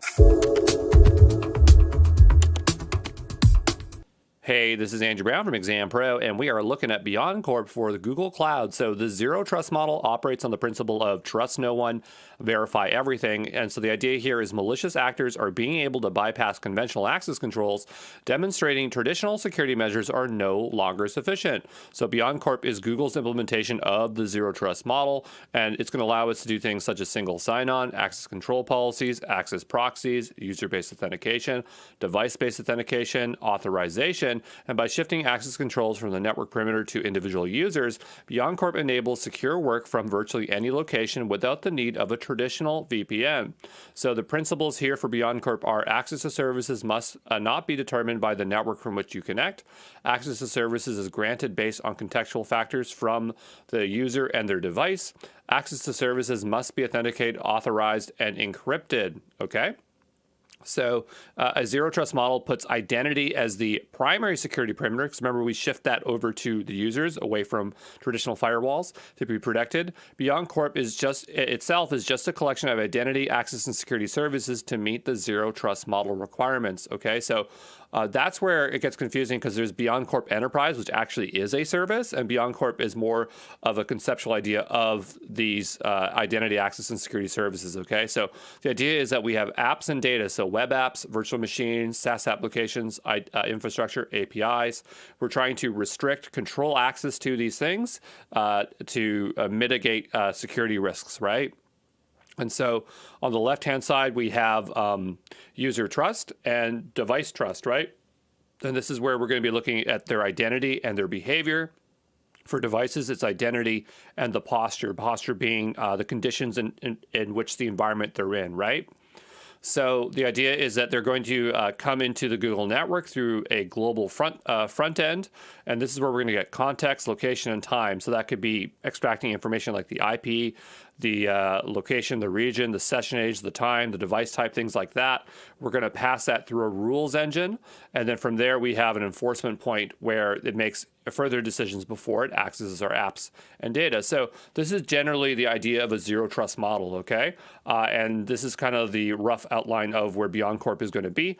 The idea here is that we now incorporate services. So here we're using cloud identity. This is for endpoint verification. This is just Google's front end. This isn't a service in particular. This is just the Google network, okay? Then you have Access Context Manager. And then for enforcement points, we have Cloud IAP, Cloud IAM, Cloud Identity, VPC Service Controls. I've highlighted the three in yellow because to me, that's really what BeyondCorp is. It's adding those three components into it. But basically, BeyondCorp is the collection of all these services working in this model, okay? Let's talk about SecOps, which stands for Security Operations. This is the practice of protecting your data and systems in the cloud by integrating security and operations to reduce risks and improve response to threats. So what we have here under SecOps is vulnerability management. So identifying and fixing security vulnerabilities, which we can do through the Google Cloud Security Command Center, log management, which we can do through Google Cloud Logging, incident response, security awareness training, okay? The business benefits of SecOps is reducing risk of data breaches, increased uptime, improved compliance, enhanced employee productivity. So this term SecOps was something that came up in the exam guide, so we wanted to make sure we covered it here, okay?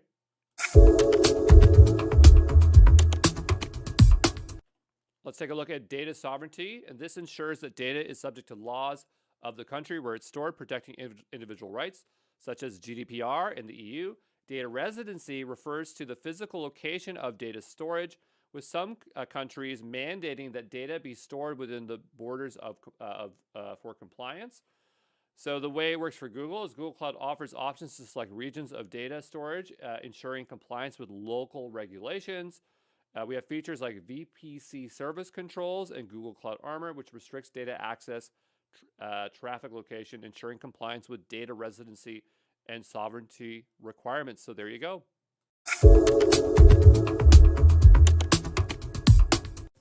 Hey, this is Andrew Brown from Exam Pro, and we are looking at the concept of a directory service. So a directory service maps the names of network resources to the network addresses, and a directory service is shared information infrastructure for locating, managing, administrating, and organizing resources such as volumes, folders, files, printers, users, groups, devices, telephone numbers, and other objects. A directory service is a critical component of a networking operating system, and a directory server, also known as a name server, is a server which provides a directory service. Each resource on the network is considered an object by the directory server. Information about our particular resource is stored as a collection of attributes associated with that resource or object. So very well-known directory services would be a DNS, so domain name service. This is the directory service for the internet, so you don't know it, but you're using it right now. There's Microsoft Active Directory. This is basically the industry standard for for most or almost all organizations in the world. Underneath, you have Azure Active Directory, also known as Azure AD. This is a managed service on the Azure cloud. There's Apache Directory Server. Oracle has their own. There's Open LDAP, Cloud Identity, which is Google's identity as a service provider. And then you have Jump Cloud, which is one that is kind of an agnostic one where you can connect a bunch of directories to it. Okay, so there you go. Hey, this is Andrew Brown from Exam Pro, and we are looking at Cloud Identity, and this is Identity as a Service by Google Cloud that centrally manages users and groups. So you get a bunch of stuff in here like user lifecycle management, account security, single sign-on, cloud directory, device management, reporting, analytics, app management, extensible through APIs, does a bunch of stuff. And the idea here is to confederate things between Google Cloud, Active Directory, Azure AD, and many more directory services. You can manage access and compliance across all users in your domain. You can create a cloud identity account for each of your users and groups. Then you can use identity access management, so IAM, to manage access to Google Cloud resources for cloud identity account. If you want to give someone access to your Google Cloud without having a Google Workspace account, so not having a Gmail and the G Suite, this is what you would use cloud identity so that it could just get access to just Google Cloud. So there are two versions of Cloud Identity. We have free and premium, and there is a lot of features here, but let's just run through it so you get the idea or the scope of what Cloud Identity can do. So it can handle device management, and in the free version, we have basic mobile management, directory or device inventory, basic passcode enforcement, remote account wipe, Android, Apple iOS. In the premium, you get advanced mobile management, advanced passcode enforcement, security policies, application management, network management, remote device wipe, reporting, application auditing, company-owned devices, mobile audit, MDM rules. So that would be mobile device management rules. Okay. Then for directories, you have in the free basic directory management, organizational units and groups, and they're unlimited. That's pretty standard in all directory services. Admin managed groups, groups for business, Google Cloud Directory Sync, which we'll give closer attention to later on. Admin rules and privileges, Google Admin app for Android, Google Admin app for iOS, just showing you works on both. Admin SDK API, so you can pragmatically work with the directory. Secure LDAP. For the premium, we have user lifecycle management, and there's no user cap on this. Secure LDAP. I guess it's in both, so maybe we don't have to list it in both there. Single sign-on and automated provisioning. So for free, we have set up SSO using Google as identity provider to access pre-integrated list of third-party SAML apps. Set up SSO using Google as an IPD to access custom SAML apps. Set up SSO using a third-party IPD with Google as a service provider. For premium, we have automated user provisioning. For security, we get user security management, self-service password recovery, which is a great feature. Azure AD also has this, so I really like this. Two-step verification, so I guess that's multi-factor, including security key management. We have enforcement control, so with security key enforcement and management, password management and strength alert. For premium, first-party session management, Google Security Center. For reporting, we get admin, login, SAML, groups, token, audit logs, security reports, SAML audit logs, app reports, account activity reports. For premium here, we get device audit logs, auto export audit logs to BigQuery, and you get an SLA of 99.9% of premium. So here you can see it does a lot. You don't need to remember all this stuff for the exam, but if you're going to take anything away from here, just understand that Google Cloud Directory Sync is a subservice of Cloud Identity, okay?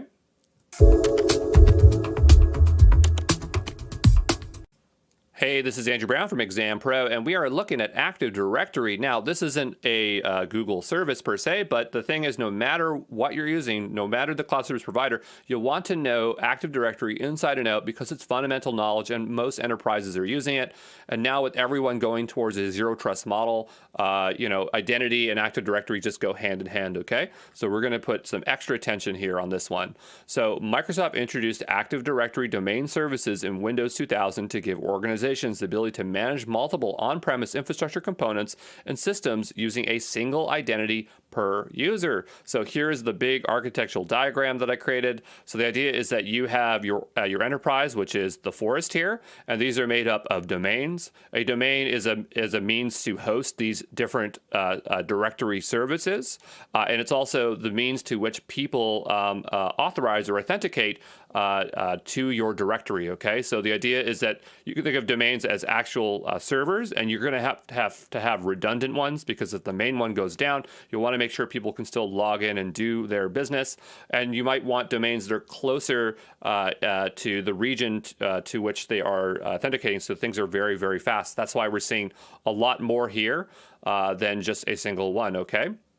When we look inside of a domain, doesn't matter if it's a child or a domain, we have organizational units. These are just ways of structuring maybe departments or things like that. And with organizational units, we have objects. And so objects could be groups, users, printers, servers, devices. We saw a larger list when we listed out directory service, so we don't need to go through it. But the idea is that it's just basically things within your network, okay? Then we have Active Directory Domain Services, shortened to ADDS. So these are the services that consist of multiple directory services. All right, I know it gets confusing because there's directory service and then there's directory services, but these are services within a directory service, if that makes any sense. So domain services, these are the foundation stone of every Windows domain network, stores information about members of the domain, including devices, users, verifies the credentials, and defines the access rights. The server running this service is called a domain controller. All right, so usually when we talk about the actual server, that people are calling them domain controllers. All right. So some of the services that can be found within Active Directory would be Active Directory Lightweight Directory Service. So this is an implementation of LDAP protocol for Azure Directory Domain Services. We're going to definitely talk about LDAP in this course. We have Active Directory Certificates Services, so establishes an on-premise public key infrastructure, create, validate, revoke public key certificates for internal uses. All right, we have Active Directory Federation Services, so a single sign-on. We talk about single sign-on in this course too. So users may use several web-based services, network resources, using only one set of credentials stored at a central location. We have Active Directory Rights Management Service. This is a server software for information rights management shipped with Windows Server, uses encryption and a form of selective functionality denial for limiting access to documents. There's a bunch of terminology for Active Directory. I want to get you used to it, so let's go through it. Domain is an area of a network organized by a single authentication database, and an Active Directory domain is a logical grouping of 80 objects of a network. A domain controller is a server that authenticates user identities and authorizes their access to resources. So this is the logical grouping, and this is the actual server that does the work. A domain computer is a computer that is registered with a central authentication database. A domain computer would be an AD object. An AD object is the basic element of an Active Directory such as users, groups, printers, computers, shared folders. GPOs, Group Policy Objects, is a virtual collection of policy settings. It controls what 80 objects you have access to. Organizational Units is a subdivision within an Active Directory into which you can place users, groups, computers, and other organizational units. Very common to make your departments out of OUs. Directory Service, such as Active Directory Domain Service, provides the methods of storing directory data and making the data available to the network users and administrators. A directory service runs on a domain controller. So, hopefully you have some kind of idea what Active Directory is. But yeah, that's the quick crash course, okay? Hey, this is Andrew Brown from Exam Pro, and we are looking at Managed Service for Microsoft Active Directory, and this is just Active Directory hosted on the Google Cloud Platform. Why would you want to do this when you have cloud identity? Well, there's just a lot of rich features within Active Directory that Cloud Identity doesn't have, or maybe your team is used to using Active Directory. You can use Cloud Identity and Active Directory together because you can just federate your Active Directory over to Cloud Identity. But traditionally, Active Directory has always been hosted on-premise. However, a lot of people are shifting to the cloud because you just don't have to deal with those servers anymore. So there is a use case for this. I think a lot of people, if they're going to be using a managed Active Directory, they're going to use Azure AD, just because Azure or Microsoft is the best at it. But other cloud service providers such as AWS and GCP will give you a managed version of Active Directory. So compatibility with AD-dependent apps. So runs real Microsoft AD controllers, uses standard Active Directory features, so GPOs, remote server administration tools, virtually maintenance free, so high availability, automatically patched, configured with secure defaults, protected by appropriate network firewall rules, seamless multi-region deployment, so simply expand the service to additional regions while continuing to use the same managed AD domain, hybrid identity support, so support your on-premise AD domain to Google Cloud, deploy a standalone domain for your cloud-based workloads. So there you go. Hey, this is Andrew Brown from Exam Pro, and we are looking at the concept of identity providers, also known as IPDs. And so a system entity that creates, maintains, and manages identity information for principals, and also provides authentication services to applications with a federation or distributed network. A trusted provider for your user identity that lets you use authenticate to access other services. Identity providers could be things like Facebook, Amazon, Google, Twitter, GitHub, and LinkedIn. So federated identity is a method of linking a user's identity across multiple separate identity management systems. And the way you're going to do this is via OpenID, so Open Standard and Decentralized Authentication Protocol. So this is your ability to be able to log into a different social media platform using Google or Facebook account. OpenID is all about providing who you are. You have OAuth 2.0. This is the industry standard protocol for authorization of OAuth. Doesn't share password data, but instead uses authorization tokens to prove an identity between consumers and service providers. OAuth is about granting access functionality, and I put these in the lineup because you know what? I even get these two mixed up, but they go hand in hand, all right? So providing who you are, about granting access to functionality. Then you have SAML, so Security Assertion Markup Language is an open source or open standard for exchanging authentication and authorization between an identity provider and a service provider. An important use case for SAML is single sign-on via the web browser, and that's the reason we're bringing up SAML, is so that we can talk about single sign-on.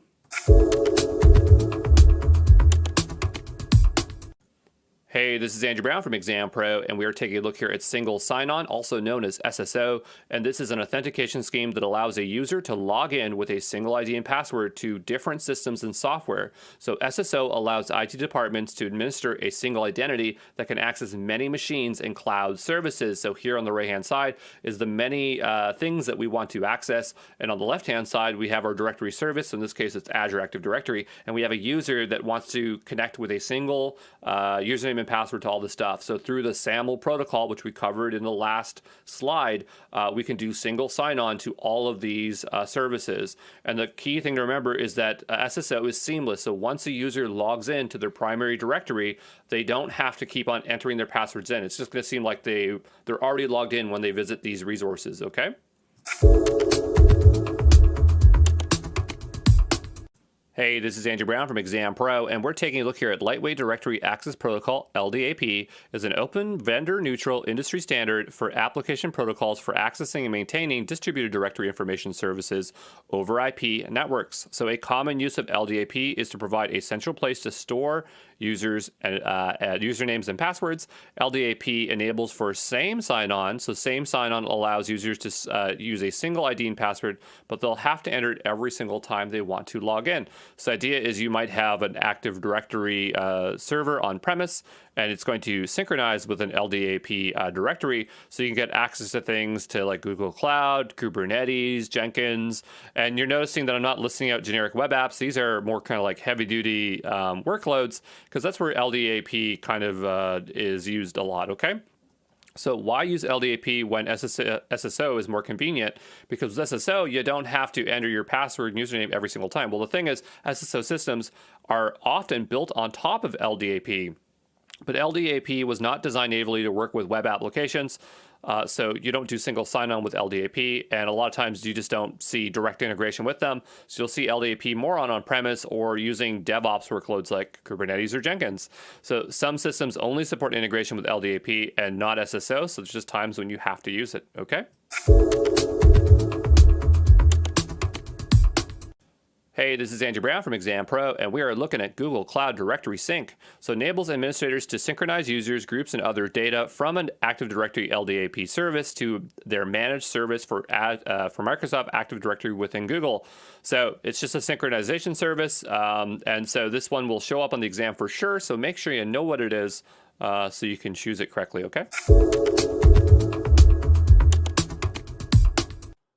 Let's take a look at DevOps and SRE. SRE is actually a term invented by Google, and they have a whole white paper on it, I think. But let's first define DevOps. It is a method that combines development and operation teams to improve collaboration and accountability. So there's the term of silos, so isolated teams that don't collaborate. So DevOps breaks these barriers to improve teamwork. We have gradual change, so making small incremental updates to reduce risk and improve system reliability. There's tooling and automation. So this is when you want to reduce manual work and increase efficiency. We have the idea of measure everything. So tracking performance to understand what's working, what needs improvement. Then we have the term SRE, Site Reliability Engineer. Again, this was a term invented by Google, a job title that they invented. It is a method that applies software engineering to operations, making systems more reliable and scalable. We have the idea of shared ownership. So developers and operation teams share responsibility for system reliability.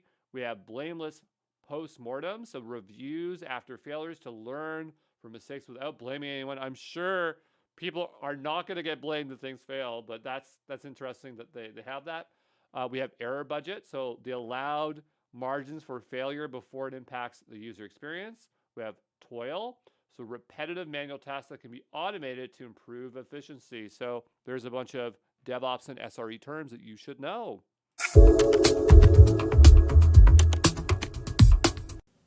Hey, this is Andrew Brown from Exam Pro, and we are taking a look here at service level agreements, also known as SLAs. So an SLA is a formal commitment about the expected level of service between a customer and a provider.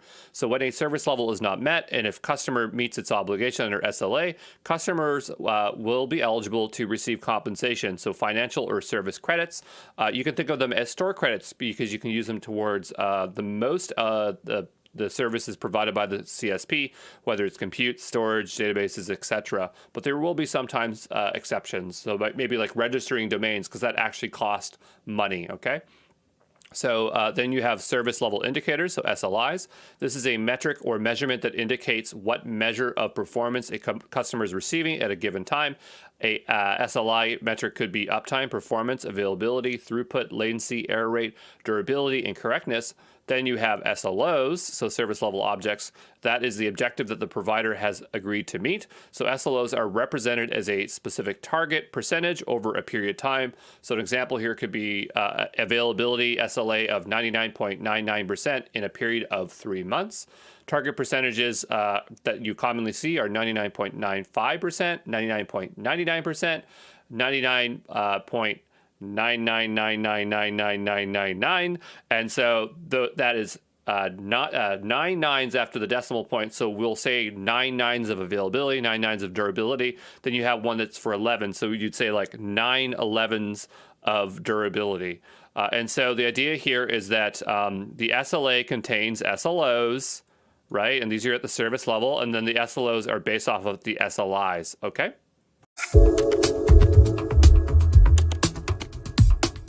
Hey, this is Andrew Brown from Exam Pro, and we're going to go through the SLAs for Google Cloud Platform. Now, it's in the exam guide, but it doesn't really show up on the exam, so I don't think you have to pay close attention here. And this is really boring because we're just going to list out a bunch of numbers, but you know, maybe you'll remember some that are 95 and some that are 99, and that might help you on the exam. So let's get to it. So for compute engine, and mostly, I think all of these are going to be in the monthly and generally for uptime. But for covered services, instances in multiple zones, 99.99%, single instance, 99.5%, load balancing, 99.99%. Then what we have here is Cloud SQL and Cloud Functions. It's a monthly uptime of 99.95%. For BigQuery and App Engines, it's monthly uptime for 99.99%. For cloud storage, it's going to vary based on the type of storage, but standard storage in multi-region, dual region is going to be 99.95%. Standard storage in regional location for cloud storage, nearline, cold line, multi-region, dual region is going to be 99.9%. Nearline or cold line online storage, class, and regional location, cloud storage is going to be 99.0%. That's because of the durability is reduced. You're paying for, it's cold line. You're not going to access it very often, so it's less of a problem, but that makes sense why it's lower. For CloudNet, this one is just the outlier where it's 99.9%. And then AI platform training prediction is 99.95%. It's like the one up here. I should have grouped it up here, but I didn't. So for Cloud Bigtable, we have a bunch of different values. So if it's multi-cluster routing, so 99.999. If it's less than fewer than 3 regions, it's just 2 nines. Single cluster routing policies, 0.9. Zonal instance, 0.9. For Apogee, and it's very unlikely they'll ever ask you SLAs for Apogee on the exam, but we have them here anyway. So for standard, 99. For enterprise, 99.9%. For enterprise plus, 99.9%. For Cloud Spanner, you have 3 nines of durability for multi-region, and then we have 2 nines for regional instance. So there you go. Hey, this is Andrew Brown from Exam Pro, and we are looking at GCP support plans. So we got basic, standard, enhanced, premium, and then just for cost, this one's free, this one's $29, this one's $500, and this one you have to contact sales. So this is premium is your enterprise support, enhanced is your business support. When you're looking at AWS or Azure, they'll charge $100, but for some reason, GCP charges $500. I think that is not smart on their part because it really makes it hard for adoption when you are a small to medium company. No idea why they did that, but that's just what it is, okay? So you get unlimited access to support for standard, enhanced, and premium. They just mean, like, I guess to access the platform. I would think that it's unlimited across the board, but that's just how they display it there. For billing support, that's asking billing queries. You can use email, phone, or chat. In terms of response time, standard is priority 2. So the larger the number, the lower the priority, okay? Priority 0 is the highest, right? So you can expect a 4-hour response here. In enhanced support, you're looking at 1-hour response. And for premium, you're looking at 15-minute response times. But I mean, this varies based on, this is when you actually have a severe issue. So it's not for general questions, okay? For technical support, you can only do email with standard. And this is pretty common, like with either Azure or AWS, they'll call it, the standard will be just called developer support. So yeah, it's just emails. And you're looking at pretty much a 24-hour response time for that. And for technical support for enhanced and premium, you got case emails and phone. So that is a, I don't know if they have chat because I didn't really want to pay for $500 to find out if they had chat. But I've definitely experienced chat via billing support and it's pretty darn good. But if you want to get on the phone for someone, you got to be paying a lot more. For 8 out of 5 response for high impact issues.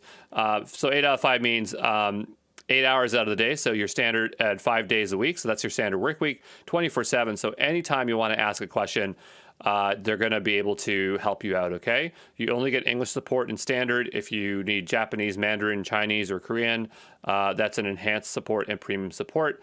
And so some of the features that are found in both enhanced and premium is Active Assist Recommender API, third-party support, cloud support API, technical support escalation. For enhanced support, you get you can purchase additionally technical account advisory service, TAAS. In premium support, you get a TAM, so a technical account manager, and so that is a person that is assigned to you. You get event management service, operational health reviews, customer-aware support, new product previews, training credits, and access to purchase mission-critical services. So you can see there's a lot of stuff here. In terms of the exam, I didn't see a single question about like what support plan does what, which I was shocked because when you do AWS and Azure, you see that kind of stuff there. It's definitely on the exam guide, so I don't know why I didn't see any questions, and all the other people I asked never saw those questions either. Maybe they'll add them in the future, so it's worth knowing this page, I think. In terms of all these feature sets, they're definitely not going to ask you them on the exam, but we're going to cover them anyway, all this stuff here, because I think that if you are learning fundamental knowledge and you want to convince your stakeholders, why to use GCP, you want to know the full offering of support, okay?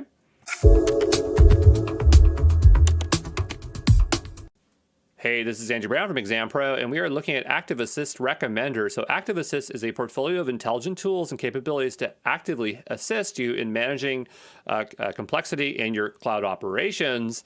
So make improvements easily, prevent mistakes from happening, find out what went wrong quickly. And so here on the right-hand side is a recommendation where it's saying, this is my current configuration, but it's recommending that I reduce this instance to 6 vPCUs and 20 gigabytes so I can save a bunch of money. So 3 activities is making proactive improvements to your cloud with smart recommendations, preventing mistakes from happening in the first place by giving better analysis, helping you figure out why something went wrong by using intuitive troubleshooting tools. If you use something like Trusted Advisor in AWS or Azure, it's the same thing, okay?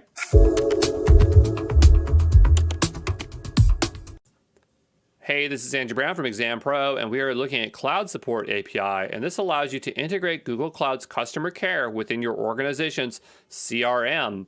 So the API supports create and manage support cases, list, create, download attachments for cases, list and create comments in cases, and so the Cloud Support API is available to customer cares with enhanced or premium support. So why would you want this? Well, if you have your own CRM, right, so you use a CRM to have your own cases for customers, it allows you to kind of centralize all of your case information in one place so that you don't have to have your users or your support team go out and make cases in Google Cloud. You can just integrate it directly into a single platform. And this is a very unique offering. I haven't seen this on AWS. I haven't seen this on Azure. So this is pretty cool that GCP does this. Hey, this is Andrew Brown from Exam Pro, and we are looking at Technical Account Advisory Service, and this provides proactive guidance and reactive support to help you succeed with your cloud journey. So TAAS delivers the following services, so guided onboarding to help you get started with enhanced support and set up your operations with Google Cloud, best practices and additional support for the most critical cases, including proactive monitoring and guidance on case escalation, monthly, quarterly, yearly reviews to assess your operational health across Google Cloud and deliver recommendations for improving your usage of enhanced support, recommended training paths and courses tailored to your organizational needs. When you purchase TAS, you pay a monthly fee with a minimum 1-year contract. After the first year, your contract is month to month. So third-party technology support is available to customer care support with enhanced or premium support. So it's just something you can pay for additional on top of enhanced support or premium support just to get more guidance, okay? Hey, this is Andrew Brown from Exam Pro, and we are looking at mission critical services. So this assesses and mitigates potential service disruptions for environments that are essential to an organization and cause significant impact to operations when disrupted. To prepare you for this service, Google Cloud analyzes your current operations and onboards you to mission critical operations mode, a mode standardized by Google. The onboarding process includes the following: assessing key elements of your mission critical environment, including architecture, observability, measurement, and control, delivering a gap analysis to help you prepare for mission-critical operations, bringing your organization into mission-critical operation modes to drive continuous improvement of your environment through proactive and preventive engagement. After you've onboarded, you've received the following services: drills, testing, training for mission-critical environments, customer-centric incident reporting, proactive monitoring and case generation, priority zero, so P0 support case filing privileges with 5-minute response time, war room incident management, impact prevention follow-ups. So you can see this is a pretty darn serious service, but it's only at the top tier of support, okay? Hey, this is Andrew Brown from Exam Pro, and we are looking at operational health reviews. So this helps you measure your progress and proactively address blockers to your goals with Google Cloud. So the reviews serve as a regular touch point with your TAM where you can discuss various topics related to your customer care experience, including the efficiency of cloud operations, including support trends, analysis of trends and operational metrics, incidents, case escalations and outages, tracking of open cases, status reports of high priority cloud projects. So there you go. Hey, this is Andrew Brown from Exam Pro, and we are looking at Cloud Billings Account, which is used to define who pays for a given set of Google Cloud resources and is connected to a Google Payments profile. So over here on the right-hand side, you can see that link. So projects are going to be going to your billing account, and then your billing account is linked to a payment profile. If you want to see that you can create multiple under a payment profile, you create multiple billing accounts. So here's just a single one, but it's very easy to create multiples. So billing account includes one or more billing contacts predefined in a payments profile. Billings can have sub-accounts for resellers, so you can bill resources to be paid by your customer. So let's compare the two so that we fully understand these two offerings, okay? So for Cloud Billing Account, it is a cloud level resource managed in the Google Cloud Console, tracks all of the costs, charges, and usage credits incurred by the Google Cloud usage. A Cloud Billing Account can be linked to one or more projects. Projects usage is charged to the linked billing account, results in a single invoice per cloud billing account, operates in a single currency, defines who pays for a given set of resources, is connected to a Google Payments profile, which includes payment instructions defining how you pay for charges, has billing-specific roles and permissions to control accessing and modifying billing-related functions, so established IAM. So on the payments profile side, we're over here now, it is a Google level resource managed at payments.google.com, connects to all of your Google services such as Google Ads, Google Cloud, Phone service, processes payments for all Google services, not just Google Cloud, stores information like names, address, tax ID when required legally, or who is responsible for the profile, stores your various payment instruments, so credit cards, debit cards, bank accounts, other payment methods you'll be used to buy through Google in the past, functions as a document center where you can view invoices, payment history, and so on, controls who you can view and receive invoices of various cloud billing accounts and products.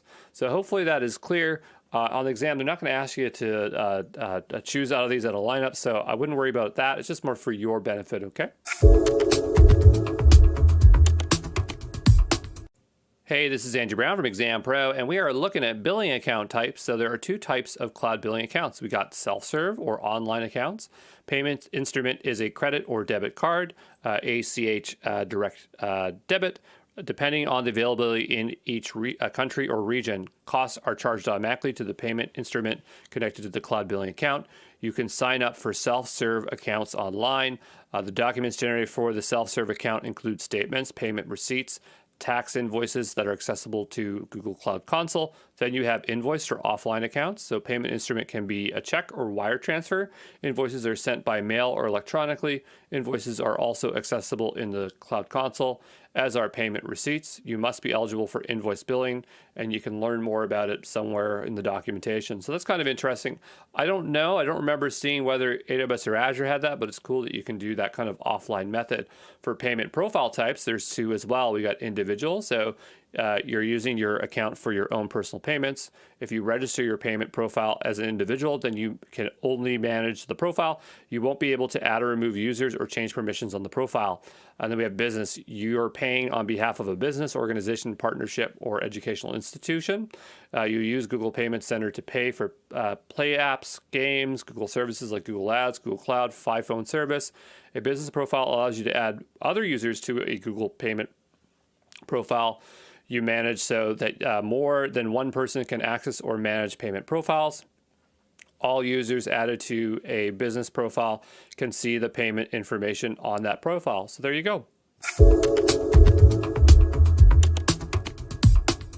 Hey, this is Andrew Brown from Exam Pro, and we are looking at charging cycles. So for self-serve cloud billing accounts, your Google Cloud costs are automatically charged in one of two ways. So you either have monthly billing, so costs are charged on a regular monthly cycle, or threshold billing. Costs are charged when your account has accrued a specific amount. For self-serve cloud billing accounts, your charging cycle is automatically assigned when you create the account. You do not get to choose your charging cycle, and you cannot change the charging cycle. For invoice cloud billing accounts, your typical receive one invoice per month, and the amount of time you have to pay your invoice, so your payment terms, is determined by the agreement you made with Google. So there you go.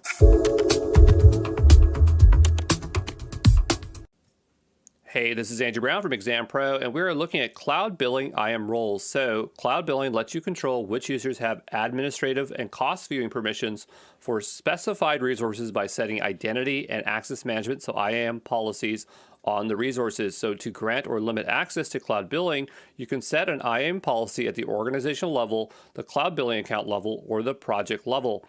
Cloud billing roles in IAM include billing account creator. So this creates a new self-serve online billing accounts. Billing account administrator, manage billing accounts, but not be able to create them. Billing account user, so link projects to billing accounts. Billing account viewer, so view billing account cost information and transactions. Project billing manager, so link and unlink the project to and from a billing account. Billing account cost manager, so can view and export cost information of billing. In the documentation here, I've just pulled up one. This is for billings admin, and just shows you all the permissions that are possible. Okay, so this is basically a condensed list of all this information, all these descriptions and stuff. But if you want to have an idea of exactly what you have access to, you can see that there. Okay.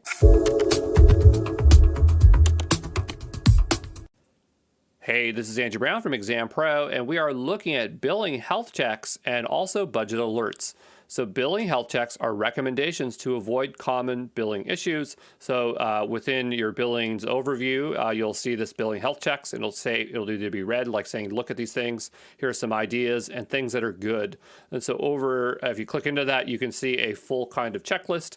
The first recommendation is to go ahead and create a budget alert. So this allows you to make multiple alert thresholds to reduce spending, surprises, and unexpected cost overruns.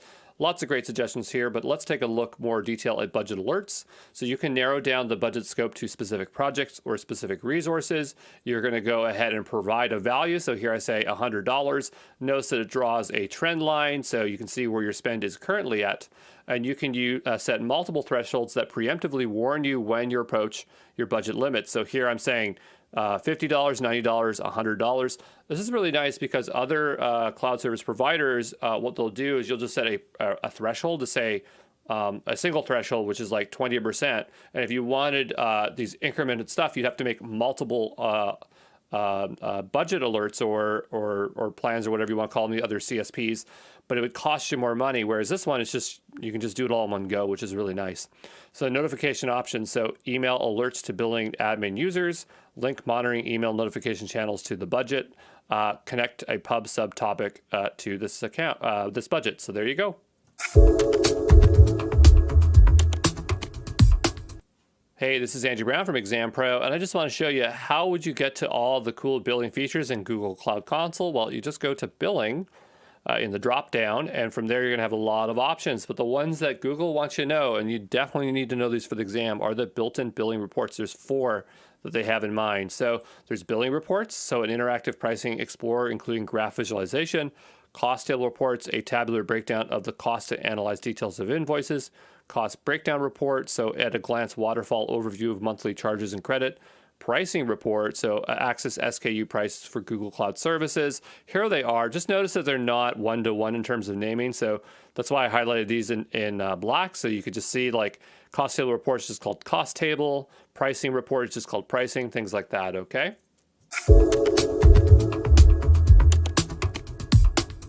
Hey, this is Andrew Brown from Exam Pro, and we are taking a look at the billing reports in greater detail here. So billing report is to view and analyze your Google Cloud usage costs using many selectable settings and filters. So configuring various views of cloud billing reports can help you answer questions like these.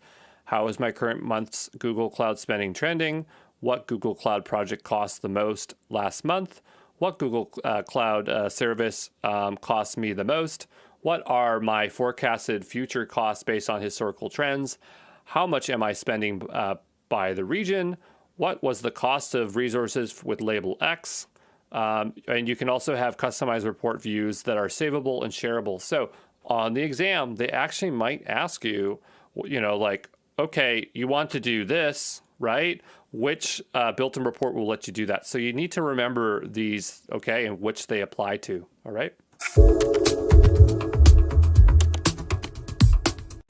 Hey, this is Andrew Brown from Exam Pro, and we are looking at cost table reports. And a cost table report is to access and analyze the details of your invoices and statements.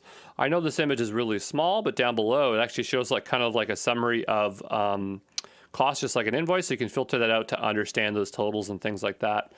So because your generated invoices and statement PDF only contains simplified summarized views of your costs, the cost table report is available to provide invoice or statement cost details such as the following, including project level cost details from your invoices and statements, including tax costs broken down out by project.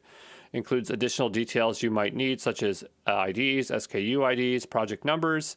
The report view is customizable and downloadable to a CSV. So there you go.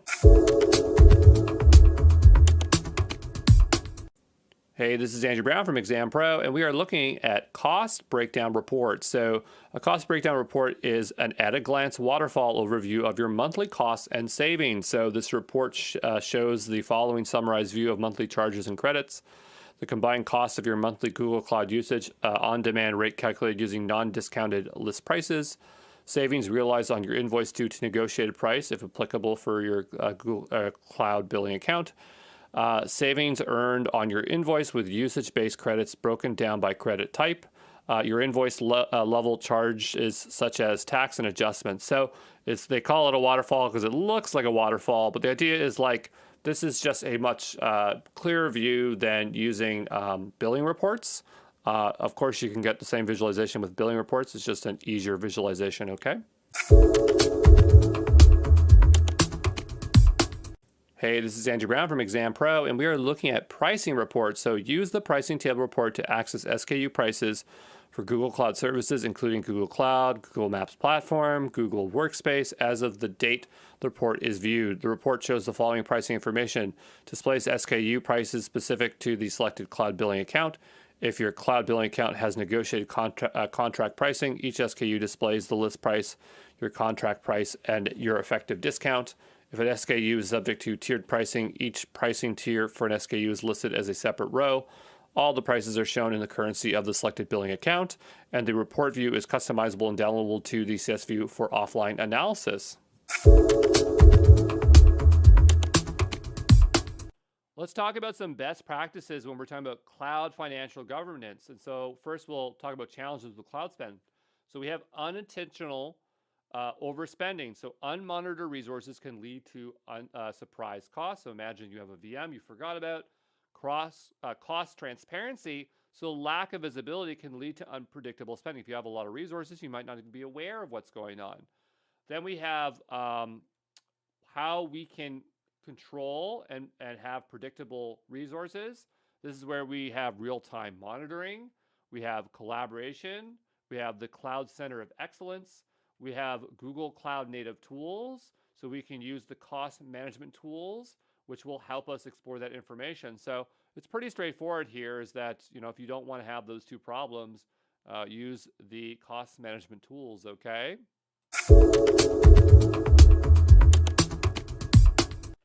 Let's take a look at Google's Cloud Carbon Footprint. It's a tool that helps organizations measure, track, and reduce carbon emissions associated with their use of Google Cloud services. So here's an example of seeing emissions that you are utilizing when you are utilizing services. I don't think AWS has this. I haven't seen it in Azure, and so Google has been the best at providing transparency around your carbon footprint, if that's something you care about. When you're choosing a region, it can tell you where there is a region that is low carbon impact. Remember, there's like a little green leaf that they show you. There is also low carbon regional signals. So this will tell you a guide about regions with lower emissions. So that's more stuff about tying to regions in particular. There's the active assistant recommendation. So it will suggest things where, if you shut down resources, you can save money. It's so bizarre because, when I was getting really heavy into learning cloud, like over 10 years ago, it was all about running as many things as you could across many regions and stuff to keep things up. And now it's like, oh, shut them down. You don't need them. We have Google Workspace Carbon Footprint. So this is specific to Google Workspace to help you identify stuff there. So here's a screenshot of that little green leaf I've been talking about, where you're looking at the regions and they're telling you where the CO2 is lower. By how much, I don't know, but I guess it probably tells you there in that table. Google CFE indicates the percentage of energy consumed from the carbon-free sources in each region. So there we go. And we have the grid carbon intensity measure, which measures the amount of carbon emitted per unit of electricity consumed in the region. That's what we're looking at right now. But there you go.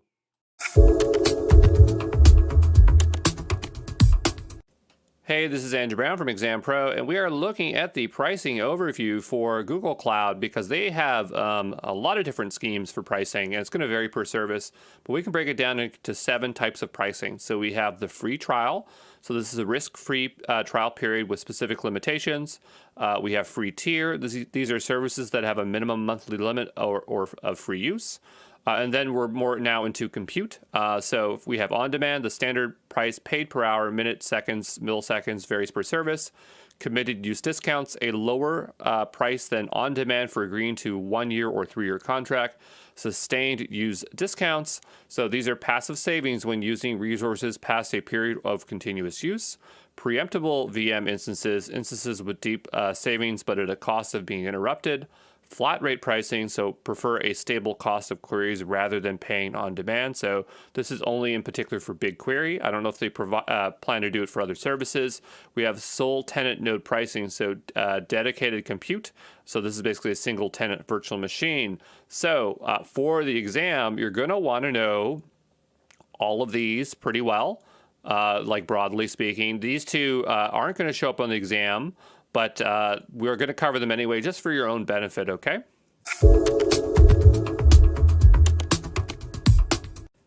Hey, this is Andrew Brown from Exam Pro, and we are looking at free trial and also free tier. So this is going to show up on the exam, but it's for your own benefit. So when you sign up for Google Cloud, you are going to get 90 days free for $300 of credits on the platform that you can use towards different types of products and services.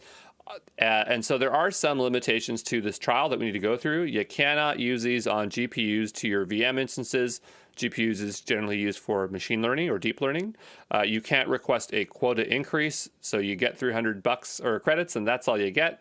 You can't create VM instances that are based on Windows Server images. You need to verify a credit card or other payment method to sign up. And at the end of your trial, to continue using Google Cloud, you must upgrade to a paid cloud billing account.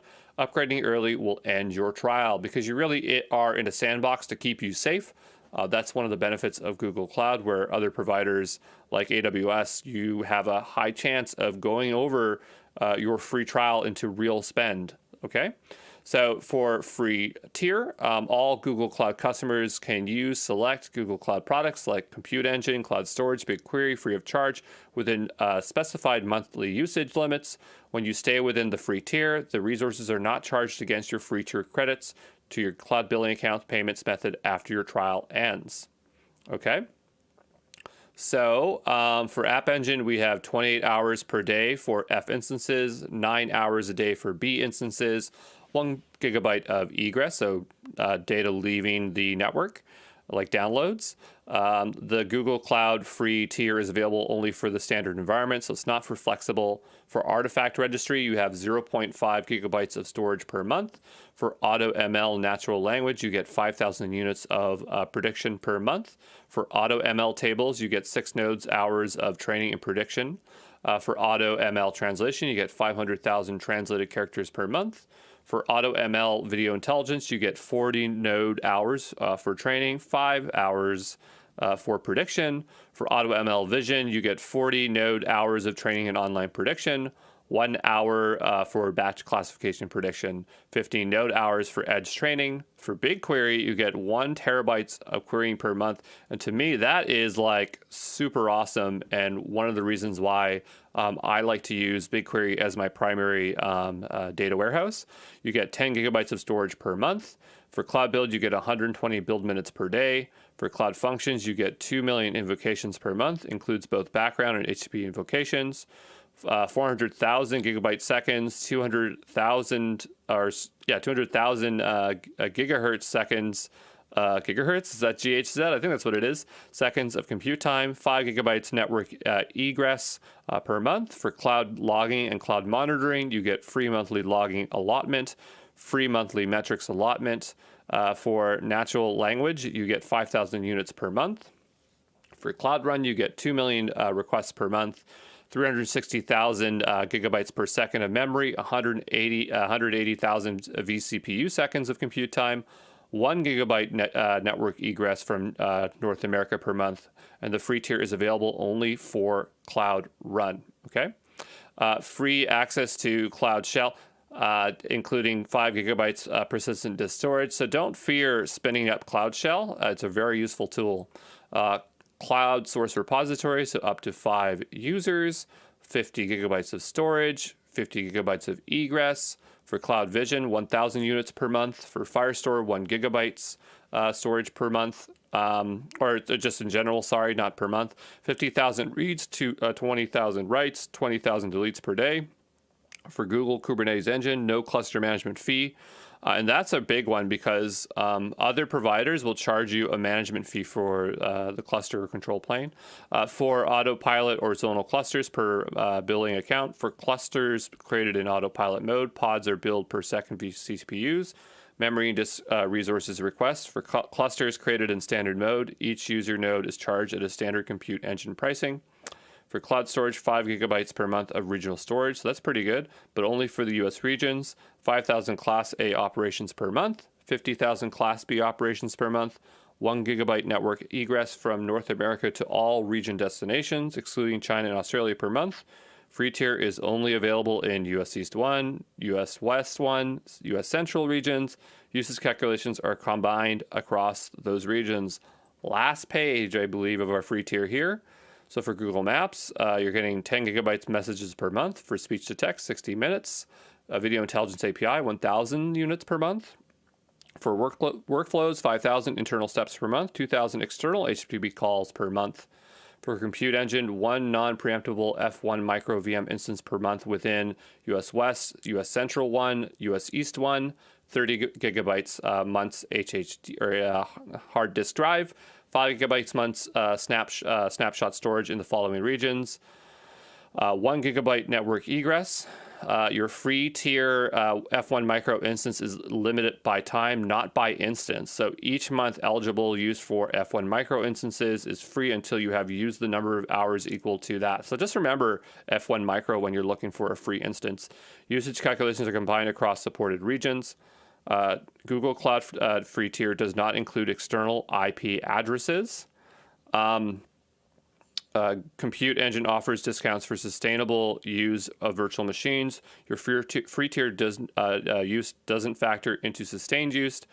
GPUs and TPUs are not included in the free tier offers. You are always charged for GPUs and TPUs that you add VM instances. And that makes sense because they're physical pieces of hardware. They're really expensive, okay? Hey, this is Andrew Brown from Exam Pro, and we are looking at on-demand pricing. So this is when you pay for a Google Cloud resource based on a consumption-based model. A consumption-based model means you only pay for what you use based on a consumption metric. So that could be hourly, minutes, seconds, milliseconds, can be multiplied by configuration variables such as vCPUs or memory, by API calls, so maybe $1 every 1,000 transactions. On-demand is ideal for low cost, and it's because it's low cost and flexible, only pay per hour. Short-term, spiky, unpredictable workloads cannot be interrupted, and for first-time apps. So generally, it's the one you usually use, okay? Hey, this is Andrew Brown from Exam Pro, and we are looking at committed use discounts, also known as CUDs, and this lets you commit to a contract for deeply discounted virtual machines on the Google Compute Engine.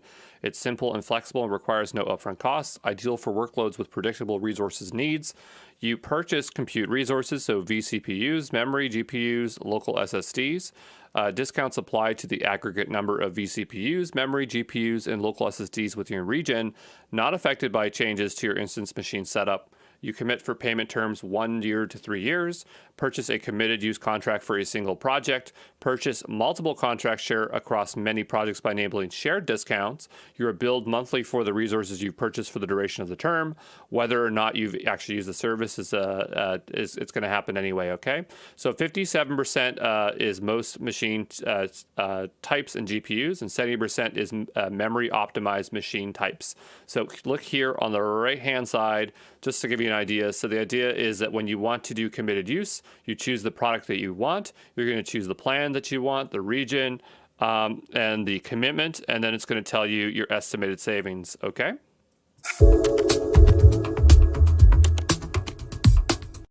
Hey, this is Andrew Brown from Exam Pro, and we are looking at sustained use discounts, also known as SUDs, and these are automatic discounts for running specific compute engine resources for a significant portion of the billing month. So, sustained use discounts apply to the following resources, and this is broken into two broad categories. The first is vCPUs and memory. So, when you're dealing with these two components, you have general purpose, custom, and predefined machine types, such as you going in and dropping down different types of machines, compute optimized machine types, memory optimized machine types, sole tenant nodes. Remember, that's kind of like dedicated machines.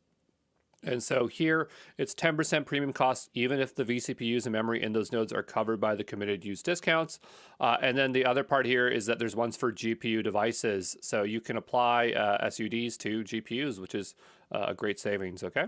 Applied on incremental use after each reach certain usage thresholds. You pay only for the number of minutes that you use an instance. Compute engines automatically give you the best price. There's no reason to run an instance longer for than you need it. Automatically applied to the VMs created by both Google Kubernetes Engine and Compute Engine, and it does not apply to VMs created using App Engine's flexible environment and data flow, okay? But what I want to remember is that SUDs is if you keep on using something, you're going to save money, and it's going to be particular with most CPU types, most compute types, and GPUs, okay? It also does not apply to E2 and A2 machine types. I missed that there in the end. Just to kind of give you an idea of what kind of savings you can expect.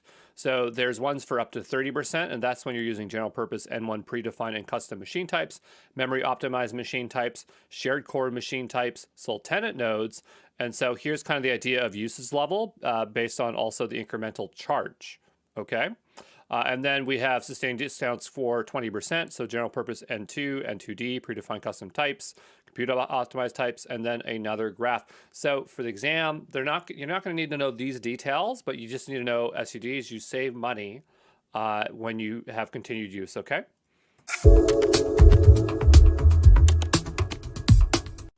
Hey, this is Andrew Brown from Exam Pro, and we are looking at flat rate pricing, and this is only for BigQuery. Would it ever be for any other service? I don't think so.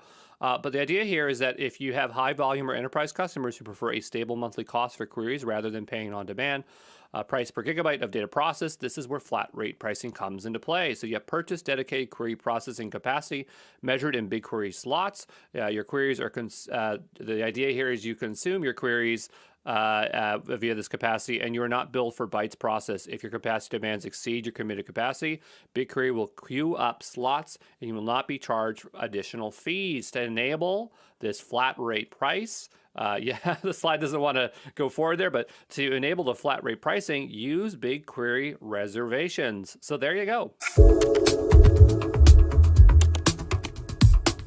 Hey, this is Andrew Brown from Exam Pro, and we are looking at sole tenant node pricing. So a sole tenant node, a single tenant virtual machine, is physical compute engine server that is dedicated to hosting your own project's VM instance. You've heard me mention sole tenant many times in this course. When you create a sole tenant node, you are billed for all of the vCPUs and memory resources on the sole tenant nodes, plus a sole tenancy premium, which is 10% of the cost of all the underlying vCPUs and memory resources. It does, for sustained use discounts apply to this premium, but committed use discounts do not. After you create the node, you can place the VM on that node, and then these VMs run for no additional costs. vCPUs and gigabytes of memory are charged a minimum of 1 minute. After 1 minute of use, sole tenant nodes are billed in 1 second increments. The price of a node type depends on the following. So number of vCPUs of the node type, gigabytes of memory of the node types, region where you create the nodes. So will sole tenant show up on the exam? Probably. So just make sure you understand. You don't need to remember all the details to it, but remember, just understand what it is and generally how expensive it is, okay? Hey, this is Andrew Brown from Exam Pro, and we are looking at the Google Pricing Calculator. So this is a free web-based cost calculating tool to generally calculate costs of various GCP resources.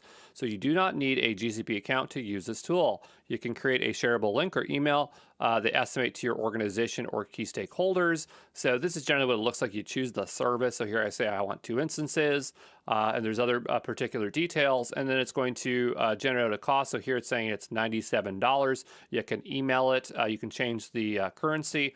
Very straightforward. So there you go.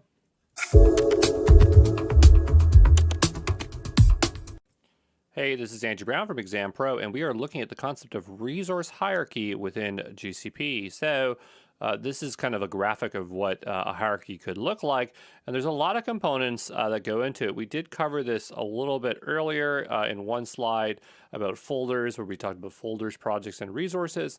But there's a lot of moving parts here, and on the exam, they're definitely going to ask you about resource hierarchies. So let's make sure we know this, okay? First thing is a resource is a service level resources that are used to process your workloads. Could be BigQuery, Compute Engine, whatever that is a service you want to launch. Then you have resource management, how you should configure and grant access to cloud resources from your team, setup and or team setup and organization of your account level resources. You have domains, primary identity of your organization, define which users should be associated with your org, you universally administer policy for your users and devices, linked to either a Google Workspace or Cloud Identity account. A Google Workspace or Cloud Identity account can only have one org, just so you know. Then you have orgs or organizations. These are the root nodes of your Google Cloud hierarchy of resources. You can define settings, permissions, policies for all projects, folders, resources. Cloud Billing account is its parent. Organization is associated with exactly one domain. Using an organization, you can essentially manage your Google Cloud resources and users' access with proactive and reactive management. Then you have folders. This is a logical grouping of projects and other folders. Folders can be used to group resources that share common IAM policies. You got projects, so logical grouping of service level resources. Projects can represent teams, environments, organizational units, business departments, and this is basically where resource hierarchy is very detailed in its variants. Basis of enabling services, APIs, and IAM permissions. A service level resource can only belong to a single project. You got labels, so categorize and filter your resources with key value pairs. If you used AWS or Azure, they call these tags, okay? But here at GCP, they call them labels. Great for cost tracking at a granular level. There are 3 suggested hierarchy architecturals you can use: environment-oriented, function-oriented, and granular access-oriented.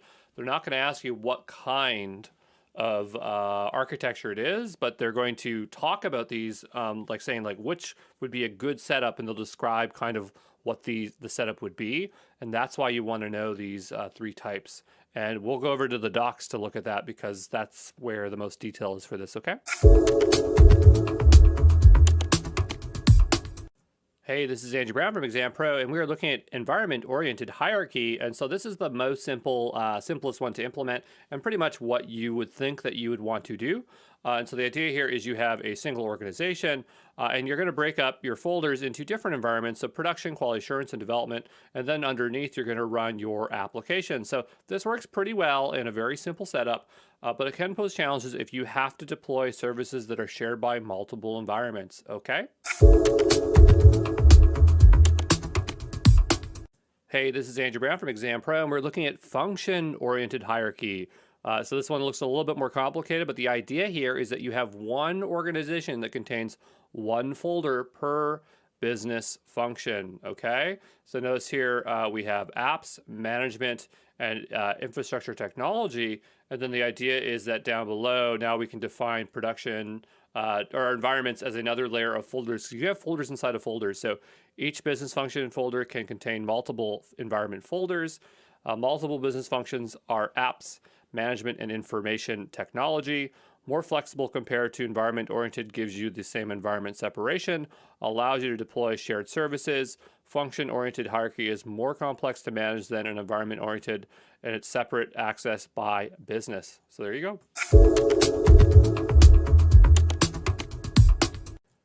Hey, this is Andrew Brown from Exam Pro, and we are looking at granular access-oriented hierarchy. So this one's a little bit larger. We have 3 layers of folders. And so the idea here is we have one organization that contains folders per business unit. So now, as you can see here, it's retail, risk management, financial, commercial. I know it's hard to read, but It's hard to fit that whole image in there. Each business unit can contain one folder per business function. So now we have our functions, so application, sandbox, shared, core services, data analysis, controlled services, and each business function folder can contain one folder per environment. So production, development, etc. So this is the most flexible and extensible option. You need to spend a greater effort to manage the structure, roles, and permissions. The network topology is more complex. So really, like when you're looking at it, the idea is that we had the three types. So the first one was environment oriented. So this is the environment.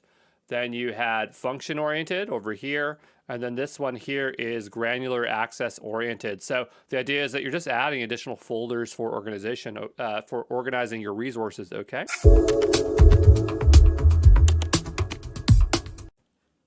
Hey, this is Andrew Brown from Exam Pro, and we are doing the GCP follow along. So the idea here is that we are going to just launch a bunch of cloud services.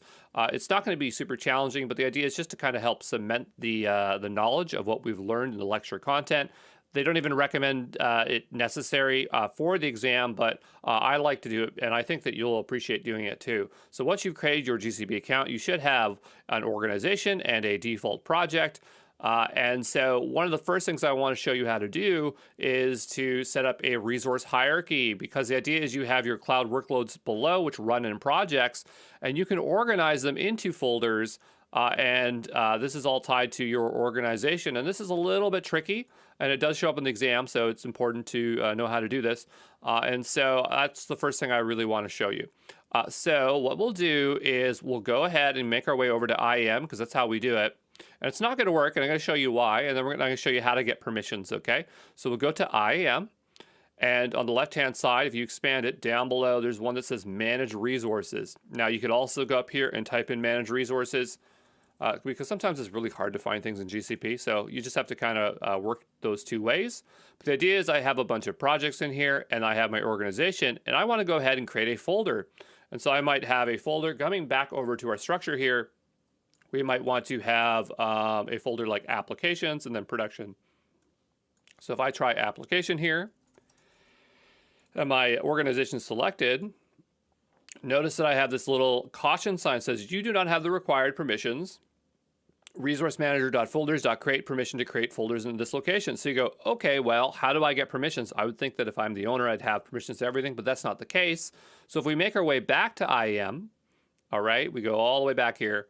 We're under the top one here, which is for the users. And we see I have the owner role. If you look up the documentation, it's going to say, go ahead and add project or admin folder.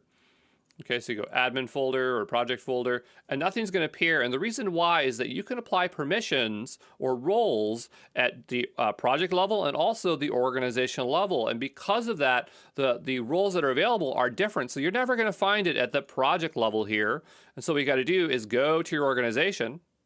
All right, the way you know that you're in your org right now is that it has this little building, and notice now it's just listing people at the organizational level. And so what I can do here is go ahead and edit the member, and I'm going to add a role. I'm just going to type in folder.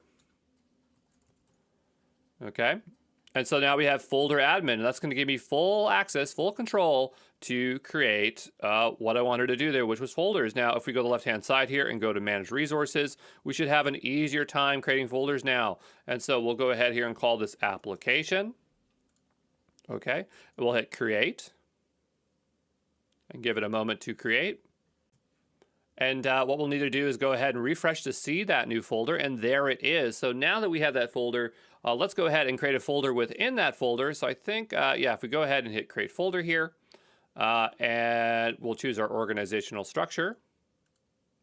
Whoops. Sorry, so I got to go and choose the org, and then now what we can do is choose the folder. So I want application here, and following our guide here, we're going to go with, let's say development, because we're not serious about it running any kind of production workloads today. We'll go ahead and create that.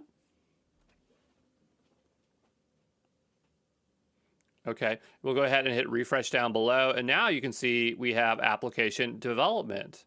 So let's say we want to move, or let's say we want to create a new project that's going to sit in here for our development workload. And so down below, You might want to specify the names, but what I'm going to do is create a new one in here, and I'll say create project. And this is just going to be my app, and we will choose its location. Okay, we'll hit create.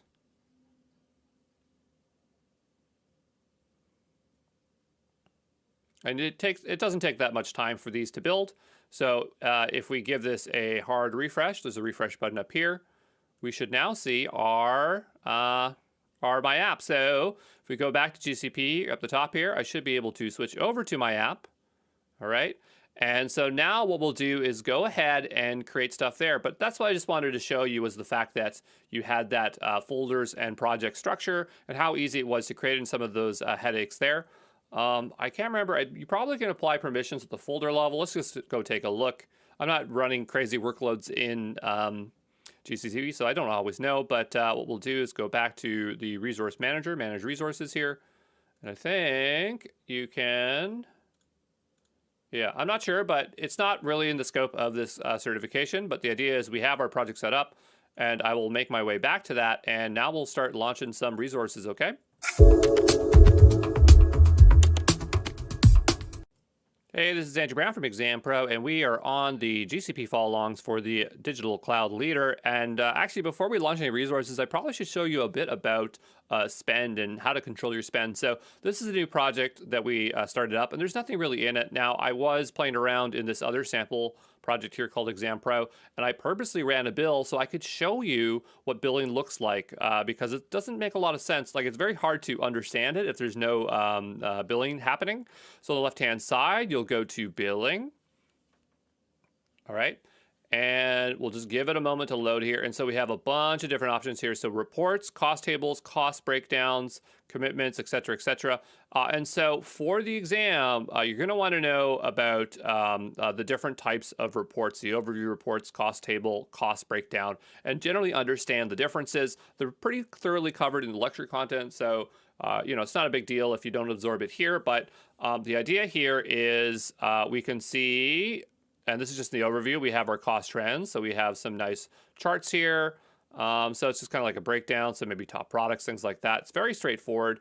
But over here on the right-hand side, we have billing health checks. And so if we were to click this here, it's going to give us a bunch of suggestions that we should do. And so the first is grant access to view billing reports, assign multiple billing account administrators, turn off billing account creator role for domain, set up a budgets alerts, link a project, or close an unused account. So I would say that setting up a budget alert is on our high priority here, because we do not want to end up spending more than we have. So if we go over to budget alerts over here, you can see I have my spending limit and showing that I've spent $2.43 out of $100. So if we want to go ahead and create ourselves a budget, it's pretty darn easy. I'll just say my second budget alert. Okay. See, I had a lot to spend the other month there, and now I don't have so much. But the idea here is you can go and say, okay, do I want to take into account credits or not? Credits would be if you were given GCP credits to utilize for free. A lot of times startups get those. But the idea is you can go ahead and hit next.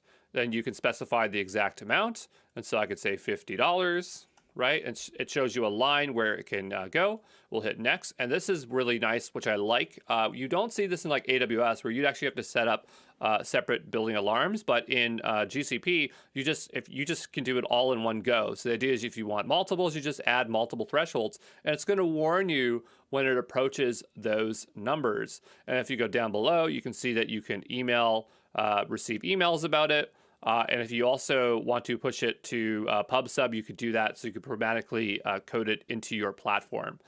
In terms of the exam, you just need to know that you can set thresholds and why you'd want to use budgets, right? Just to make sure you're monitoring your spend. Now, I don't need to go ahead and create one because I already have one. It's a very simple process, but that is budget alerts. Now, if we go back over here to reports, this is really cool. This is basically a great way of visualizing your data. So you have a bunch of different options, and you can really pare down and say, okay, I want to know exactly what the spend was for this service and stuff like that. So if you really want to do visuals, that's what you'd use that reports tab for. Then you have your cost table. And cost table is basically like a dynamic invoice. So the idea is like invoices just aren't able to show you all of the line items.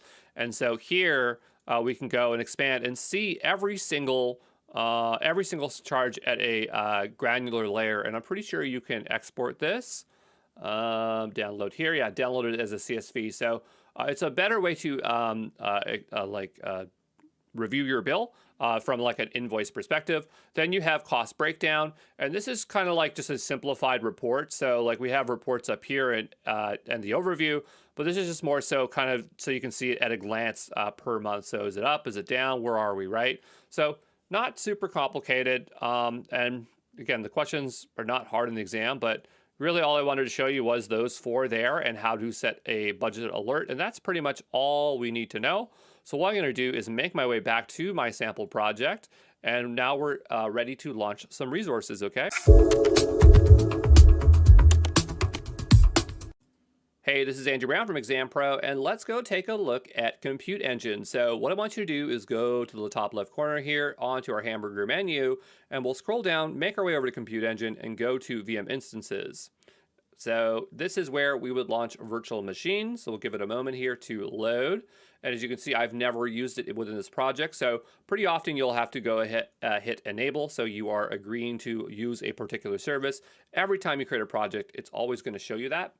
But we'll give it a moment to allow us to use that API. It just takes a little bit of time. And I don't know why, sometimes the UI is a little bit buggy. Sometimes it freezes like this. And so if it does do that, what you'll need to do is just go ahead and hit refresh. It's usually pretty darn good. The experience is usually pretty smooth, but not always the case. So I'm going to go ahead and hit enable again. Okay, and it just does not want to work right now. So if that happens, and it's totally possible that can happen, what I recommend is just step away, go get a tea, go get a coffee, and then come on back because it'll probably work in just a bit, okay? I'll see you back in a moment. All right, so after a short tea break, I'm back, and it's now just all of a sudden working. So that's the thing with these large cloud service providers is that their services are so massive. It's very common to run into inconsistencies in the UI where you think you've done something, but it's telling you haven't, but you know you have. And so you have to have confidence knowing, okay, I did do this, and just give it a little bit of patience and time. And just check in again. And so here you can see it actually launched multiple times because I pressed the button 4 times. So it actually worked the first time. But here we are. And if you want a quick start, you can hit this button here. And the thing is that GCP, and only GCP does this, but they have a really, really good tutorial system. So if you want to be shown around anything, you can hit show me now. And it'll help you step through all the things that you need to know. And so this one is just kind of like a tutorial on how to do something. I'm not going to go through it. This is more for you. This is how to do it to do app with MongoDB. I don't like MongoDB, so I'm not doing that today. But I just want you to know that's a great way to start learning with GCP. But what we'll do, and you can see we have different instances here. So VM, instance templates, sole tenants, those are dedicated machines, machine images, etc., TPUs. But what we want to do is just go ahead and create ourselves a regular old virtual machine. So I'll go ahead and hit create instance. And we'll give it a moment here. Today's a slow day for GCP. It's usually super fast. And here we're in here. And so on the left-hand side, we have new VM instance from template, new VM instance from machine image, or the marketplace. Now, I really like how GCP shows their forms compared to AWS and Azure because they're always like on one screen, and they're very good about showing you the price, which is really nice. And here you can do, you get a breakdown to kind of see where the hidden costs are. So it's not just the CPU cost that, it's just like there is a persistent disk. And maybe if you're using sustained use discount, if you've used it on a monthly basis, it'll show you your savings. Notice it's like a negative, so it would show you a reduced cost there. But the idea here is that we want to name our instance. So I'm going to just say my website. Okay. We'll see if it takes that. We can add labels. Labels are tags, so I could go here and say ENV production. We'll go ahead and add that label. Other providers call them tags. For some reason, GCP wants to call them labels, but it's the same thing. Notice we can choose our region. So I'm going to see if there is a Canada region. I'm pretty sure there is. I just started typing as if I was on Azure, and that's not the case. So I got to scroll on down and look for it. I know there's a Montreal. There's always a Montreal right there at the top. And so I can choose between my zones. I'm going to stick with Zone A. Notice we have general purpose and compute optimized. Notice as soon as I went to compute optimized, it's $135. We'll make our way back. E2 is, I believe, the most cost-effective instances. Another thing that's really nice about GCP is that they just have fewer things to look at. So it's just a lot easier to get set up here. But this is good for me. I don't need a 2 vCPUs and 4 gigabyte memory. I want to go super small, so I'll click on that. Now I'm down to $7.83. I'm a lot more comfortable with that. We'll scroll on down. So confidential VM services enabled a confidential computing service on this VM. So this service adds protection to your data in use by keeping memory of the VM encrypted with keys that Google doesn't have access to. That sounds really good. So you can see we can check box that on, and we have some additional settings. We're not going to do that today, but I think that's really cool. This is something I really like, is that any kind of, most instances, I think most, like basically all instances, can support this container option. And what it will do is it will install a container layer for you, and then you can just specify your container image, and it makes it very easy to launch containerized services, like single container services. Azure doesn't do this. AWS doesn't do this. Only GCP does this in this kind of convenient way. So I really, really like that. Not to say you can't do it on AWS. You'd have to go to the marketplace, but that is like a super bonus for me for GCP. Notice there's some advanced options here. So like, you know, like the command arguments, you'd probably specify environment variables, maybe the entry point. Yeah, that's the entry point there, if you know anything about containers. If you don't worry. Then you have your boot disk. So this is the boot disk, right? And so we have some options here. It starts with 10 gigabytes. I wouldn't want something larger than 10 GB, but we'll take a look around here. So here we could choose Debian or Debian 9. We can change our operating system. I'm pretty comfortable with Debian. I like Debian. Oh, Fedora Core OS, that's pretty cool. I really like Fedora Core OS. I just learned all about that recently. You can provide your own custom images. You can set the size of snapshot. You can attach existing disks. But we'll stick with Debian because that's a pretty safe one there. Another one is pretty safe is CentOS. That's what a lot of the cloud service providers base their managed instances on. But what we'll do is scroll on down. You can see we can apply firewall stuff. Yeah, that's all fine. We don't need to do any more with that. We don't need a firewall. So we'll scroll up, make sure our price is okay. $7.83. You know what I'm looking for is a lot of times cloud service providers will have a startup script. Here it is. And this would be Cloud Init. Okay. So Cloud Init is a pretty standardized, or CFN Init, Cloud Init, can't remember what it's called, but it's a standardized way of providing your virtual machines with a script to start. Like it's the first thing it runs. So if we wanted to install Apache, we could do that. I'm just trying to see if there's like an example here. Like it's just a bash script, right? So I'm just thinking, yeah, see it here? Yeah, this is actually exactly what I want too. So this is perfect. I didn't know they had this. And so here, the idea is that we'll just take this. If you specify the first line in a Cloud Init file as this with a shebang, it's going to know it's a bash script, but it can also take a YAML file, I believe. But anyway, what this will do is it will do an update, and then it will install Apache 2.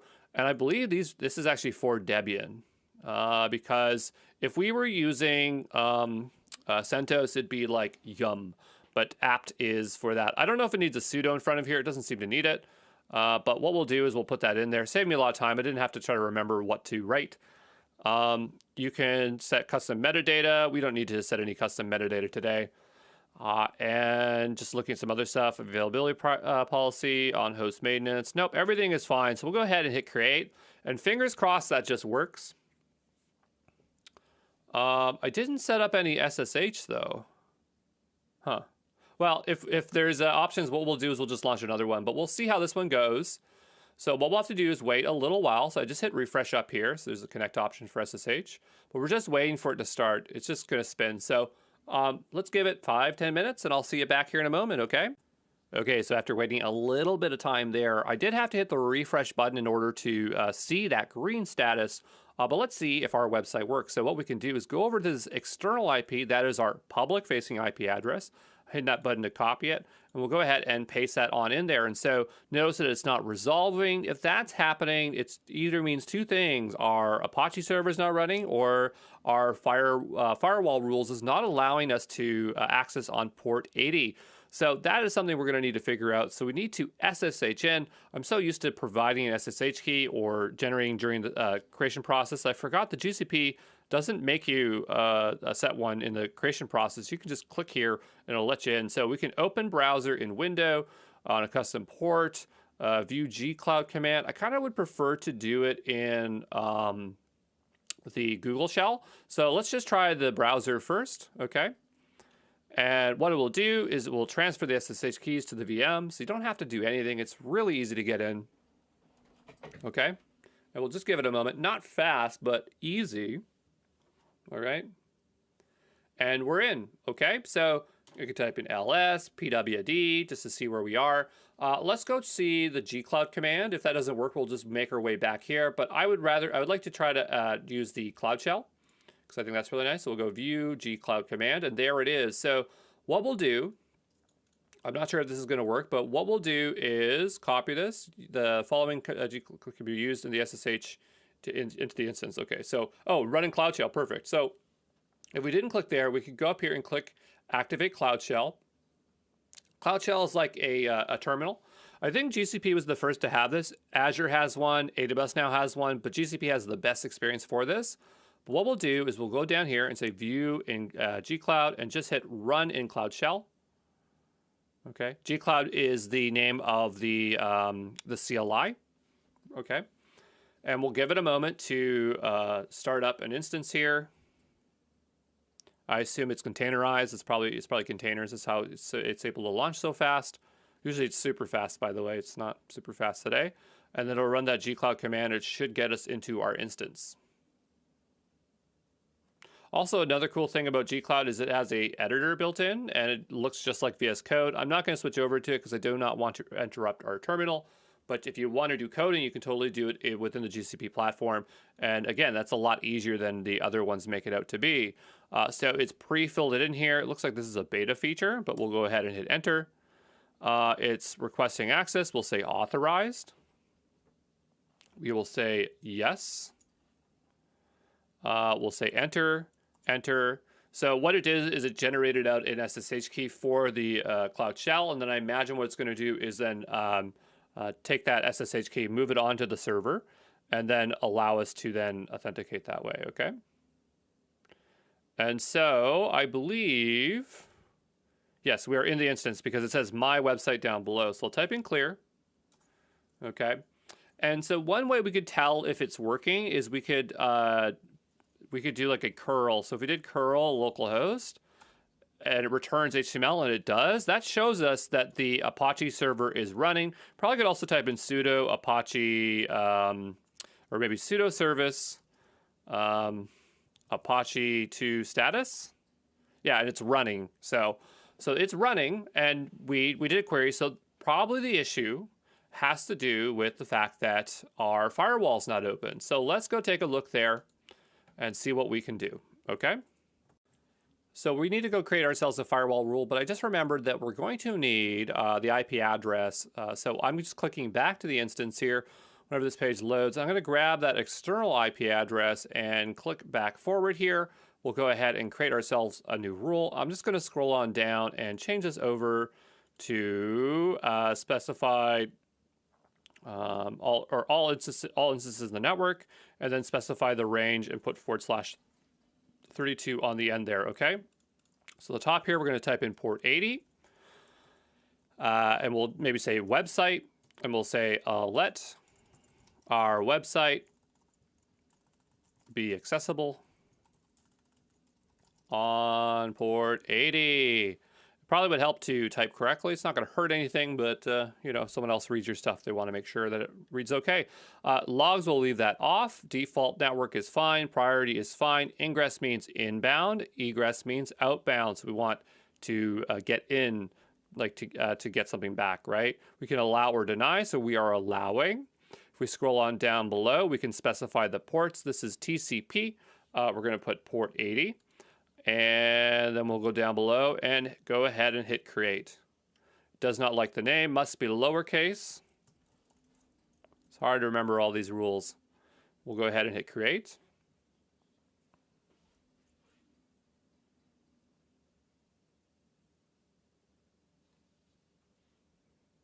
We'll give it a moment. And what we'll do is go back to the internet, hit enter, and see if this is working. Doesn't seem to be working just yet. Let's give this a refresh, see if our rule appears here. So port 80, that is correct, priority, so it has a high priority, so it should be applied. 32, 203, 103, /32. The 32 just means exactly that IP address. We'll go up here. It did not resolve, so just give me a moment. I'll think about this, okay? So I think we might have an easier way to make firewall rules than the way we were doing it here. So what I'm going to do is go back to my instance here, because I could have swore that it was here, but I probably just forgot. If we go down to View Network Details, I think here we'll get, yeah, so there is, we don't have any network tags, so we don't have any way to specify tag. But here we have the external IP and the internal IP address. And what I wanted to see was what firewall rules were being applied. So here, if we go over here, we can see that we have port 80. So this should be applying. And down below, we could probably do a connectivity test here. And we'll see what we get back. Okay, we'll go ahead and create a connectivity test. We'll say port 80 test. TCP sounds good to me. And we want this to hit the 35.203.103.0. And that's the IP address. We could also just say the VM instance. That's a lot easier. I like that instead. Notice it's hitting the primary internal IP. So that's not going to be very useful because we have to go from the outside in, okay? So we'll do 35.203.103.0. Is this IP address used in GCP? This is an IP address used in GCP. Yes, it is. Okay. And that's correct. So we'll do port 80. We'll say create. And we'll see if we get some connectivity. So it's just a way for us to effectively see if it's working. Last time test, last packet transmission result. So it's probably running it. I'll just go here and hit rerun. Yeah, that's fine. And do I have a refresh button here? No, I don't. And so it says it's reachable. Okay. Well, it could go ahead and view the results. So we have the VM instance, the egress firewall rules, the static route, NAT, VM instance. So everything seems to be working. So maybe I'm crazy. Maybe our thing is working. Let's go back and take a look again. Okay. But it's not working. Another thing we could do is we could open up our Cloud Shell. And so we were using Cloud Shell within the server. Let's just make sure we're not on the inside. We're not. That's good. And what we can do is just do a curl and paste in that IP address and see if we get anything returned back. If it times out, that means that it's not going to work. And notice it's timing out. So we still have a firewall rule issue here. So let me just try a bit more. But hey, we did learn about cognitivity tests. That's kind of nice. So we'll be back in a moment here, okay? Okay, so I think I know what the problem is. I haven't tried it yet, but I was just staring at this thinking, okay, I put the IP address in. Why is it not working? Well, the problem, I think, is the fact that I provided the IP address for the VM instance, but we're actually trying to say what is allowed in, right? So it really should be my IP address or a public-facing internet. So what I'll do is I'm just going to say, what's my IP? Okay. And we'll grab this here. Now, I bet that's the problem because we're not trying to allow the own IP address of the server into itself. That makes no sense. It would make more sense if it was ours. So what I'll do is go ahead and click this. We'll go ahead and edit this rule and we'll scroll on down and we'll switch this out for my IP address. Now you could do 0.0.0.0/0, and that's what you'd want to do if you're launching a real website here. We'll go ahead and save it. How embarrassing. But it just goes to show it doesn't matter how many years you work with cloud, it's easy to get turned around, okay? So we'll go up here, hit enter, and now our website loads. So there you go. It's not that hard as long as you know what you're doing. Okay, so what we'll do is we'll make our way back to our instance. So we'll say compute engine up here. Probably could pin it. I don't really like pinning things, but so that was our instance. Is there anything else of interest to show here? Not really. So let's go ahead and just delete this instance. Okay. And we'll hit refresh here.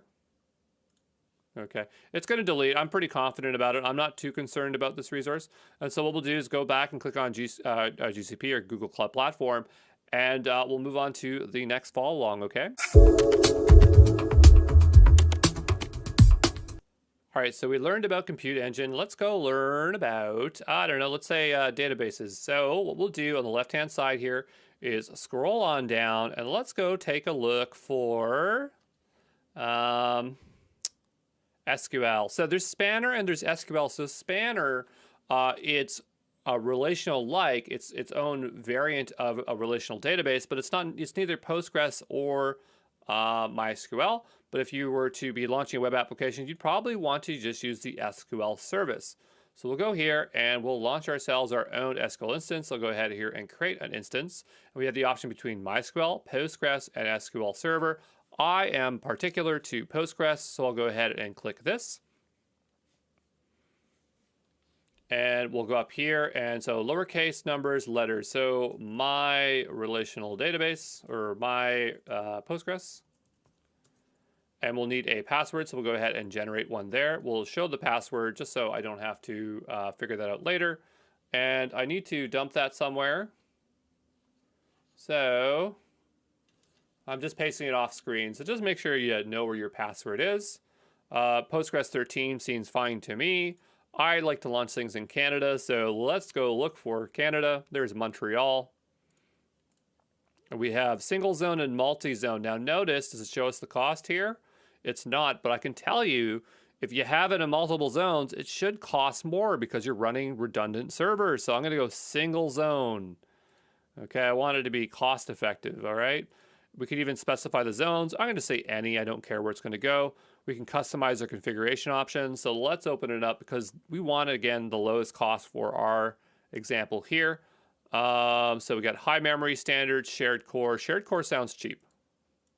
We have lightweight. I'm just checking the values here over on the left-hand side. So look at high memory, 26 gigabytes. That's insane. I don't have a gaming computer that much. We go over here. Now we're down to 7 gigabytes. That's lightweight. Nothing. I don't see anything changing there, but I imagine it's cheaper. Then we have a shared core, 600 megabytes. This has to be cheap. All right. So this is the one we're going to choose. For storage, SSD is fine. We're not really doing anything real, so I'm going to choose HDD. That should be cheaper, right? I'm going to go 10 gigabytes because I'm not doing anything real. Enable automatic storage increase. That's something you'd want to have, but for our purposes, I'm turning that off. Do we want to have a public IP address? Well, I do because I want to connect to it, maybe do a query on it, so we'll leave that there. You might want to turn that off if you're running a secure workload. Generally, you would, and you just only allow access through, the firewalls and stuff like that. I do not need backups today. We don't care when the maintenance windows is. Flags are fine. We don't need insights. Insights are nice if you want to query and see information. I don't think this costs extra, but I'm going to leave it off anyway. We don't need it today. We can set labels as per usual. So I can say env. Dev. Should have been dev last time too. And so I'll go ahead and create this instance. Okay. Now I didn't specify a database name, so maybe it's just the identifier. All right. So I'll just wait for this to provision, and I'll see you back here in a moment, okay? All right, so after waiting a little while there, it looks like our instance is ready. It took about, 10 minutes for that to spin up. Not too bad. And so down below, we have the public IP address, the outgoing IP address, the connection name. But looks like there's an easy way to connect with the Cloud Shell. So let's click it and see if it auto-fills it in for us. That'd be really, really nice. I'm not sure if that's the case, but I guess we'll find out here in a moment, right? Looks like it is. So it says gcloud SQL connect my Postgres. Puts in the username, which is Postgres. So it looks good. Let's go ahead and hit enter. Might have entered that in twice there. Permission denied. Cloud SQL admin API has not been used in this project before or is disabled. Enable it by visiting this link. So I guess that's what we'll have to go ahead and do. So we'll go and click that link there. And we'll give it a moment. Say enable.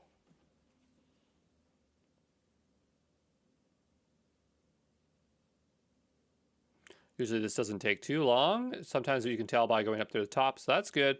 So what we'll do is go back and hit up. We'll hit enter and see if it connects now. Allowing your IP address for incoming connection for 5 minutes. Sounds cool. Can I do stuff? We'll say \D. Oh no, we're waiting. Okay. Well, not sure what's going on there. That's not too clear, but I mean, that's not usually how we connect to a Postgres instance. What I would do is collect the names and use something like Table Plus, and that's what I want to do here. So that's what we're going to do, okay? All right, so what I got here is Table Plus, and this is just a way of connecting to Postgres instances. So I'll go ahead and make a new connection to Postgres. This is free software, by the way. You can go and download it. Works on Windows, Mac, and etc. And so we got to fill in a bunch of these things. So we need the host. We need the username and the password. So the username is Postgres. Okay. The password I saved earlier, so I'm going to bring that on over here and paste that in. The database name would be what? It could be, this is connection name, but that's not very useful. I mean, my Postgres is probably, because this looks like this is probably the name of the database. That's probably the database name there is my Postgres. What would the host be? Usually, like if it's AWS, they have a connection URL. I suppose you could use an IP address. I'm just not used to having that. So we have a public IP address and an outgoing IP address. Let's try the public IP address here, 35.203.16.181. We'll say GCP my Postgres here. And so it looks like we have mostly everything. The default port is 5432, so we'll just do 5432. We'll hit test and see if that works. Fingers crossed. Okay, so what I'm waiting for is this to go green. It might not go green. Let's just try connect instead. On Mac, it goes green. It'll say, hey, you're connected. And it did not connect. Okay, so that's fine. So what we'll do is we'll give it a little bit of check here. So what else would we need to do? Give me back. I'll be back here in a moment, okay? You know, something I was just thinking is, you know, it looks like all our configuration settings are correct, but maybe our firewall is just not open.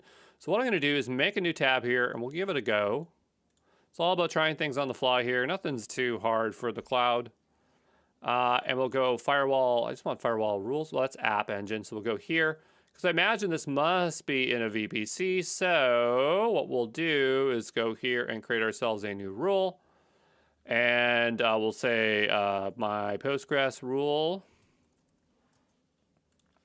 And we'll go down, we'll let ingress, allow, specify targets. We're just going to do all instances in the networks with a particular IP range. So I'm just going to get my IP address like I did last time. So my IP address, right?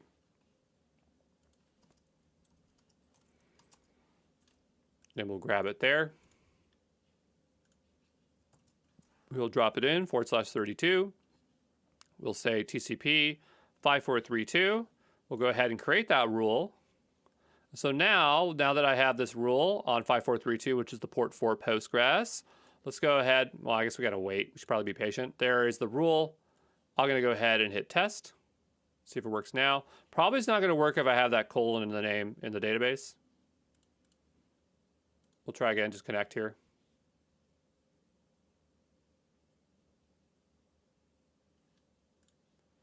That doesn't work. We'll just edit it again.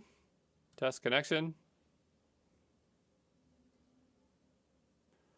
Is the server running? 5432. Still no good. Okay, well, I'll give it another try, okay? Give me a second. Okay, so another thought I had was I was just poking around, and we have users and databases here on the left-hand side. So here we have Postgres, and then here we have Postgres again. So there is no database called, I mean, again, I haven't tried it, but there is no database called my Postgres database. That's just what I wrote in because I assumed it's based on the instance name. That's just the name of the instance internally for GCP. So what would happen if I was to type in Postgres instead here and then test this connection? Would this work? Because to me, like, this would make a lot more sense, right? And if that doesn't work, I would say that we have the database right and the username's right, but maybe there's something wrong with the host or the IP address or the connection. So we go over to users. That looks fine. We go to the databases. This one's called Postgres, so that is fine. We go to connections. And it's public IP to authorize a network or use Cloud SQL. So we said public IP address is fine. You do not have an authorized any external networks to connect to your Cloud SQL. External applications can still connect through Cloud Proxy. So if we don't have a network, maybe that's our problem. So, whoops. What if I go and grab my IP address here? Maybe that's our problem. /32, my home address. We'll hit done. We'll hit save. Scroll on down below here. Here it says you can manage if you're encrypted, public IP address, only allow unsecure connections are allowed to connect. And that's fine. We just want to be able to use it. So what we'll do is go back here, try this again. We'll hit test. And this thing is super buggy, but notice that it's editing our Postgres. So I'll see you back here in a moment, okay? Okay, so we waited a short amount of time, and what I'm going to do is go edit, and notice my connection is Postgres, the database password I put in, the host name, and if I go ahead and hit connect, it now connects. So I don't think that firewall rule mattered at all. That's for VM instances. So I probably go back and just delete it out just to make sure, that is the case. So we just type in firewall here. Okay. And I'm going to go ahead and delete this rule. All right. And now just to do a sanity check. It's not uncommon for cloud service providers to have, that stuff messaged separately. Like in AWS, you have security groups that are like DB security groups that are specialized. So to me, that's not a surprise that was like that. We'll go ahead and hit edit, hit connect. Can we still connect? Yes. Okay, so that's how we had to grant us access. Now this is Postgres. This is the default table. You really wouldn't be making, or database, you wouldn't be making stuff inside of that. What you'd probably want to do is go ahead and create a new database. So what we can do, go back to our instance here, close some tabs out so we don't get confused. And probably what we'd have to do is create a new database in here. So we go here and I'd say, my database. Okay, we'll hit create. And we'll give that a moment to create. Probably the Postgres user is a super user, so we can do whatever we want there. But if we go and enter a connection, we're going to leave out the database. It should allow us to connect to all of the databases here. So it should show us Postgres and the other one. We might have to select our database, so Control K or... oops, that's not it. Control K.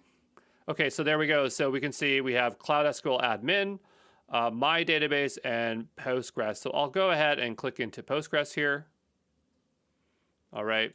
And there are no tables, but I can go and maybe I can make a new table here. Yep. So there we go. So we say ID, and I will add a new column. It will say name. We'll make that a varchar. Will let me just drop down, change it to varchar. Or text, I just prefer text, okay? And we'll go ahead and save that, create untitled table. Oh, we gotta name the table, so it'd say users here. And now what does it not like here? 0 length identifier, create table, undefined table. Well, I just named it up here. The primary ID would be ID up here. Can I save it now? Maybe it doesn't like this one, hold on here. I'm doing Control S, by the way, to save it. I never create tables this way. I always go through and make a manual connection. But I'm giving it a go here today for the first time. So 0 length delimited identified at or near, double quotations, want to be named over here maybe? I mean, it's named right. I don't know, it doesn't want it. You know, if that doesn't work, that's totally fine. The other way we could do this is, I'm just thinking here, because if we, like, I don't have Postgres client installed on my local machine. I don't think I do. So I don't think I can use that. I can try. Let's see here. No, I don't think I do. So the only way I'd have to do that is probably through Cloud Shell. And through Cloud Shell, we would have to allow the IP address. I don't know how much of a pain that is. But my point is that, you know, like, it's not necessary for the exam to know how to set up a table, but the idea is to establish a connection. I just wanted to show you how to do that. And so I kind of feel like we've kind of satisfied it there and solved all the stuff that we wanted to do. But what we'll do is we'll just go ahead and destroy this, and we're all good to go, okay? And what we'll do is just checkbox that off or click into there. We'll go ahead and hit delete, and we will put in the instance name. There we go. And it's deleting. I'm pretty confident that will delete. And that's it there. So we're done with that. We'll move on to the next.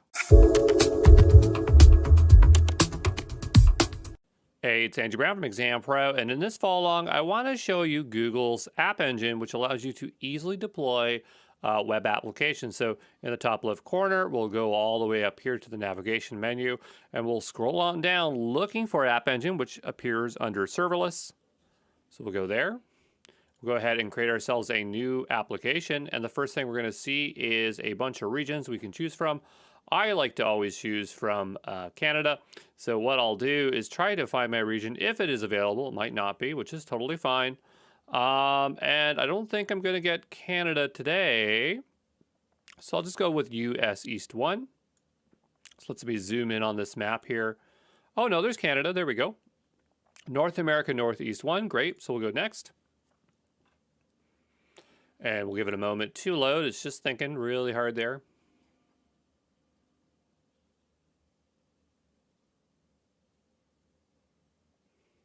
Thinking really hard.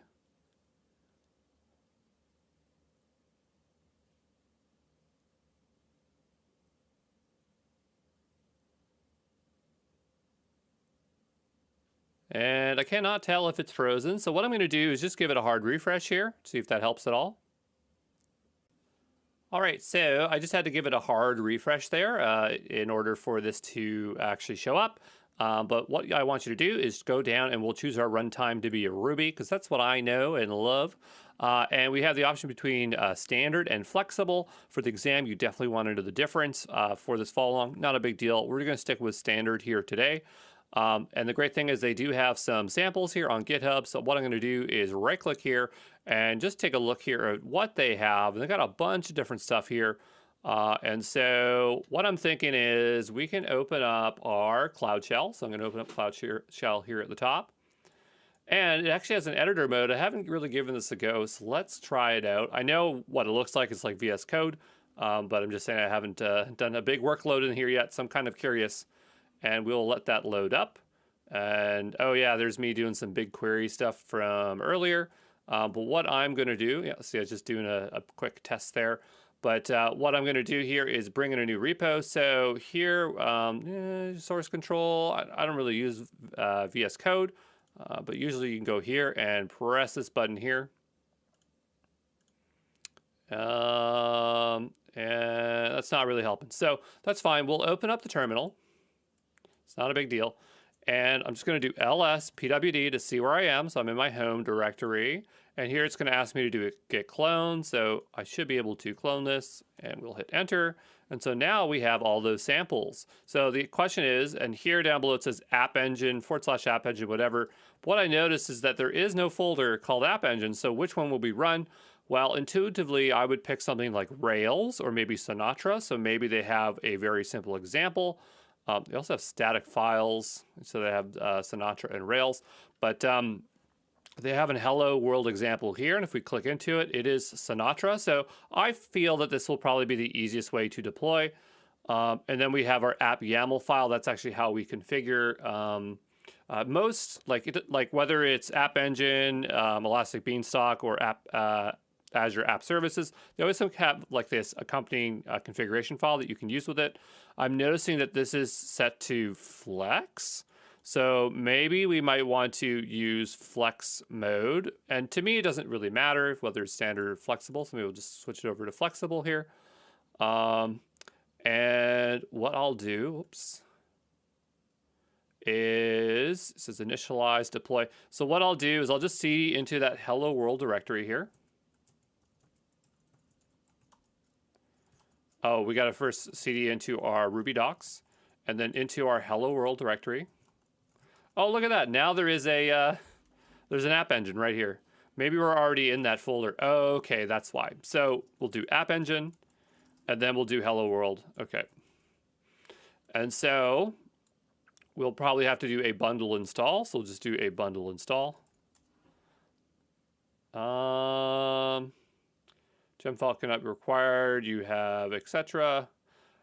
It could be just because this machine doesn't have Ruby installed. So maybe we'll do gem install bundler. Actually, I didn't even check if this has Ruby. Does this have Ruby installed? Yeah, it does. Okay. And actually, it's a very recent version. So we'll do gem install bundler. It's really not even necessary to do this, but it's just out of habit. I like to make sure that it bundles before deploying. Bundler is just like requirements.txt or npm. It's just Ruby's package manager, or Composer if you're used to using PHP. And so then I can just do a bundle install after install the packages. Did I not just install bundler? Gem install bundler. Yep, it's installed. Bundle install. I'm not really that worried about getting it running locally. I just want to deploy it. And so in order to deploy it, we will have to run the gcloud app deploy command. We'll just double check and make sure that's the case here. I'm pretty sure that's what it says down below. Yeah, it's just as simple as this. So hopefully this works no problem.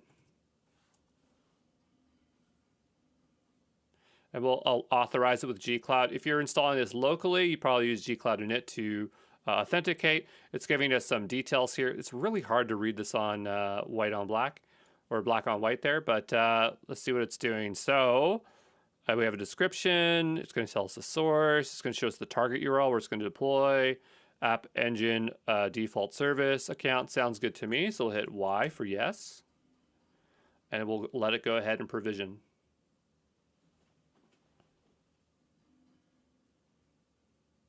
Probably the most simple out of all the providers in terms of like a platform as a service, I would say GCP is out of all the three.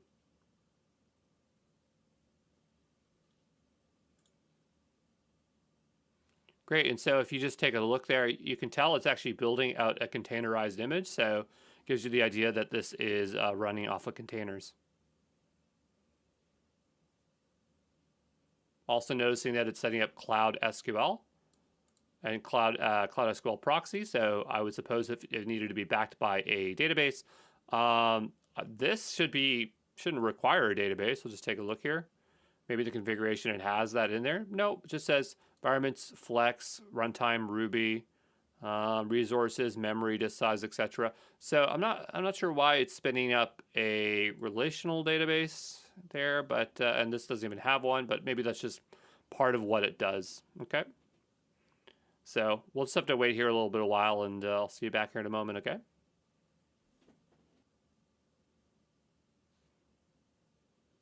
All right, and so after a little while there, we can see there's a cloud build fail. It doesn't say as to why. Hold on here.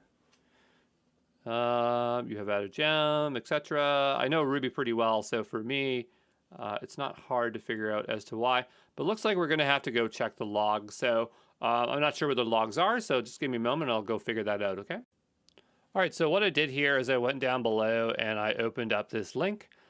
which brings us to our build details. And if we scroll all the way down to the bottom, notice how many steps it's out of, 11 out of 14. So this is actually building the container image. And when it went and did a bundle install, it ran into some trouble here. So you are trying to install in deployment mode after changing your gem file. Run bundle install elsewhere and add the updated gem file.lock to the version control.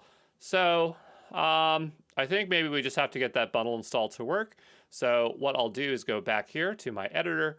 I really wish I could figure out how to change the theme here. Is there a way we can change the theme so I can see what I'm looking at? I'm not sure. Maybe settings, color theme, and we will go Abyss. Oh, there we go. That's a little bit better, so we'll work with that, I suppose. So maybe we just need to make sure that the bundle install works, which is something I try to just get around, but if there's no gemlock file, that's what it's probably going to be complaining about. So if I just expand this here, yeah, notice there's no gemfile.lock or gemlock file. So we'll do bundle install, and this time we'll just be a bit more thorough about its read. So could not find bundler required by your home directory to update the latest version installed in your system. Do bundle update bundler. So we'll do bundle update bundler. Let's see if that works. I would have thought that we were up to the latest version because we ran it. The lock file is being updated to bundler 2, after which you will be unable to return to bundler 1. Totally fine with that. Nobody uses bundler 1 anymore. But if we take a look here on the left-hand side, I don't see bundler gemlock file there, so I'll do bundle install. And so now I should have one. We have to hit refresh here. Still don't see one here. Let's do a clear, and I'll do a ls-la. Yeah, it's right there. So, oh, you know why? It's because I'm not looking in the subfolder here. So we're supposed to go app engine, hello world. And so there's that gemlock file. So now let's go ahead and try that deploy again. I don't know what happens when you have a failed deploy like that. So we'll just hit enter. And I wonder if anything has changed here with App Engine. Probably not. You probably have to do a successful deploy. While that's going, let's go take a look here what was going on through our build history. So nothing exciting here. But I wanted to see what the services was. So it was doing it through Cloud Build. So Cloud Build, I imagine it's just like AWS Code Build, which is just a build server. So it's a server that is designed to build things, and so that could be preparing artifacts for code, or in this case, it could be building out a image, which I think that's what it was doing. It was building out an image. So that's interesting how they link that up. So we'll go ahead and hit capital Y here, and we'll let it go and deploy again. And I will see you here at the end of it, and hopefully it works, or we'll encounter a new error. Okay. All right. So after waiting several minutes here, it looks like it is done. And it has this nice command here called gcloud app browse. I don't know if it's going to work within the Google Cloud Shell here, but let's give it a go and see what happens. Okay, so it didn't detect a browser because we're not running it on our local machine. We're running it within the Google Shell, but that's fine. We can just copy that link and paste it up on here. And so we can see the application is working. So let's go give it a peek in the actual service and see what we can see, okay? Because usually we will see some additional stuff here. So I'll go give this a hard refresh here. It's still showing us that. We'll go ahead and click the dashboard here. And so our app should be here. Looks like it must be running here. I'm just trying to distinguish. Okay, up in the top right corner, that's where we can see it. We can see our versioning here. We've got services. Okay, that makes sense. If we wanted to upload different versions, or we deploy new versions, I guess it would be version management. So yeah, pretty straightforward. So I'd say we're all done here. And now we just need to go ahead and tear this down. Good question. So I mean, I see this running here, so I imagine we can just go ahead and delete it. Whoops.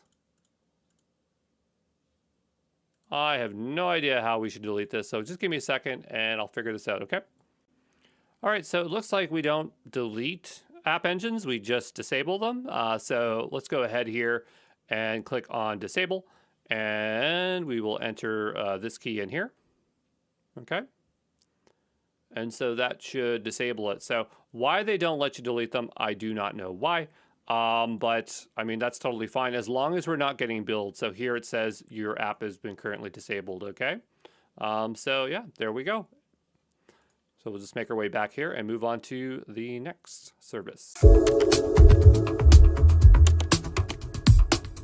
Hey, this is Andrew Brown from Exam Pro, and let's go take a look at some storage options for GCP, in specific cloud storage. So what we'll do is scroll on down here. So we got our compute, and we have our storage, and here is cloud storage. Okay. And you will notice, oh, our screen's a bit messed up here. Just give it a hard refresh here to get that weird navigation out of the way. But you can see that because we set up our App Engine, we already have some storage here. But let's go ahead and create ourselves a new bucket. And we'll just say my new bucket. Okay, these are globally unique names, so it's just like domain names, so you might have to put in some random numbers there. Click continue. Now we have an option of multi-region, dual region, or just region with the lowest latency with a single region. I'm just going to stick with multi-region. For this, I'm going to see if I can choose Canada. Actually, I only have 3 options: US, European Union, or Asia. If I choose different ones, what are my options? Do I get North America? There we go. So actually, I want Toronto because that's the closest place that I am here. Clearly, multi-region would give you the highest availability. But if you want the lowest latency and you just want a single region, more options, you probably might just want to choose region there. Okay. Go ahead and hit continue. I like on the right-hand side, it's estimating our cost here. Now we have our different storage options. This will absolutely show up on the exam, so you need to know the difference. So standard, best for short-term storage and frequently accessed data. Nearline, best for backup and data access less than a month.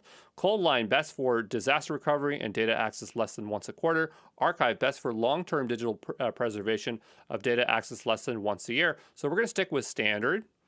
And then here it says prevent public access. One of the most common vulnerabilities for cloud service providers is through cloud storage when they're made public, especially on AWS. I'm sure it's no different for GCP.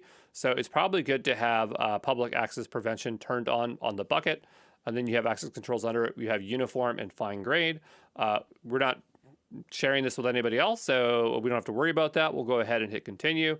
You'll notice that we can set encryption to be the Google managed encryption key or a customer managed encryption key. We'll just stick with Google's managed key there because that's very easy. You can set up a retention policy. If we check boxes, we get more information. So we could say how long we want to retain stuff for. I'm going to leave that off for now. Apply labels as per usual. We'll go ahead and create our bucket.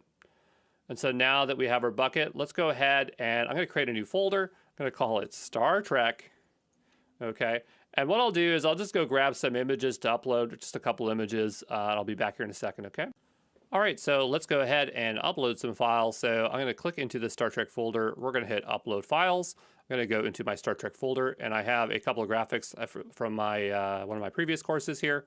We'll hit Upload, and you'll see the files upload, and there they are. If you want to go ahead and download them, there's a download button on the right-hand side. We have some other options here. Nothing super important. I'm going to go ahead and delete these files. Okay. And give that a moment. Not that this would cost us anything to keep these two teeny tiny files around, but it's probably a good habit to learn how to delete stuff at this level here. And I'll go ahead and delete my new bucket. And we will type in delete to permanently delete it.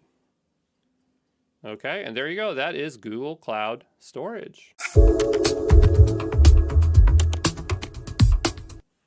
Hey, this is Andrew Brown from Exam Pro, and we are taking a look here at BigQuery. So what I want you to do is go to the top and type in BigQuery.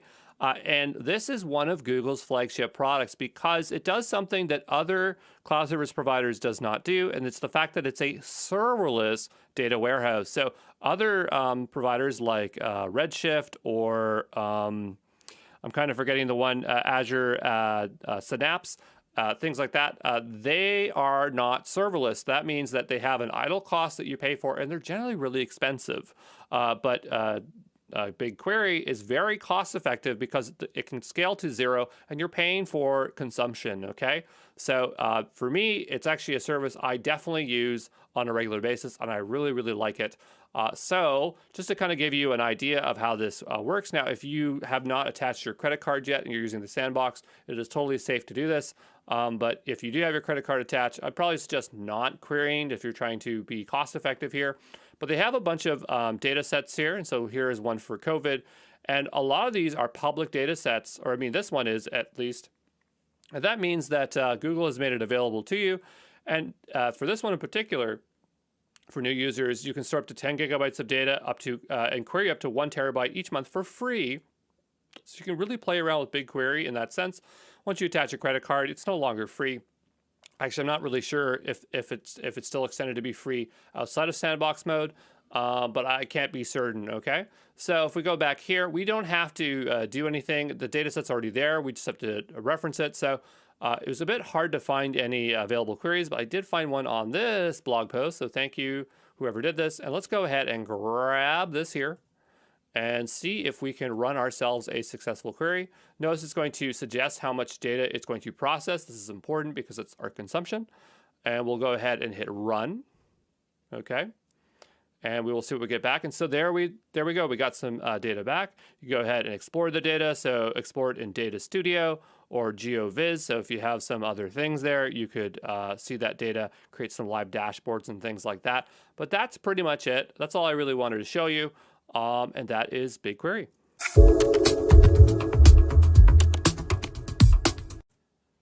Hey, this is Andrew Brown from Exam Pro, and in this video, we're just going to take a peek into Vertex AI. I just like doing this because at some point, you know, maybe your company or you might be considering to do a little bit of ML, okay? And the thing is, a lot of people are scared of it and they're really worried about it being extremely expensive. And so this is kind of my way of just kind of getting your toes into the pool. So you're not too afraid to do it. So we'll go ahead here and type in Vertex AI. That is GCP's offering. And we'll go ahead and just enable it. And I wonder if I can do it in Canada. I always like to pick Canada if I can. Montreal. It'd be nice if it was Toronto. They just don't have data. I mean, they have data centers there, but there's never data centers for the main providers there. And so we chose our region, okay? And I just want to do anything, like opening a notebook. That's usually what we would want to do. But what I really want to show you is about compute, because that is the hidden cost to any type, whether it's SageMaker, Azure ML Studio, or Data Studio, ML Studio, can't remember off the top of my head what's called, Vertex AI. It's just that you have to remember to turn off the servers. If you remember that, it's very not scary to use these services. So if we want to have a notebook, so migrate your notebook. I don't have any right now, but I just want to run anything. So we'll go ahead and create ourselves a new instance. And so here, just like all the other ones, you have to choose your environment. CUDA or GPUs you do not want to touch because those are super, super expensive. So we will just choose Python 3. Notice it comes with scikit-learn, pandas, and more. That's usually the safest one here. If you look here, it'll tell us what it's spinning up. So 4 vCPUs, 15 gigabytes of RAM, 100 gigabyte standard. So it's pretty darn large, but that's pretty standard for what you'd want to use. So what we'll do is go ahead and hit create. Actually, let's go take a look at advanced options. I've never clicked that before. No, nothing exciting there. So we'll go ahead and hit create. Notice it says $102 a month. So if you're afraid to run this, don't do it. But I mean, we're going to turn it on or turn it off. So it's like not going to cost us much, right? So I'll go ahead and spin that up there. Okay. And I'm not sure how fast this is going to start up. On AWS, they have like ones that will start up within 1 or 2 minutes. But I don't think that's something that is offered on GCP or Azure. So the green usually means it's running, setting up the proxy to Jupyter Lab. So this is what we really want to do, is we want to open up Jupyter Lab. So we'll just have to wait a little while until that's ready, okay? So I'll see you back here in a moment. All right, so after waiting a very short while there, now we can see we have this open Jupyter Lab. So we'll go ahead and click that. And that will give us our Jupyter Lab environment. This is just an IDE specialized for data scientists or people working in the data field. Notice that it comes preloaded with tutorials, which is pretty nice. So we have some BigQuery, Cloud ML Engine, Fairing, storage, If we go in here, this would show us how to work with BigQuery pragmatically. And the idea here is you go ahead and you just hit play on these, okay? And the idea is if you hit play, I'm not too afraid of doing this. If you want to just watch, that's totally fine as well. But here it says locations are required, etc., etc. So that ran. And so here, this would just query some public data set. So that's something we did when we did BigQuery. We just ran a query there, but if we hit run, it should output the results. Notice there's an asterisk. It just means that it's running. So we'll give it a bit of time. And so there is its data. So this is pretty, this is pretty, pretty straightforward. And very similar experience to the other providers there. So once you learn one, you kind of learn them all.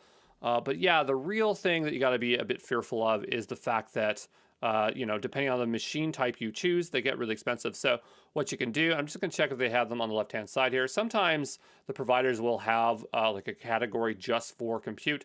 But when you're actually in Jupyter Labs, you can go over here. It shows the kernel session. If you're on AWS, they would actually show you the compute here that you can shut it down. But what we can do is if we're really concerned about it, we just go here and stop the instance. Okay. But the thing is that you could also be paying for storage, so that could be kind of expensive. So I'll actually just go ahead and delete it. But we have to stop, I think, the instance before we can go ahead and delete it. So we'll give this a refresh here. Okay.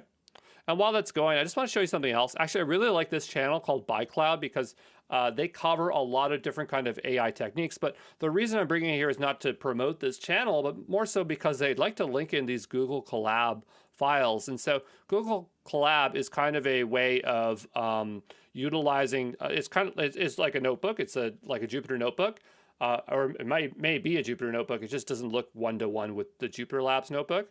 But it allows you to run ML models, but also to utilize GPUs. And GPUs, like your graphics cards, are really, really expensive in the cloud. And so this is an opportunity where you can use it for free and you're just sharing it with other people. And it's one of Google's initiatives to allow you to learn in a cost-free way with Google. And I think it's really cool. But you could just click through this stuff and kind of get a result. So I can go here and hit run. And I'll just say run anyway. That's totally fine with that. Okay. And I could just say run all, like that. And this is not going to cost me anything. Like I do not have to worry about it. So that's something that's really nice that Google lets you do. I assume it's using underutilized machines or machines that aren't being in use. So if you are learning, you could just use Google Colab. But if you need to use or you need to build a real model to deploy, then you're going to be doing that with Jupyter Labs and Vertex AI. Okay. So I'm going to see if that is finished shutting down yet. Is it done? No. It's pending. I'm going to shut that down. Maybe that was causing the issue there.